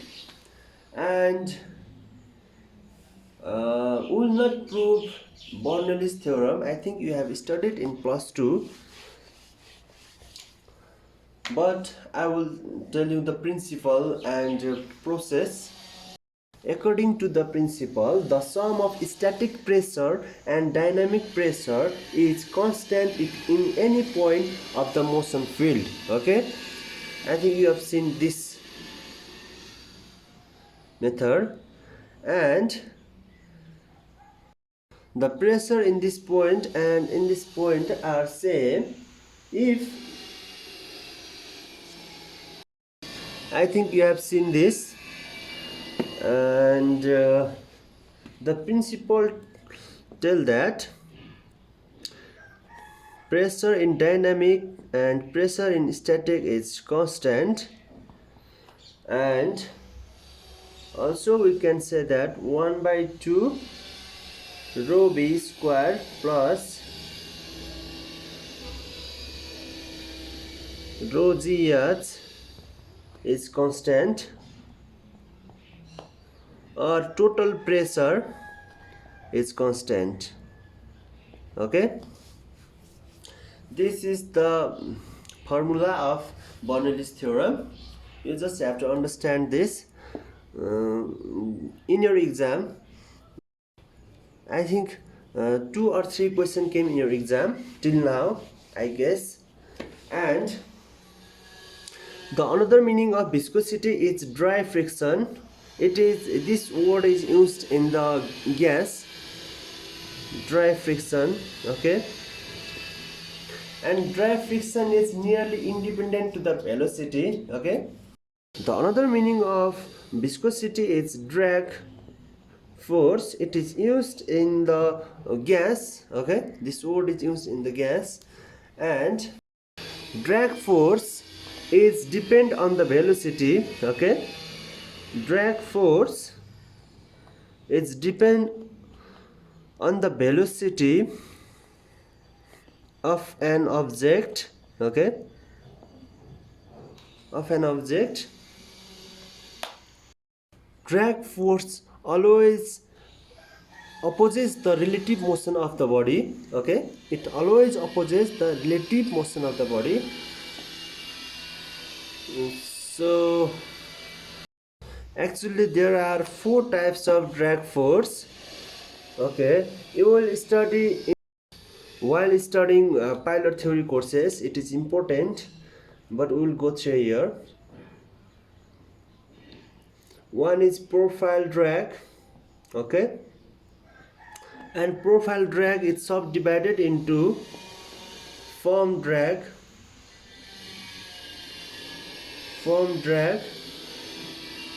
and skin friction drag. Skin friction drag. What is form drag? Form drag. Okay, I will give you the best example of form drag. Okay, I think this is the flap. Okay, let us suppose this is the flap, and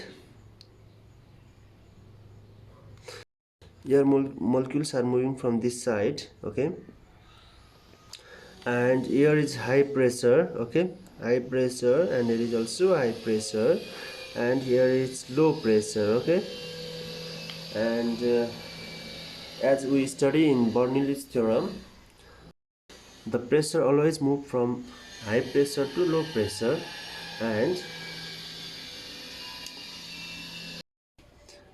Okay, here is low pressure. Okay, and the pressure always flow from high to low, and due to this the air molecule try to go this part. Due to this situation, one drag is formed. This drag is known as form drag. Okay, I hope you understand this. Okay, this is the flaps of aircraft, and here is high pressure of the molecules of air molecule, and here is also high pressure of air molecules, and here is low pressure. Okay, and the air molecules or the any material flow from high to low. Okay, high pressure to low pressure, and due to this fact there is drag form, one drag form, and this is known as form drag. Okay, and what is skin friction drag? Okay, I will give you another example about this. Okay, when you are in bus or in something car or in any motorcycle, okay, and the speed of the vehicle is more than 80 or 90 kilometer per hour, and if you put your hand this type, like this type, and the air flow from here, and your hand try to go back from this side, that means the pressure, that means the air pressure exerted you backwards. Okay, this is known as skin friction drag. Okay, pressure applying in the skin is simply known as skin pressure drag. Okay, pressure applying in skin is known as skin friction drag. Okay, and the next drag is wave drag. That is wave drag. Okay, before starting wave drag, I want to clear about Mach number. Okay, Mach number is speed of aircraft upon speed of sound. Also we can write b upon c.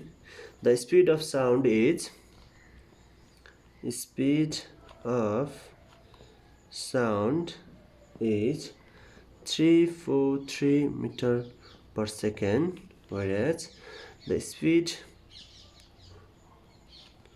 of aircraft average.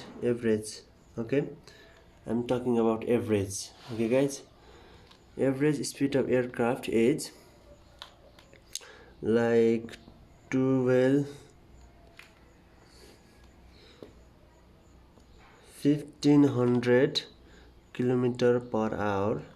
That means 1500 into 1000 upon 60 into 60, cancel.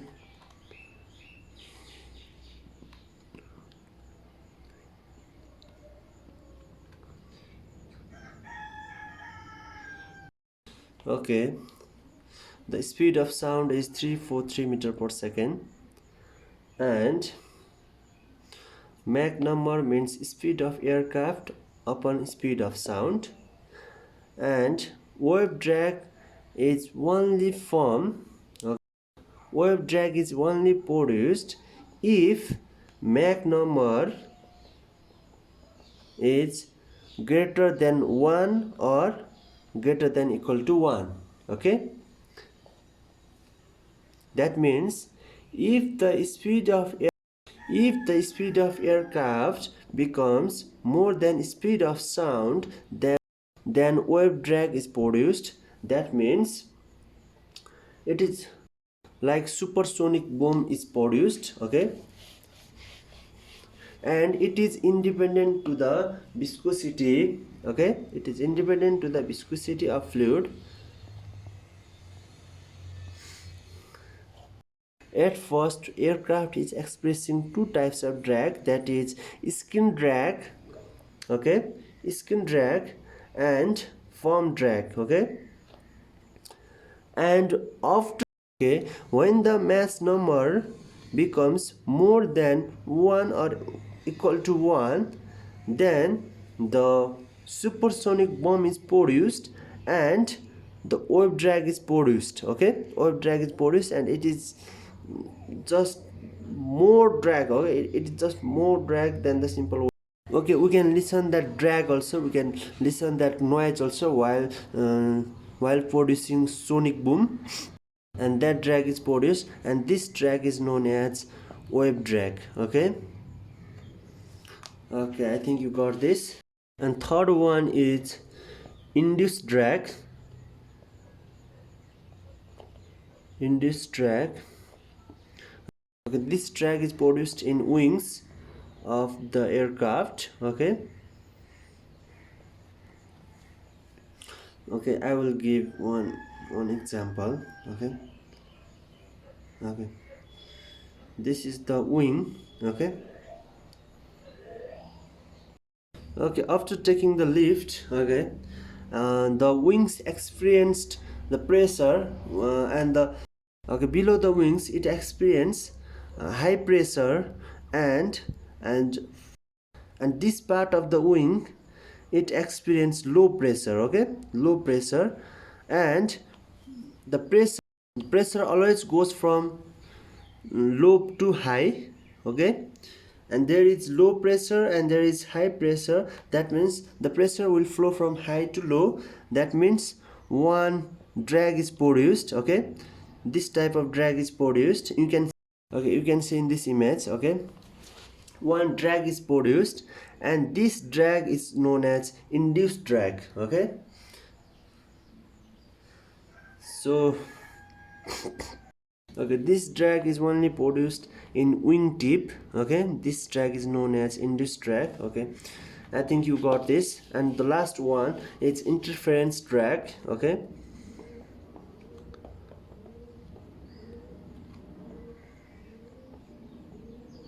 Interference drag, and this drag is produced between wings and the body of aircraft, okay.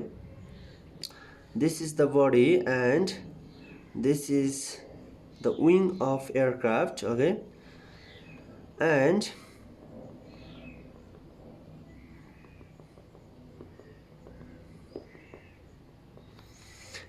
this drag is produced this part, and the interference drag is produced here because the plane is a bit curved here, okay, and the high pressure, air is high pressure and flowing from the wings, okay, and here is the air molecules will try to come here this part because of the low pressure, and one drag is produced, and this drag is known as interference drag, okay. Okay, I think you got this. The air molecules flow like this, okay, and due to the curved body, the air molecules do not flow from this side because of the curved body, okay, curved body of aircraft. So the air pressure is higher in this part, and whereas here is where the pressure is low in this part. So the this air molecule try to come here because the pressure always move from higher to lower. So this one drag is produced here, so this drag is known as interference drag, okay. I think you got this. Now new chapter, okay. You have studied about Venturi effect, okay. It was discovered by something Venturi. Okay, something I forget that start from G. It was discovered by G. Venturi in 17th century, and he stated that pressure increases, okay, when velocity decreases. Okay, pressure of a fluid increases when the velocity decreases. That means pressure of that fluid and the velocity of that fluid is constant. Okay, when pressure of that fluid increases, the velocity decreases, whereas the pressure decreases and velocity increases. Okay, they are constant, like potential energy plus kinetic energy is equal to constant, like same like that. Okay, okay, you got this. Now next chapter, temperature. What is temperature? State of excitement of the molecular system is known as temperature. Okay, when the rate of the molecular vibration increases, the temperature also increases. Okay, when the rate of the molecular vibration decreases, and the temperature also decreases. Okay, and temperature is not a real physical quantity. Okay, temperature is not a real physical, and the SI unit of temperature is Kelvin. Okay, heat also flow from higher part to lower part, like the molecules of this part is vibrating too much. Okay, the vibration of this molecule transfer from higher to lower. Okay, like that, if I rub my hand, okay, my hands are big. Okay, and heat is produced. Why the heat is produced? Because the molecules of my hands got excitement. Okay, then after temperature and heat is produced. So what is triple point of water? What is triple point of water? What is triple point of water or any substance? Okay, a point where water can state solid, liquid and gas is known as triple point of water. Okay, okay, and there are three types we can measure temperature: degree Celsius, Fahrenheit, and lowest point of degree is 0 and the highest point is 100, and whereas 32 to 212 and 273 to 373. Okay, actually the lowest point of the Kelvin is 273.15. Okay, don't be okay, don't misunderstand. Okay, we can write 273 only. Okay, I'm just giving you concept only that you should know. Okay, the relation between these three are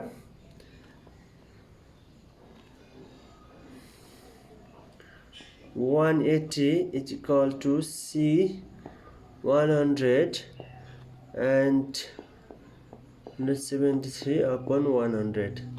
This is the relation between degree Celsius, Fahrenheit and Kelvin. Okay, we have to know, because 1 marks will come from this. Okay, 1 marks come from this chapter, so you have to know this. Like also you can also write f minus 32 upon 180 equal to c upon 100. Okay, and this one is 1 and c is equal to k. Also you can write this. you can write C upon 100 equal to K minus 273 upon 100. That 100 cancel, that is equal to C is equal to K minus 273. Okay, you can write this also. Okay, let's do one example. Okay, change 273 Fahrenheit to Celsius and Kelvin. Okay, let's change. Okay, at first degree Celsius. Okay, F minus 32 180 equal to C upon 100. 0 cancel.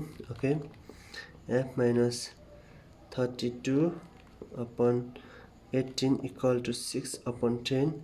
What is F? 273. 273 minus 32 upon 18 equal to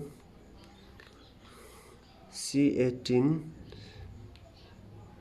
18C upon 10. Okay, and this goes right here. 2730 minus 320 equal to 18C.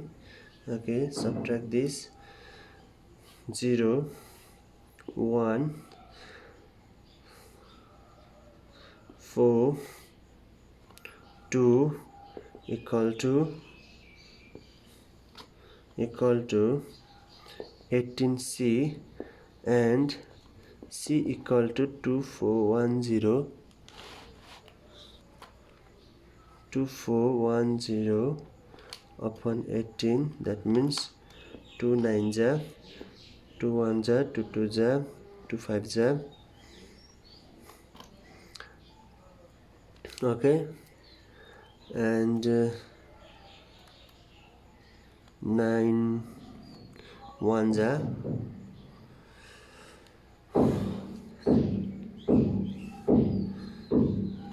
3 here.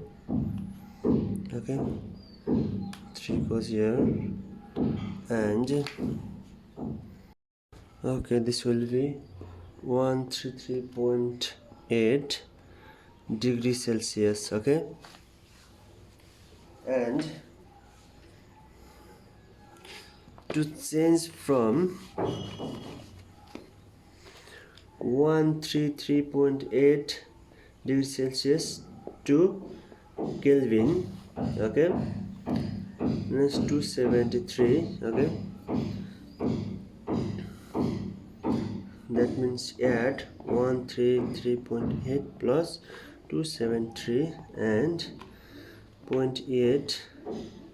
Also we can write 134 273 7. Okay, K is equal to 407 degree Kelvin. This is the result. Okay, I think you got this. Now let's talk about thermometer. What do you mean by thermometer? Okay, the thermometer is the instrument that measures the body's temperature or any object temperature. And okay, there are actually 4 types of thermometer, and one is liquid type. Okay, liquid type, and liquid type is mercury. Commonly used liquid type is mercury.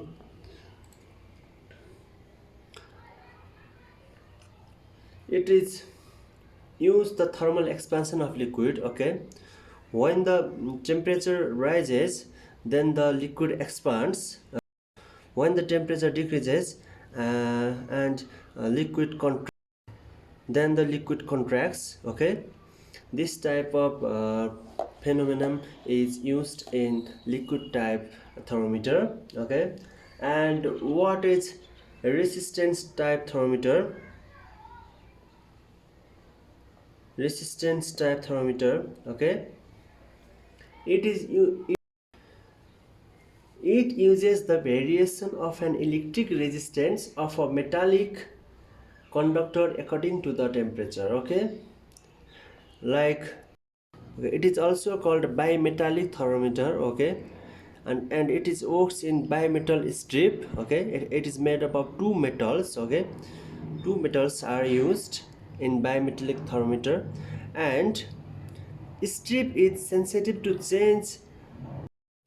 Strip is sensitive to change in temperature, which causes mechanical displacement. Okay, and it is used in higher temperature. Okay, higher temperature like gas stoves. Okay, and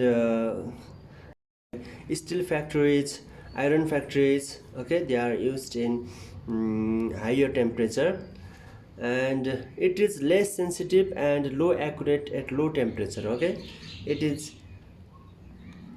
less sensitive, less sensitive, low accurate at low temperature. Low temperature. Third one is gas type thermometer. Okay, it uses a gas with a constant volume, and it measures the pressure variation with the temperature. Okay,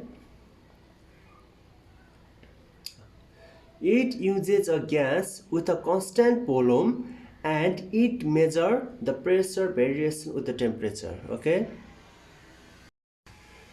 it identifies temperature in difference in pressure and volume. Okay, by using pressure and volume of gas. Okay, by using pressure and volume of gas,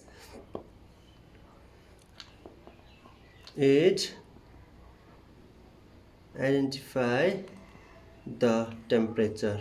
Okay, this type of thermometer is used in low temperatures. Okay, this type of thermometer is used in low temperatures such as uh, hydrogen fuel industry. Okay, hydrogen fuel industry, and the fourth one is infrared thermometer.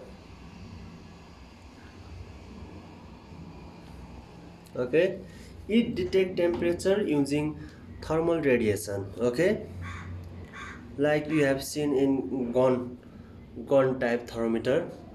As this type of thermometer uses infrared radiation to detect temperature. Okay, it detect temperature with thermal radiation.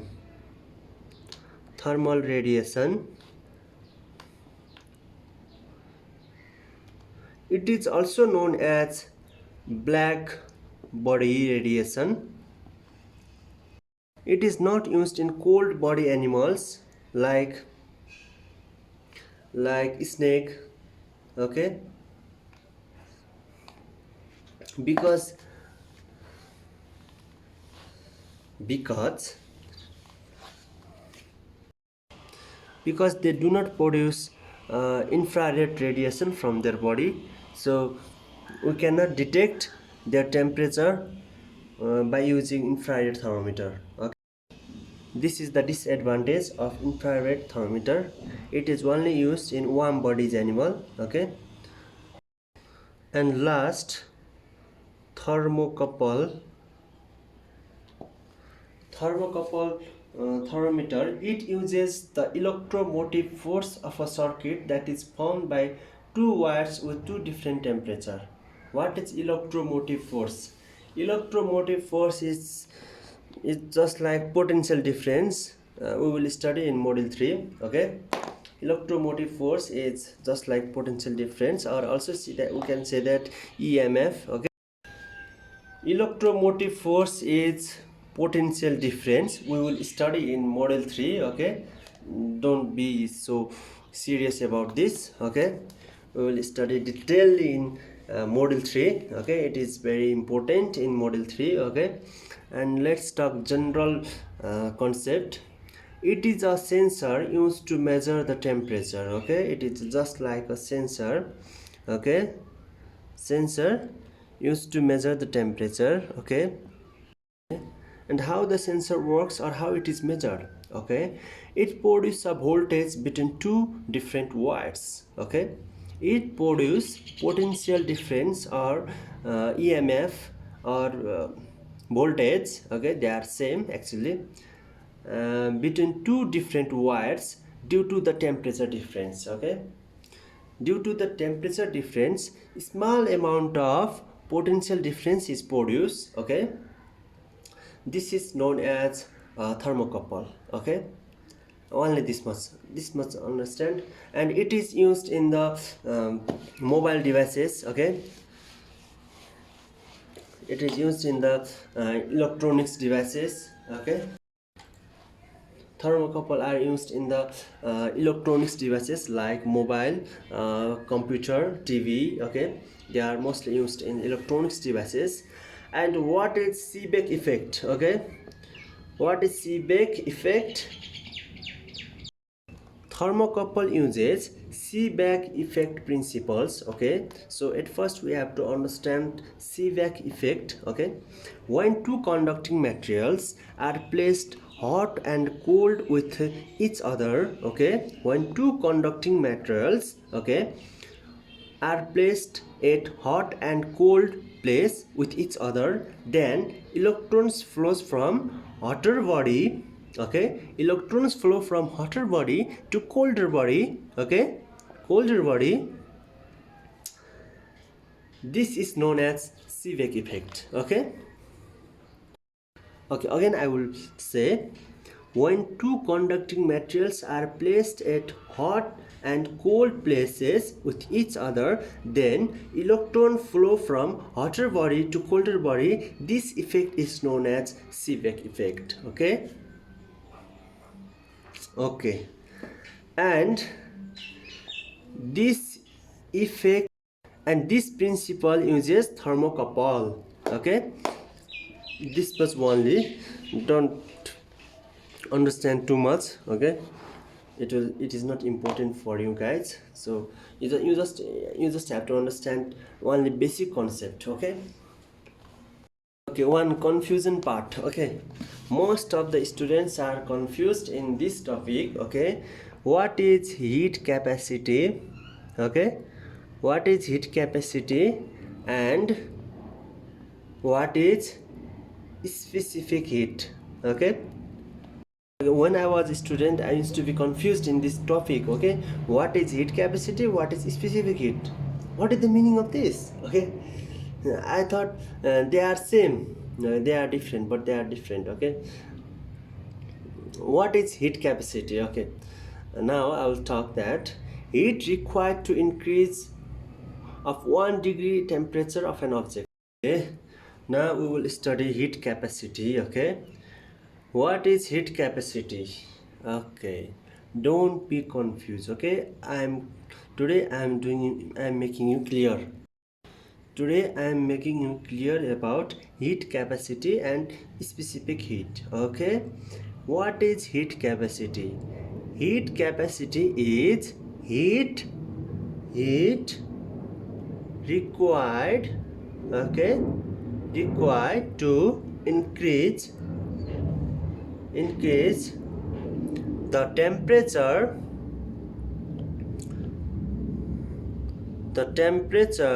of 1 degree Celsius of an object, okay. Heat required to increase the temperature of 1 degree Celsius of an object is simply known as heat capacity, okay. And what is specific heat? Specific heat is, okay, I will write here. Specific heat is, okay, heat required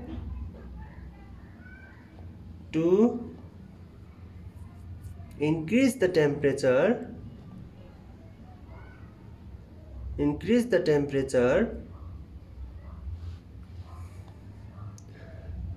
of 1 degree Celsius of an 1 kg or 1 gram mass, okay, mass of an object, okay.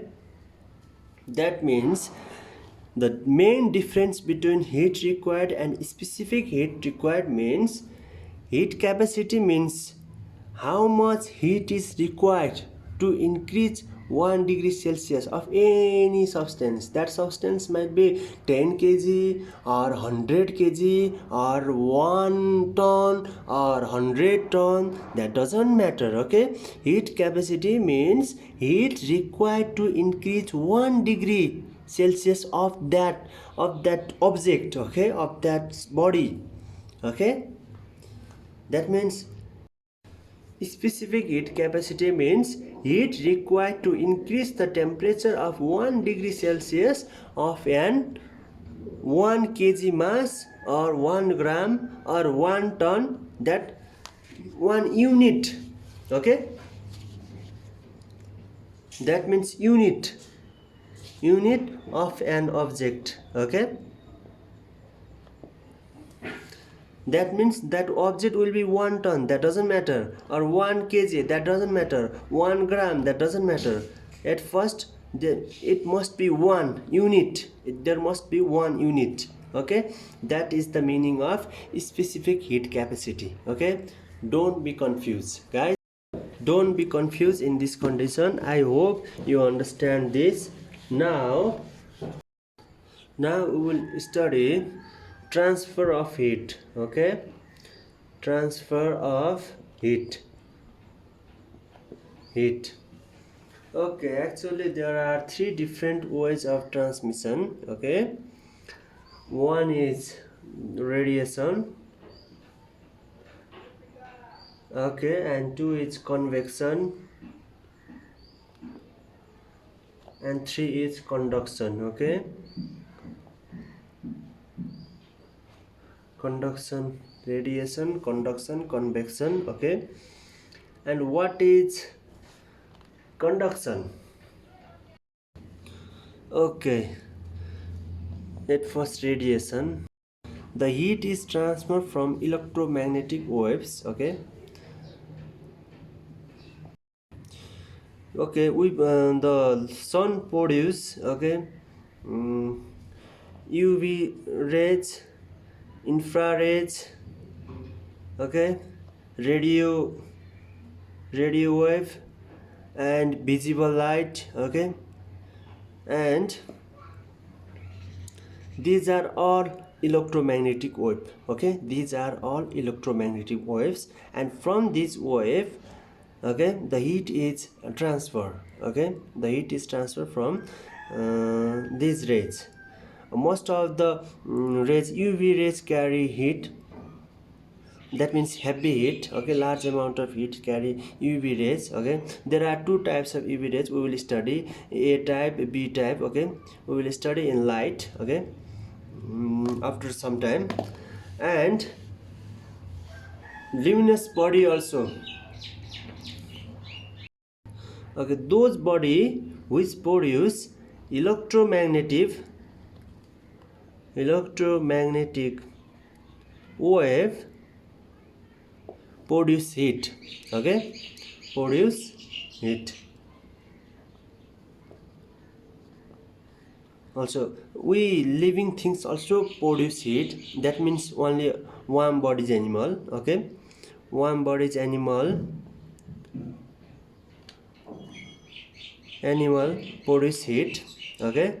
And the main advantage of the radiation is it does not require any medium, okay.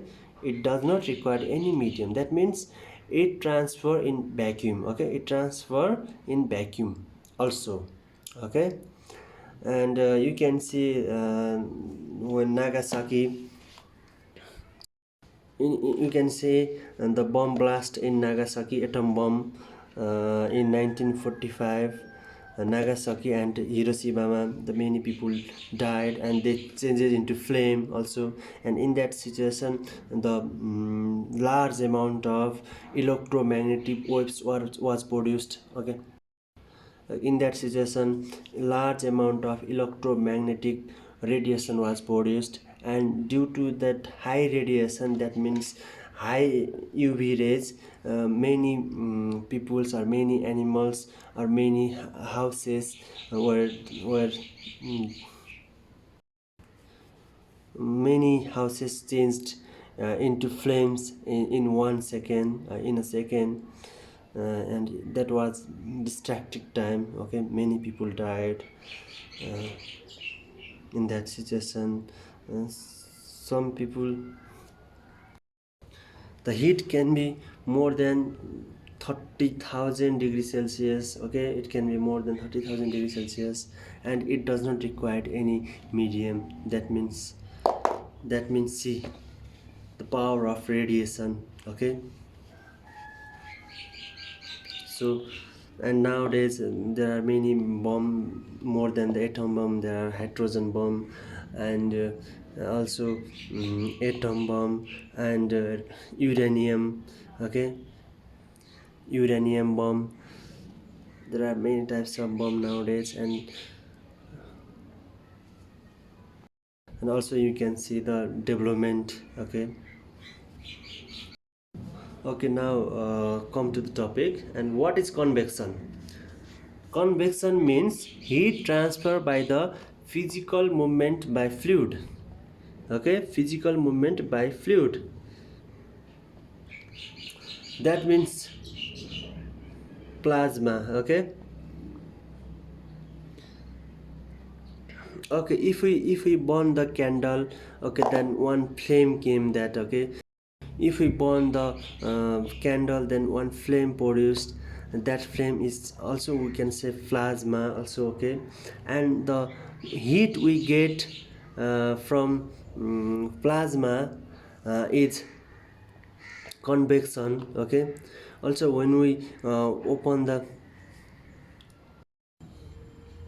and also the car engine starts from this convection transfer, heat transfer. Okay, the oil born inside the piston is due to the convection medium. Okay, and they are the example of convection. And uh, conduction is the heat transfer through collision of microscopic particles, that means atom. Okay, collision between two atoms or molecules between each other, and the the heat transfer from more collision particles to low collision particles. Okay, and the collision transfer. Okay, the collision transfer, that means heat also transfer. If you give heat to the one end of the rod, then another end of the rod, okay, then another end of the rod automatically heat. Okay,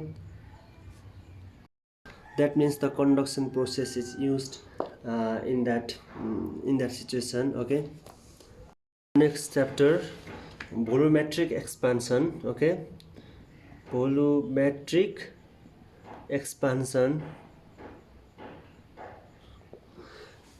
There are three types of volumetric expansion, that is linear thermal expansion, area thermal expansion, and volumetric. Now new chapter, that is expansion, and in this chapter we will learn linear, area, volumetric expansion. Okay, what do you mean by linear thermal expansion? Linear thermal expansion means tendency of matter to change its position with respect to temperature. Okay, is known as linear thermal expansion. If we give heat to the rod, then the rod will expand. Okay, the red rod will expand in some situation. Okay,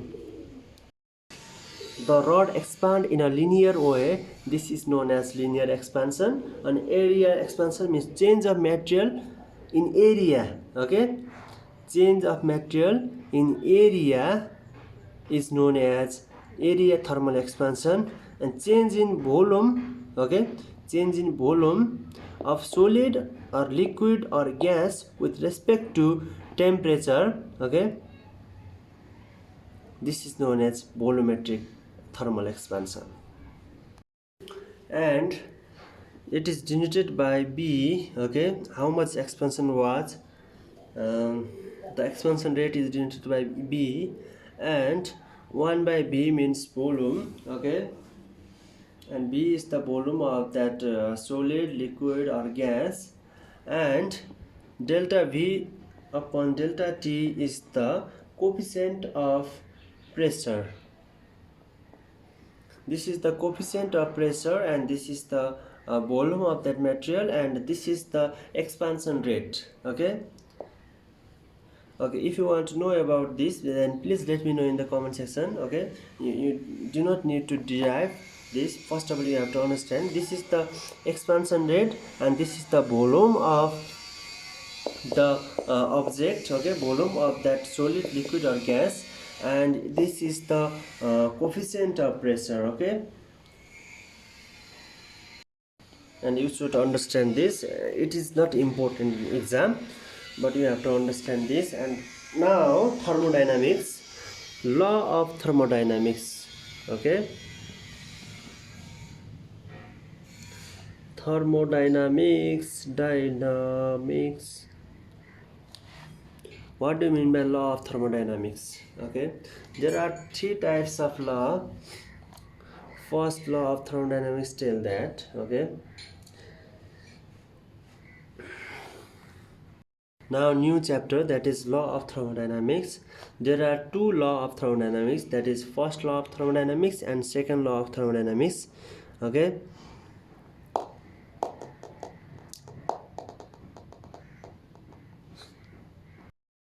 Okay, first law of thermodynamics obey the law of conservation, law of conservation of energy. Okay, and first law tell that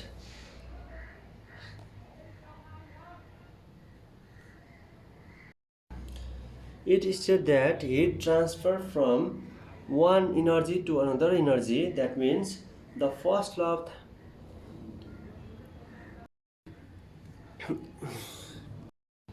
of conservation of energy states that energy neither be created nor be destroyed, but it can be changed from one form to another form of energy. Okay, like that first law of thermodynamics tell that the work and heat can be transferred from one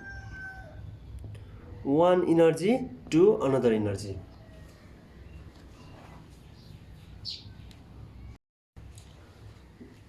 Heat and work can transfer. That means change in the internal energy will be same if we add the heated. Okay, if we add the heat, and that we can change the heat into work, but the total energy remain constant. Okay, remain constant. First law of thermodynamics, first law of thermodynamics obey laws of conservation of energy. Okay, and second law of thermodynamics tell that heat transfer from hotter body to colder body. Okay, heat always transfer from hotter body to colder body. Second law of thermodynamics tell that. Okay, we will learn about this. There are two laws of second law of thermodynamics, that is, one is it is impossible to realize a process that has a unique result. Okay, the transformation in work of a heat of a source at uniform temperature. Okay, the transformation in work of a heat of a source at uniform temperature. The transformation in work of a heat of a source at uniform temperature. That means the transformation of heat quantity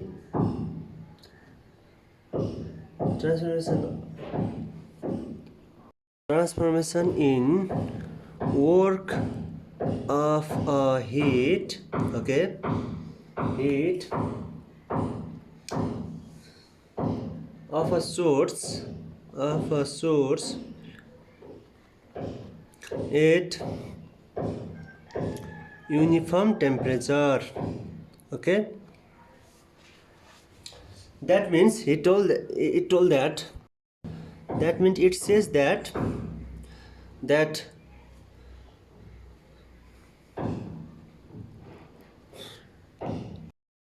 from in piston engine,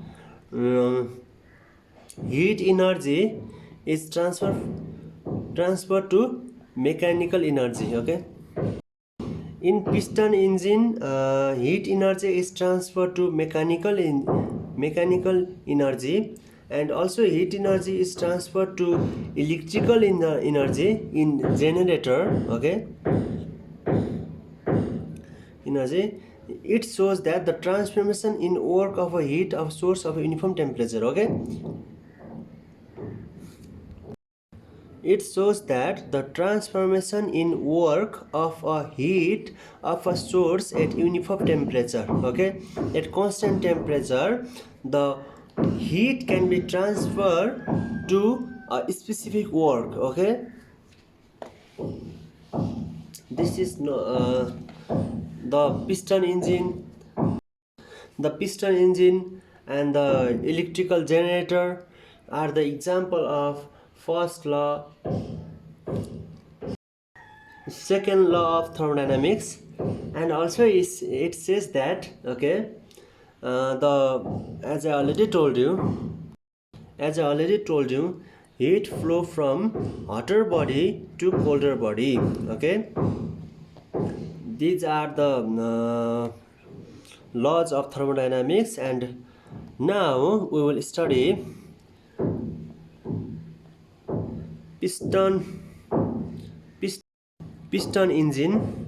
Okay, piston engine and diesel engine. Before jet engine, piston engine used, radial engine was used in the World War II. Okay, it was used. After jet engine, radial engine was down. It was disordered. So we will also learn that why radial engine failed, okay, in aircraft, and how the piston engine works, and how the before studying that, we will study gases. Okay, please try to understand. And if you have not understand something, then please let me know in the comment section. I will make another video for that. Okay, now gases. Okay, one important for your exam. Okay, what is ideal gas? Ideal gas refers to PV is equal to NTR. Okay, PV is equal to NTR is the ideal gases, where P is the pressure, V is the volume, N is the number of mole, and T is the temperature, and R is the constant of perfect gases. Okay, you have to understand the properties of perfect gases or ideal gas. Okay, the molecules are as points. Okay, the molecules are as its point, and the interaction between the gas and the container side are total elastic. Okay,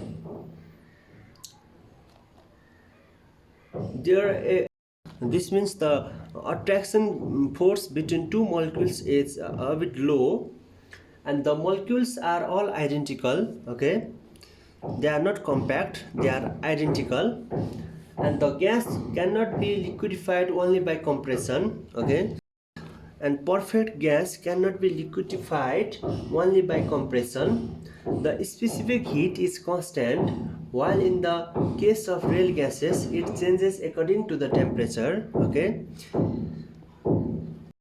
specific heat capacity of the gas changes according to the temperature. Okay, these are the properties of ideal gases. Okay, and specific heat at constant volume can be defined as, okay, this is the specific heat capacity and this is at constant volume, and it is defined as 1 by n. Delta U means, n means number of moles. Okay, it is not H. N means number of moles, and delta V upon delta T means it is the internal energy, it is the variation of the temperature, and it is the number of mole, and this is at constant volume. Okay, specific heat capacity at constant volume is represented by this. Okay, it is not important for your exam, guys, just you have to understand. And specific heat at constant pressure is represented by 1 by n delta U upon delta T P plus P by n delta V upon delta T bracket P. Okay, this is the formula to find the specific heat capacity at constant pressure. Okay, in the case of ideal gas, we can also write, okay, delta U upon delta T P is equal to delta U upon delta T. This is the equation of ideal gases. Okay, delta U is the internal energy, delta T is the time interval, and delta U is the internal energy at constant pressure. Okay, and delta T is the temperature variation at constant pressure. It is at constant volume, it is at constant pressure, and we can also say this is equal in ideal gases. Okay, this is only eligible at ideal gases. Okay, so also we can write by this formula, we can also write constant pressure, specific heat capacity at constant pressure is equal to specific heat capacity at constant volume plus pressure upon n, and the delta V upon delta T upon at constant pressure, or coefficient of pressure, is equal to constant specific heat capacity at constant volume plus R means coefficient of ideal gas. Okay, coefficient of perfect gas. This is the formula, and if you want to know the derivation of this formula, then please let me know in the comment section. I will make another video for this, but it is not important for an exam. Just you have to understand this, what is the meaning of that, what is the meaning of this, and how they are related with each other. Okay, you have to understand like that. Okay, now you have to understand what is Boyle's law. Okay, what is Boyle's law, what is Charles' law, what is pressure law. Okay,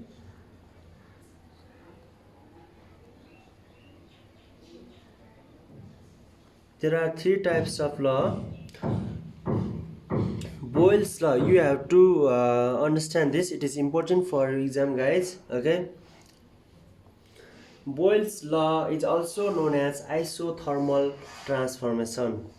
isothermal, it is known as Boyle's law. What is known as Charles' law? Charles' law, isobaric. Okay, isobaric transformation is known as Charles' law, and isochoric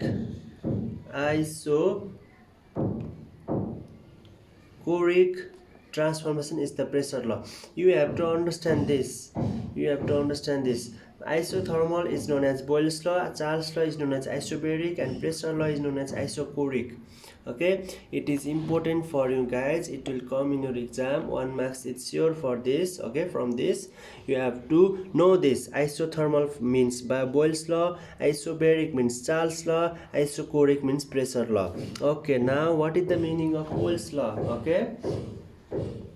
Okay, the relation between volume and pressure at a constant temperature is known as Boyle's law. The Boyle's law tells that volume is inversely proportional to the pressure. Okay, the volume of gas is inversely proportional to the pressure. That means at constant temperature. Okay, temperature constant. At temperature constant, volume is inversely proportional to the pressure. Okay, when volume increases, pressure decreases. Okay, at constant temperature. Okay, in Boyle's law, temperature will be constant. Okay, in Charles' law, okay, pressure will be constant. Okay, pressure is constant. Okay, it's constant. And what is the relation between Charles' law? The relation between volume and temperature is volume is directly proportional to the temperature. When temperature increases, if there is no variation in the pressure, that means pressure is constant. In that situation, volume is directly proportional to the temperature. And what is pressure law? Okay, in pressure law, okay, volume is constant. Okay, volume is constant in pressure law. Okay, pressure increases when temperature increases in pressure law. Okay, in pressure law, volume is constant. In Charles' law, pressure is constant. In Boyle's law, temperature is constant. Okay, and also we can say, what is Avogadro's law? What is Avogadro's law? It says that it is the hypothesis, it is not practical. Okay, volume is directly proportional to the number of moles. If the number of moles of gas increases, the volume also increases. Okay, and P and T must be constant. Okay, pressure and temperature constant. Okay, if pressure and temperature are constant, the volume is directly proportional to the number of moles. This is the Avogadro's law. Okay, and adding this, volume is inversely proportional to the P and T, and what is this? This is N, and volume is equal to R is the constant of ideal gas, and T and N upon P. That means P dot B is equal to NTR is the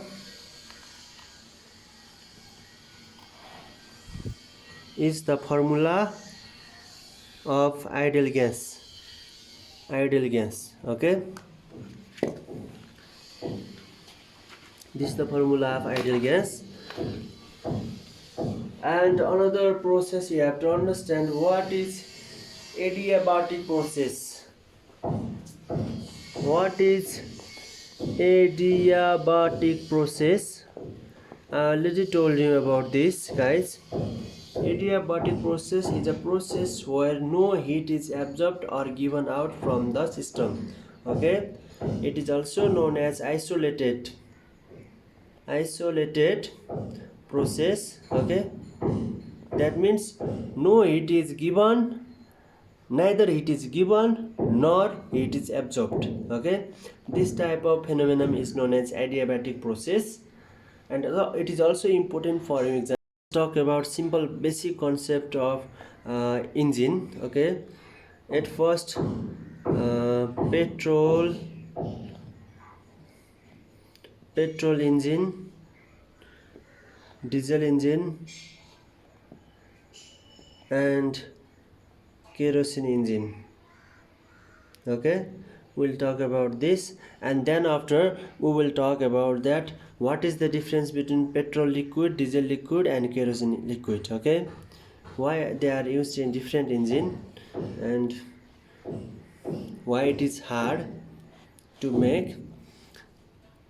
So at first let's talk about petrol engine. Okay, petrol engine.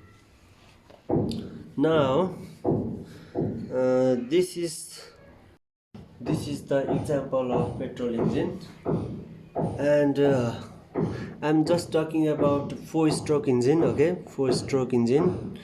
Now 2-stroke engine is not in used in market, and 2-stroke engine is old version. Okay, and 2-stroke engine is not fuel efficiency. 4-stroke engine is fuel efficient. 4-stroke petrol engine. Okay, and this is the piston. Okay, this is the piston, and this is the spring valve. There is spring here. Okay, spring valve,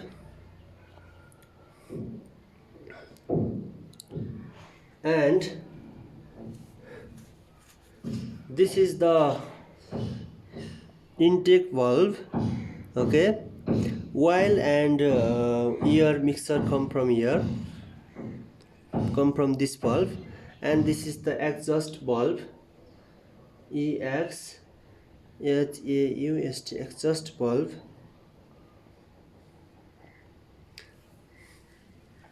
and this is also a spring valve. Okay, and intake valve is is connected with carburetor or fuel injector.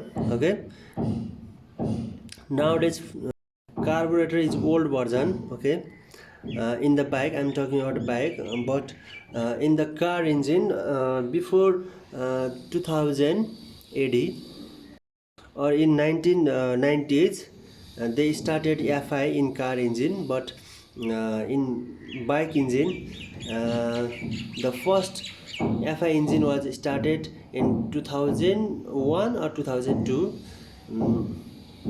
I forget about that.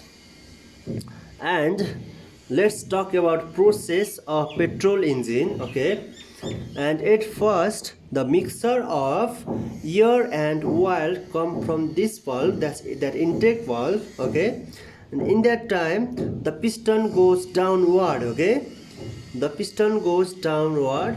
I am telling this movement in 2 5 5 5 5 5 5 25,000 pixel. Okay, I slowed it video. I slowed it video in 25,000 pixel. Okay, and at first the bulb goes to downward. Okay, so this is the combustion chamber. Okay, this is the combustion chamber, and inside this combustion chamber, petrol, the mixture of petrol and air comes from this valve, and then the valve is closed. This spring valve is closed, and the piston again move upward direction, so it compressed it. Okay, the mixture of air and petrol is compressed by the piston, and it comes this much. Okay, it can go here for this much, and this is the spark. Okay, spark that generates volt. Okay, that generates potential difference. Okay, so when the piston is in this shape, okay, the spark generates the voltage, and the fuel is burned here, that means the fuel is burned, that means the liquid is changed into gas and heat. Okay, the liquid is changed into gas plus lots of heat energy, and due to that heat energy the piston goes downward direction. Okay, due to that heat energy the piston goes downward direction up to this much, and that exhaust valve is open after that time. Okay, the exhaust valve is open, that means this after that the piston goes upward. In that time the mixture of the remaining unwanted gas go through this exhaust valve. Okay, in this way one cycle finish. Okay, one cycle finish, and this piston is attached with crankshaft, and crankshaft is attached with chain and gear system, and in this way petrol engine works. Okay, did you understand or not? Okay, again I will repeat one thing. Okay, the spark this spark produce 22,000 voltage. Okay, 22,000 voltage. Spark plug produce 22,000 voltage. Okay, for instant time. Okay, for instant time, in this way petrol engine is work. So, and one thing you have to understand that the piston can't go totally in the upper side, because there is the present of because there is the mixture of oil and air. So the piston doesn't go to upward side, and the when spark plug produce the light, and it converts into the liquid air, converts into air and heat, lots of heat, and only 30 to 35% of heat is absorbed by the piston, and less than 65 or 60% heat is transferred to the exhaust gases. So if you want to experience this, you can move your hand to the exhaust of your bike or any car. You can feel the heat, that is the leak. And this much for petrol engine. Okay, and let's talk about diesel engine. Okay,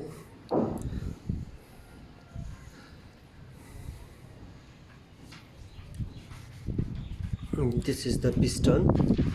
Okay,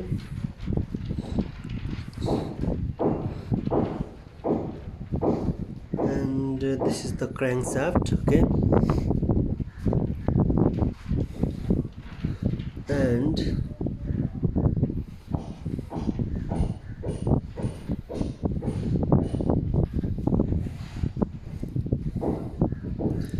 this is the inlet, and this is the outlet. Okay, inlet, and this is the outlet. Okay, and this is the simple drawing. Okay guys, this is a simple drawing.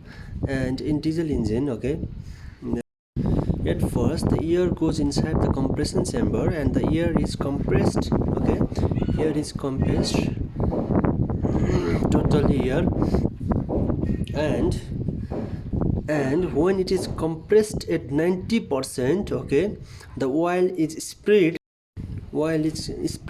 inside that compressed air, and due to the high temperature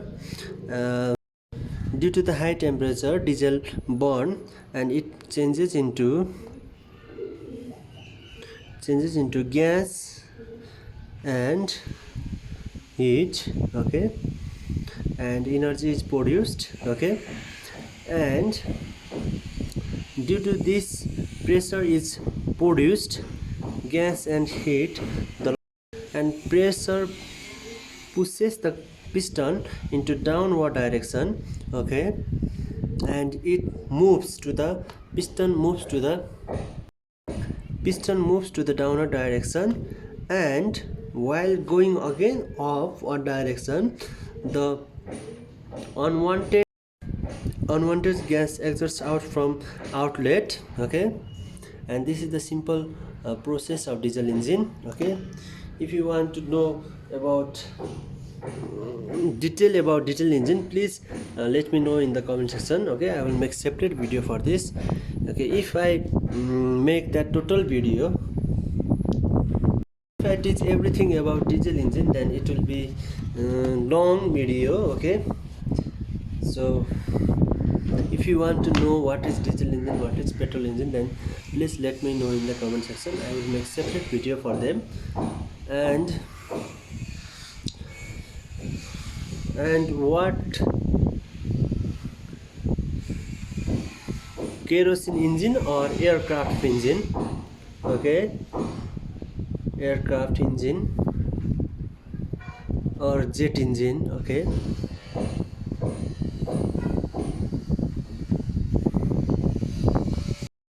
Hello guys, now we'll talk about jet engine, okay. No, just basic concept only, okay, because it is totally vast, okay. We will study in module 15, but today we will study just basic concept or working principle of jet engine, okay.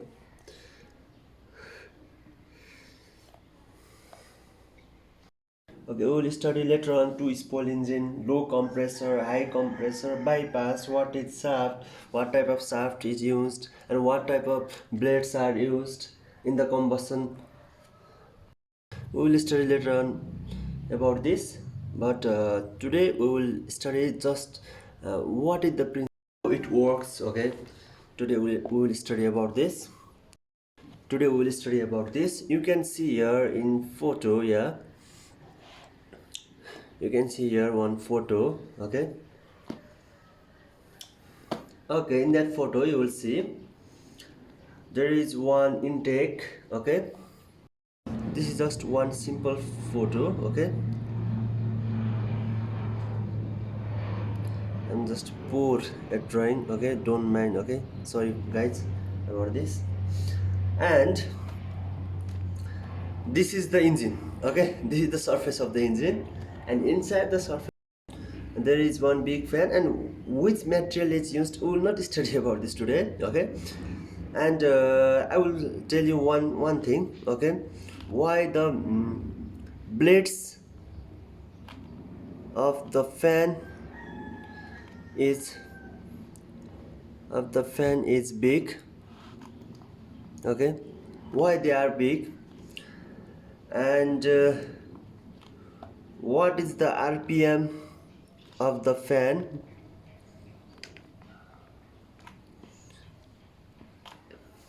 okay, to get thrust, okay.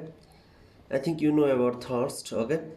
And also I forget to tell you, each obey the third law of motion, okay, Newton's third law of motion. In every action there is an equal and opposite reaction, okay. The air suction is air, and 90% of the air is passes through bypass, and only 10% of the air go through the engine, okay. That means compressor combustion, okay. The 10% of the total air is burned here, okay.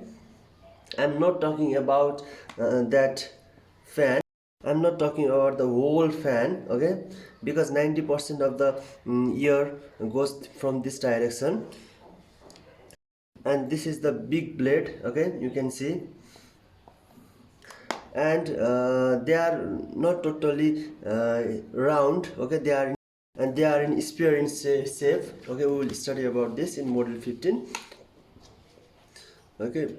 If I tell here, then it will be more than 5 hours, okay.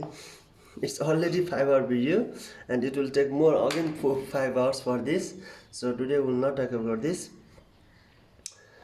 It obeys the third law of motion, okay. In every action there is an equal and opposite reaction. If neutrons was not there, then we won't have jet engine. Okay, sorry, it's bad joke. Blades of the fan is so, why the blades of the fan is so big, why it was not small? Okay, one thing you have to remember, because the thrust, okay, thrust depends upon radius of the fan, okay, radius of the fan and velocity of the fan. Okay, if there is more radius in the fan, then it sucks more air. Okay, the suction power increases because the surface area, okay, the surface area of the fan increases. And when the velocity increases, okay, the velocity, when the velocity increases, or rpm increases, then the suction velocity increases, okay, then it will suck more. So blades are made big, okay. And what is the rpm of this blade? The average rpm of the jet engine is 2500. Okay, this is the average rpm of the jet engine. It will go up to 4000 also. Okay, that I forgot the name, that GE90 plus. Okay, they go up to 4000, okay, rpm, rotation per minute. rpm means rotation per minute. Okay, and just imagine the power of suction. Okay, okay, now let's talk about, this is the compressor. Okay,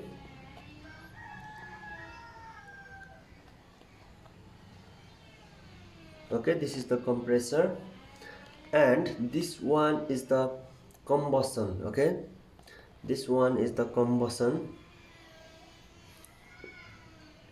Like I will make I'm poor at drawing. Okay, one shaft. We will not talk about the types of shafts. We are just talking about the principle, how it works. Okay,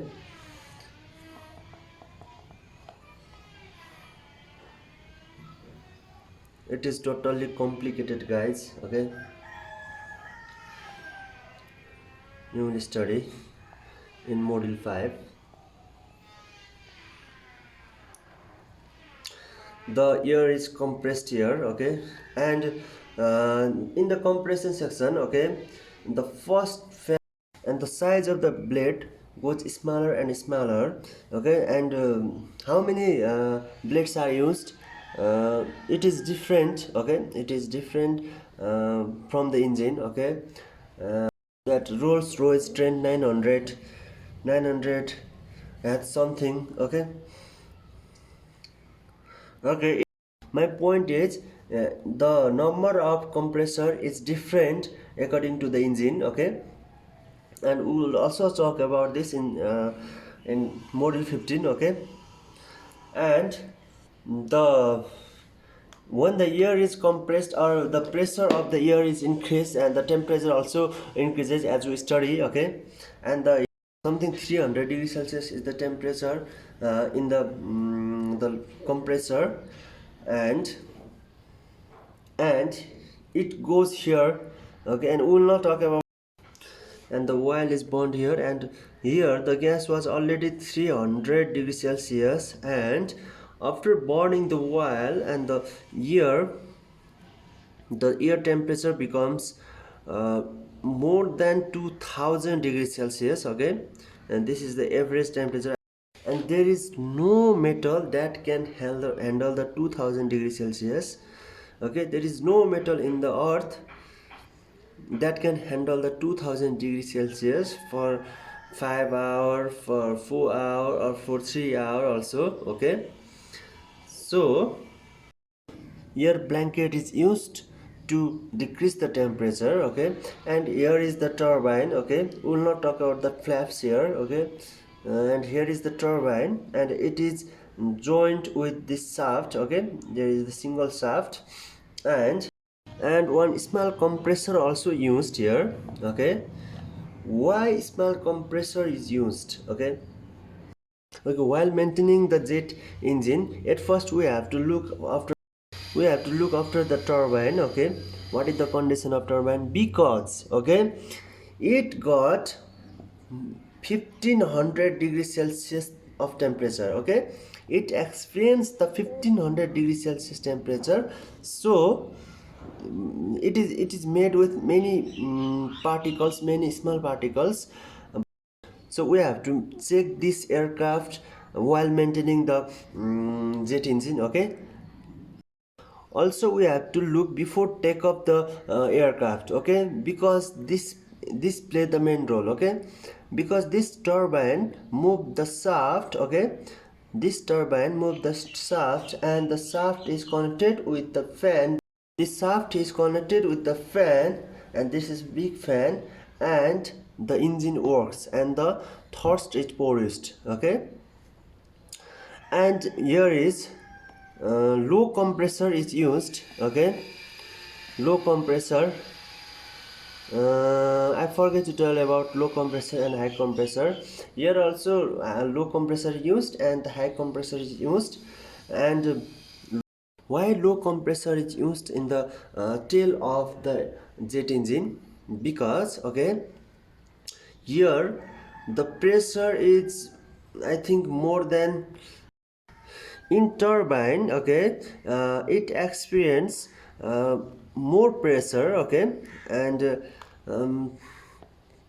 like out of 10, 2% of the energy is consumed by the turbine, and 8% or 80% out of 100 is exerted outside. Okay, and here the air pressure is more than 3 mats. Okay, more than 3 mats. That means uh, here is low pressure that bypass. Okay, it is the bypass here. Here is the low pressure and it is the high pressure. Okay, so due to the pressure difference, okay, there will be the chance to blast the engine. So to prevent from this, the low compressor is used, and the bypass pressure and the pressure coming from the engine are made a bit equally. Okay, there will be not much more difference. Suppose 1.5 or 1.2 will be the difference between this bypass pressure and the pressure coming from the engine. Okay, so it goes outside, and the air goes backward, and the aircraft goes forward direction. Okay, so this is the simple process of jet engine. Okay, and you will not be asked in your exam.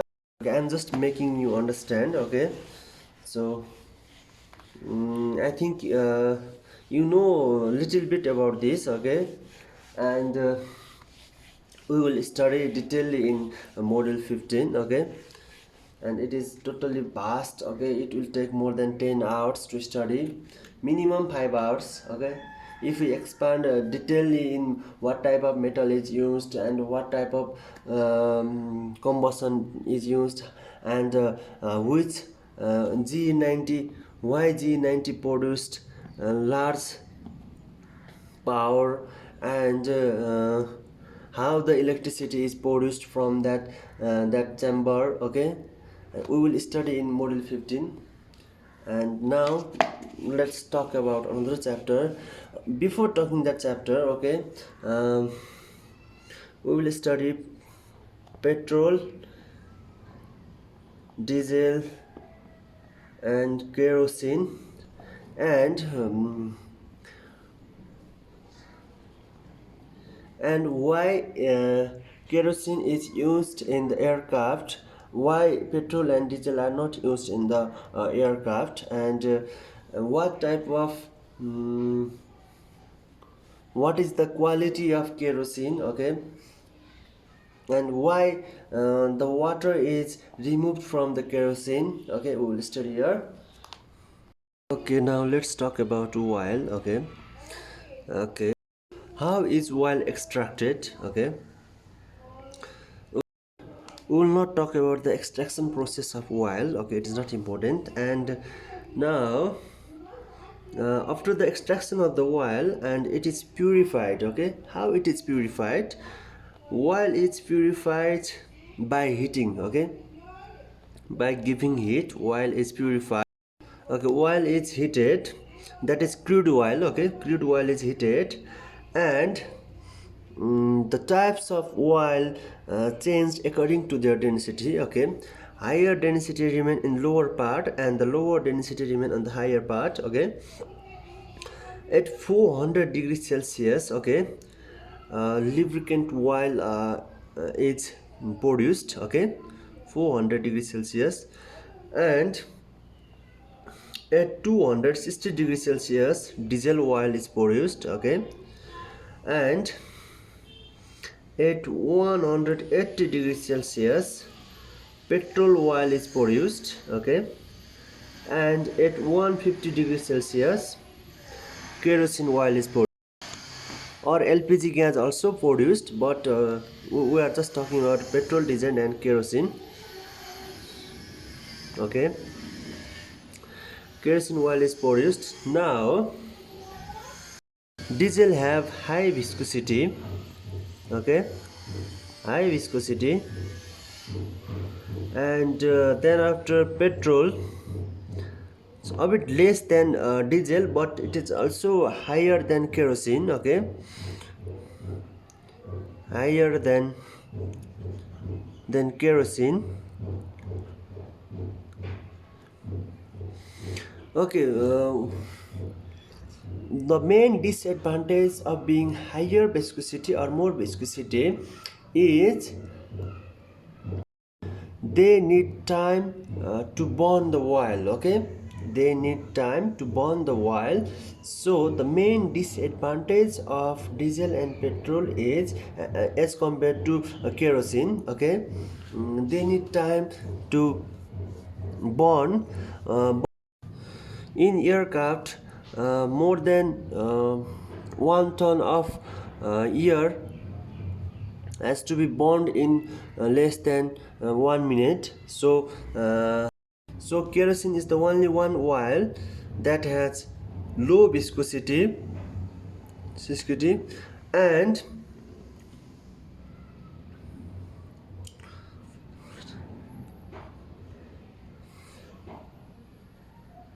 higher freezing point.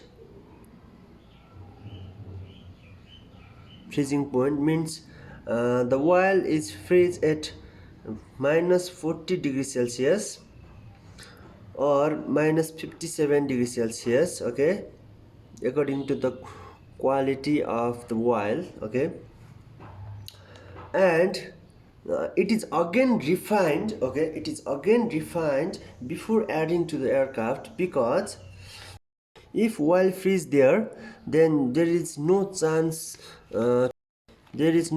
to maintain the aircraft.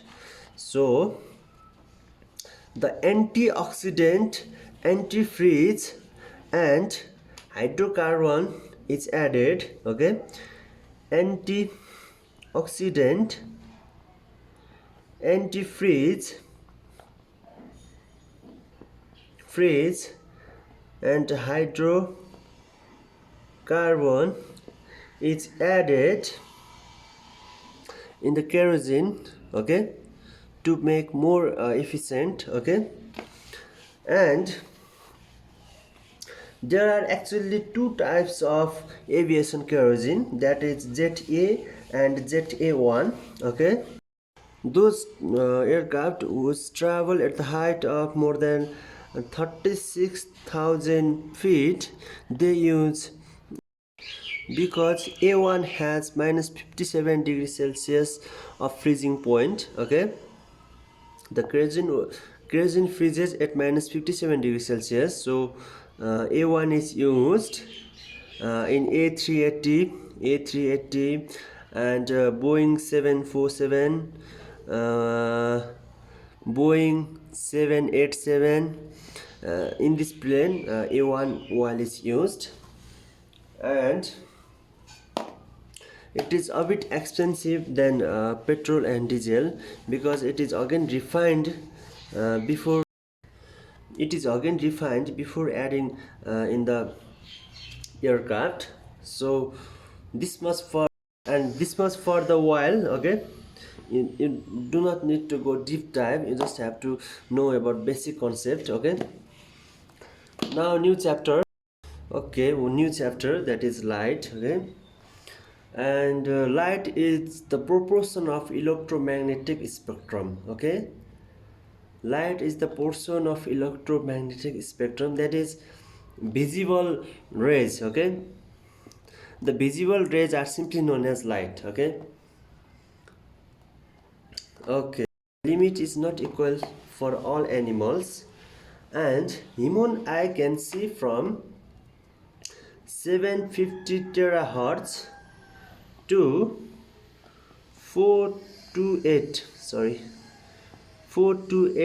terahertz frequency. Okay, human eye can see 750 terahertz to 428 terahertz. Bodies who produce light are called luminous bodies. Okay, those bodies which produce light are called luminous bodies, and the speed of light is 3 into 10 to the power 8 meter per second, and this is same for all electromagnetic spectrum. Okay, like ultraviolet rays, infrared, radio wave. Okay, like radio waves, it is similar for all electromagnetic spectrum. And in the air or in the water or in any medium, the velocity of light or any electromagnetic spectrum is low. Okay, due to the drag force, or also we can say friction. Okay, velocity reduces as refraction of coefficient. Okay, velocity reduces as refraction of coefficient, and speed of light also denoted by c. Okay, speed of sound also denoted by c, and the speed of light also denoted by c. Don't be confused. There are two laws of light. They are reflection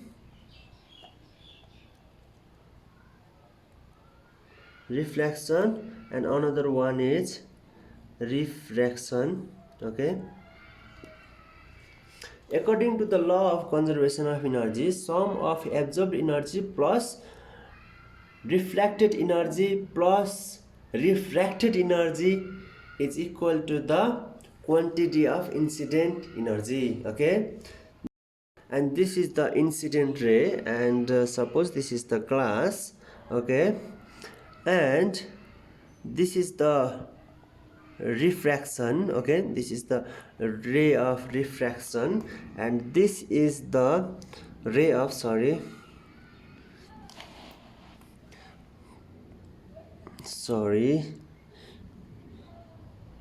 okay, this is the reflection. Okay, this is the ray of incident, this is the ray of refraction, this is the ray of reflection. Okay, I think you also know about this. The angle of incident ray and the angle of reflection ray are equal. They are equal. Okay, and the conservation of energy tell that sum of absorbed energy. Okay, some energy is absorbed in the glass. Okay, glass, and plus sum of reflected energy, this is the plus reflection energy plus refracted energy is equal to the angle of incident energy. Okay, angle of incident energy is equal to the absorbed energy plus reflected energy plus refracted energy. Okay, now let's talk about the lenses. Okay, One is plane and another one is convex and another one is concave. Okay, and this form the straight line. Okay, the image is formed in the straight line. The image here formed is straight line and this is convex. The image formed in the convex mirror is short and diminished image. Okay, and in concave mirror the image is inverted and magnified. Okay, I think you know about the radius of the curvature, center of the curvature, uh, and principal axis. Okay, and aperture of the mirror. I think you know about this. I will not go there because it is not important for you guys. What is diffraction index? What is diffraction index? Is speed of light in vacuum and speed of light in another medium. Okay, speed of light in another medium is known as refraction index. Okay, sun produced all type of electromagnetic spectrum, and they are infrared, visible rays, UV rays, radio waves, X-rays, and gamma rays also. And we can only see visible rays. Okay, and gamma rays are more powerful, and we can't see and we can't feel. They are very powerful, and like atom bomb, hydrogen bomb, uranium produce gamma rays, and also sun also produce gamma rays also, and infrared are not harmful. Okay, and night vision. Okay, we use night vision, and we make light due to heat. That is also infrared light, and warming bodies we produce that light, that is infraviolet rays. Okay, we can't see, but some machine can see that, some animal can see that, tiger, cat, or TV remote is also based in the infraviolet rays. Okay, and camera can see that infraviolet rays also.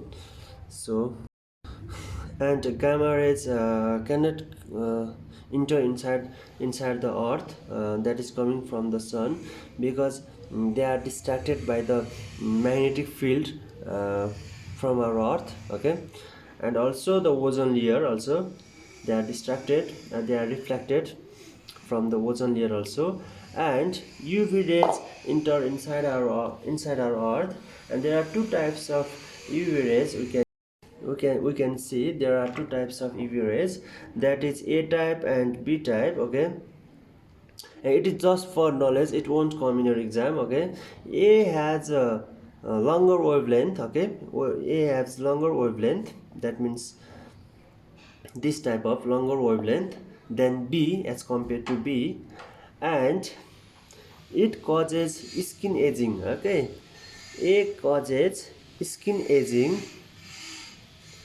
and B has shorter wavelength, and that causes skin burning. Okay, skin burning, but we can't see it, we can't feel it. Okay, and we can feel heat. Okay, by infraviolet rays. And this was for the light. Okay, and now we will study fiber. Okay, what is fiber?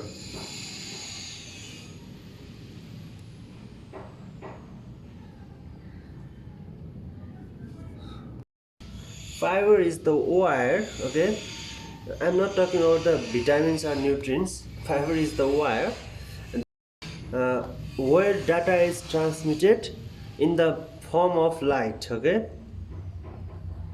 fiber is the wire where data is transmitted in the form of light is simply known as fiber, and the fiber is made up of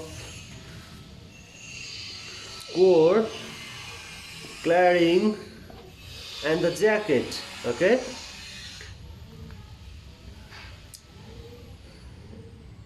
Okay, this is the core, cladding, and this is the jacket. And the core and cladding are made up of silicon. Okay, silicon element, that is silicon is mixed with oxygen and made silicon oxide. Okay, and the core is made up of silicon oxide, also cladding also made up of silicon oxide, and the refractive index, okay, it's bigger in cladding. Okay, so the light can't pass through the core. Okay, and impurities are added to improve the performance, like germanium tetrachloride, okay, phosphorus oxyl chloride, POCl3, okay, and the light passes through by making the angle more than 90 degree. Okay, the critical angle must be 90 degree, so the light doesn't go to the cladding. Okay, this form of the light will happen in the core, and higher refractive index means higher bending capacity. Okay, one thing we have to note that if we won't make, if the critical angle is less than 90 degree, then the ray will go to the cladding and end in the jacket. Okay, end in the jacket, and the data transmission will be fail. Okay, so we have to make more than 90 degree, then the total internal reflection will occur, so the ray will be in core and the data will transmit in the form of light. Okay, in this way data is transmitted in the form of light. Okay, before fiber, the data was transmitted in the form of electricity, but it was a very problem and it takes time to transmit data from one place to another place, but the speed of light is 3 into 10 to the power 8 meter per second, so it is easy for us to transfer data in the form of light. Later on, the data is transferred from light to electricity, electric charge. Okay, electric charge, and the device that converts lights into electric charge, and that is transducer. Okay, sir, so we will not talk about transducer. It is very vast. Okay, like positive charge, negative charge, what will happen if the positive charge came, then electrons flow, and negative charge come, electrons doesn't flow. And if the light is on, that means positive. Okay, if the light is off, that is negative. In this way, that means positive means 1, negative means 0, 1 0 1 0 1 0 0 0. In the form of a binary code, the data is transmitted. Okay, it is a bit past. Okay, don't go further. We will study in model 4, model 5, and also we will study a little bit in model 3. Okay, now there are two modes to transfer data, that is single mode. Okay, single and multi mode. Okay, and in single mode, one ray can travel in the fiber in one time. Okay, one ray only, one ray, and more than one ray. Okay, more than one ray, and here it is due to the core diameter is less. Okay, 10 millimeter, okay, and the core diameter is greater than less than 10 millimeter, and the core diameter is greater than 10. In single mode, the core diameter is less than micromillimeter, and the core diameter is greater than 10 micrometer, and it is difficult to manufacture, and it is a bit easy to manufacture, and the and single mode has higher bandwidth. It can transfer more than 1 terabyte, okay, at a time. It can travel 1 terabyte data at a time, and it can travel 10 GB per second, okay. In single mode, attenuation is low. Attenuation means data losses, okay, data losses.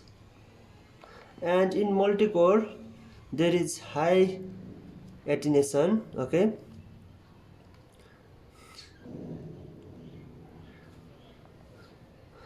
And high performance, okay, higher bandwidth means high performance, and low performance.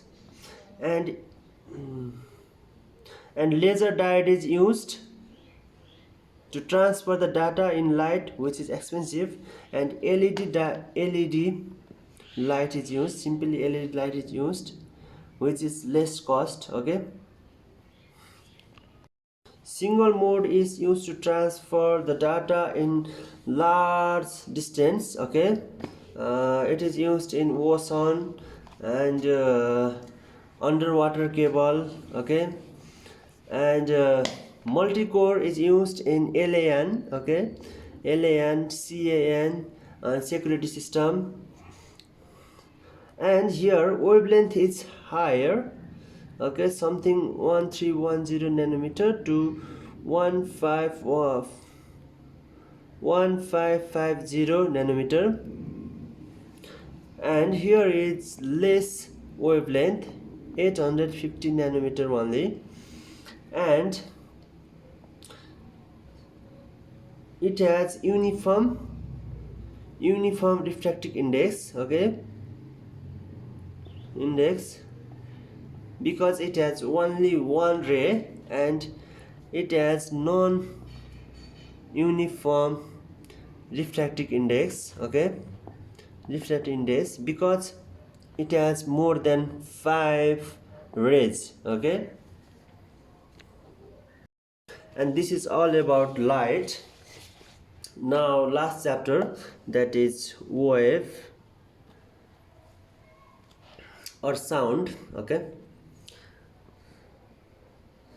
sound. And human can listen 20 hertz to 20 kilohertz, okay. At first, what is sound?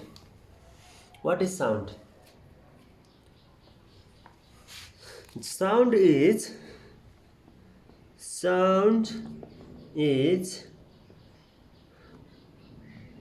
perturbation of any object, okay, or body. Perturbation means disturbance, okay, disturbance. Sound is perturbation of any object or disturbance. This is known as sound, and it is also one form of energy, okay, and it is also measured in frequency, okay. And before learning sound, just study some wave, okay. It is important. This is the wavelength, okay, and this is the amplitude, okay.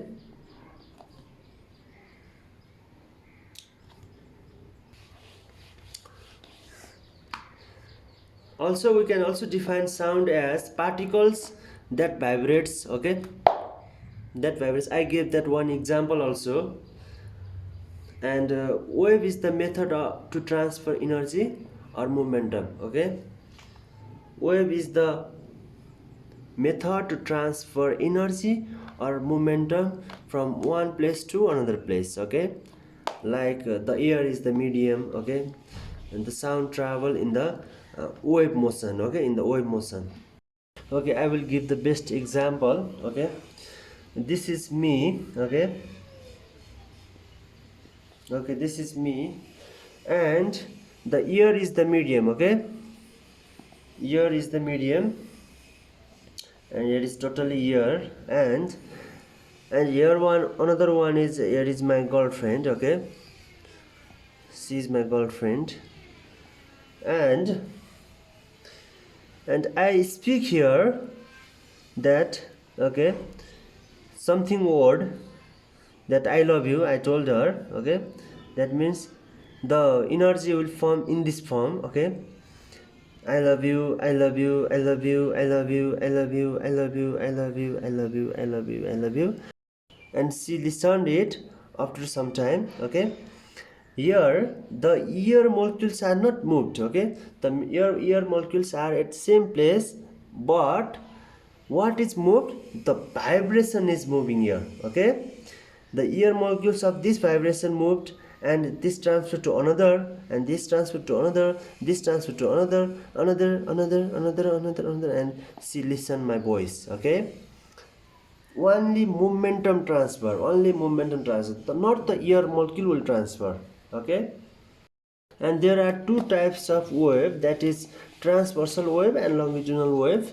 Transversal wave are those wave which transfer in the form of this wave is known as transversal wave, and longitudinal wave have those wave which transfer this is known as longitudinal wave. The best example of transversal wave is light. Okay, or any electromagnetic spectrum. Okay, they travel in this form of wave. And also electricity. Okay, electricity also form, but only one type of electricity will form, not DC, not square. Okay, and this wave is known as sinusoidal wave. Okay, sinusoidal wave. And the example of longitudinal wave is earthquake. Okay, earthquake transfer in this form of. Okay, now let's talk about Doppler effect.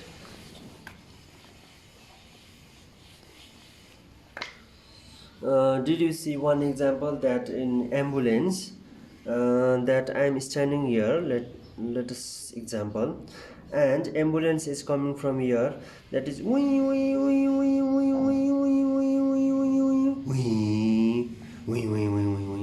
like that. Okay, another example I will tell, that I am in the bike racing or racing ground. Okay, and this is me. Okay, and the bike is coming at the speed of 400 kilometer per hour. Let's example, per hour. Like that of sound you will hear. Okay, that I listen this type of sound, and this is simply known as Doppler effect. Okay, how this happen? How is this happen means, the speed of sound is 343 meter per second, and the sound is disturbed by the airflow. Okay, here the bike is coming, and the bike is coming in this direction, and the sound also coming in this direction. Okay, and I am a listener. When bike goes in this direction, here in this point, and the sound has to travel in backward direction, so it takes time for a millisecond or microsecond, so that sound is disturbed. Okay, in this time the sound is disturbed, so I listened, or everyone will listen a double sound. This is simply known as the Doppler effect. Okay, and also I already told about pitch, loudness. Okay, I will not repeat that. Okay, and we will practice in the practice set. Okay, when source When source move to the listener, then lambda decreases, due to which f increases, so that pitch is increasing. Okay, and last chapter, okay, interference of wave. Interference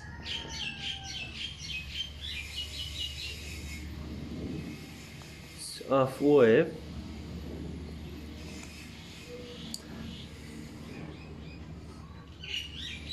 Coupling of the wave, this is known as just coupling of the wave, is simply known as the interference of the wave.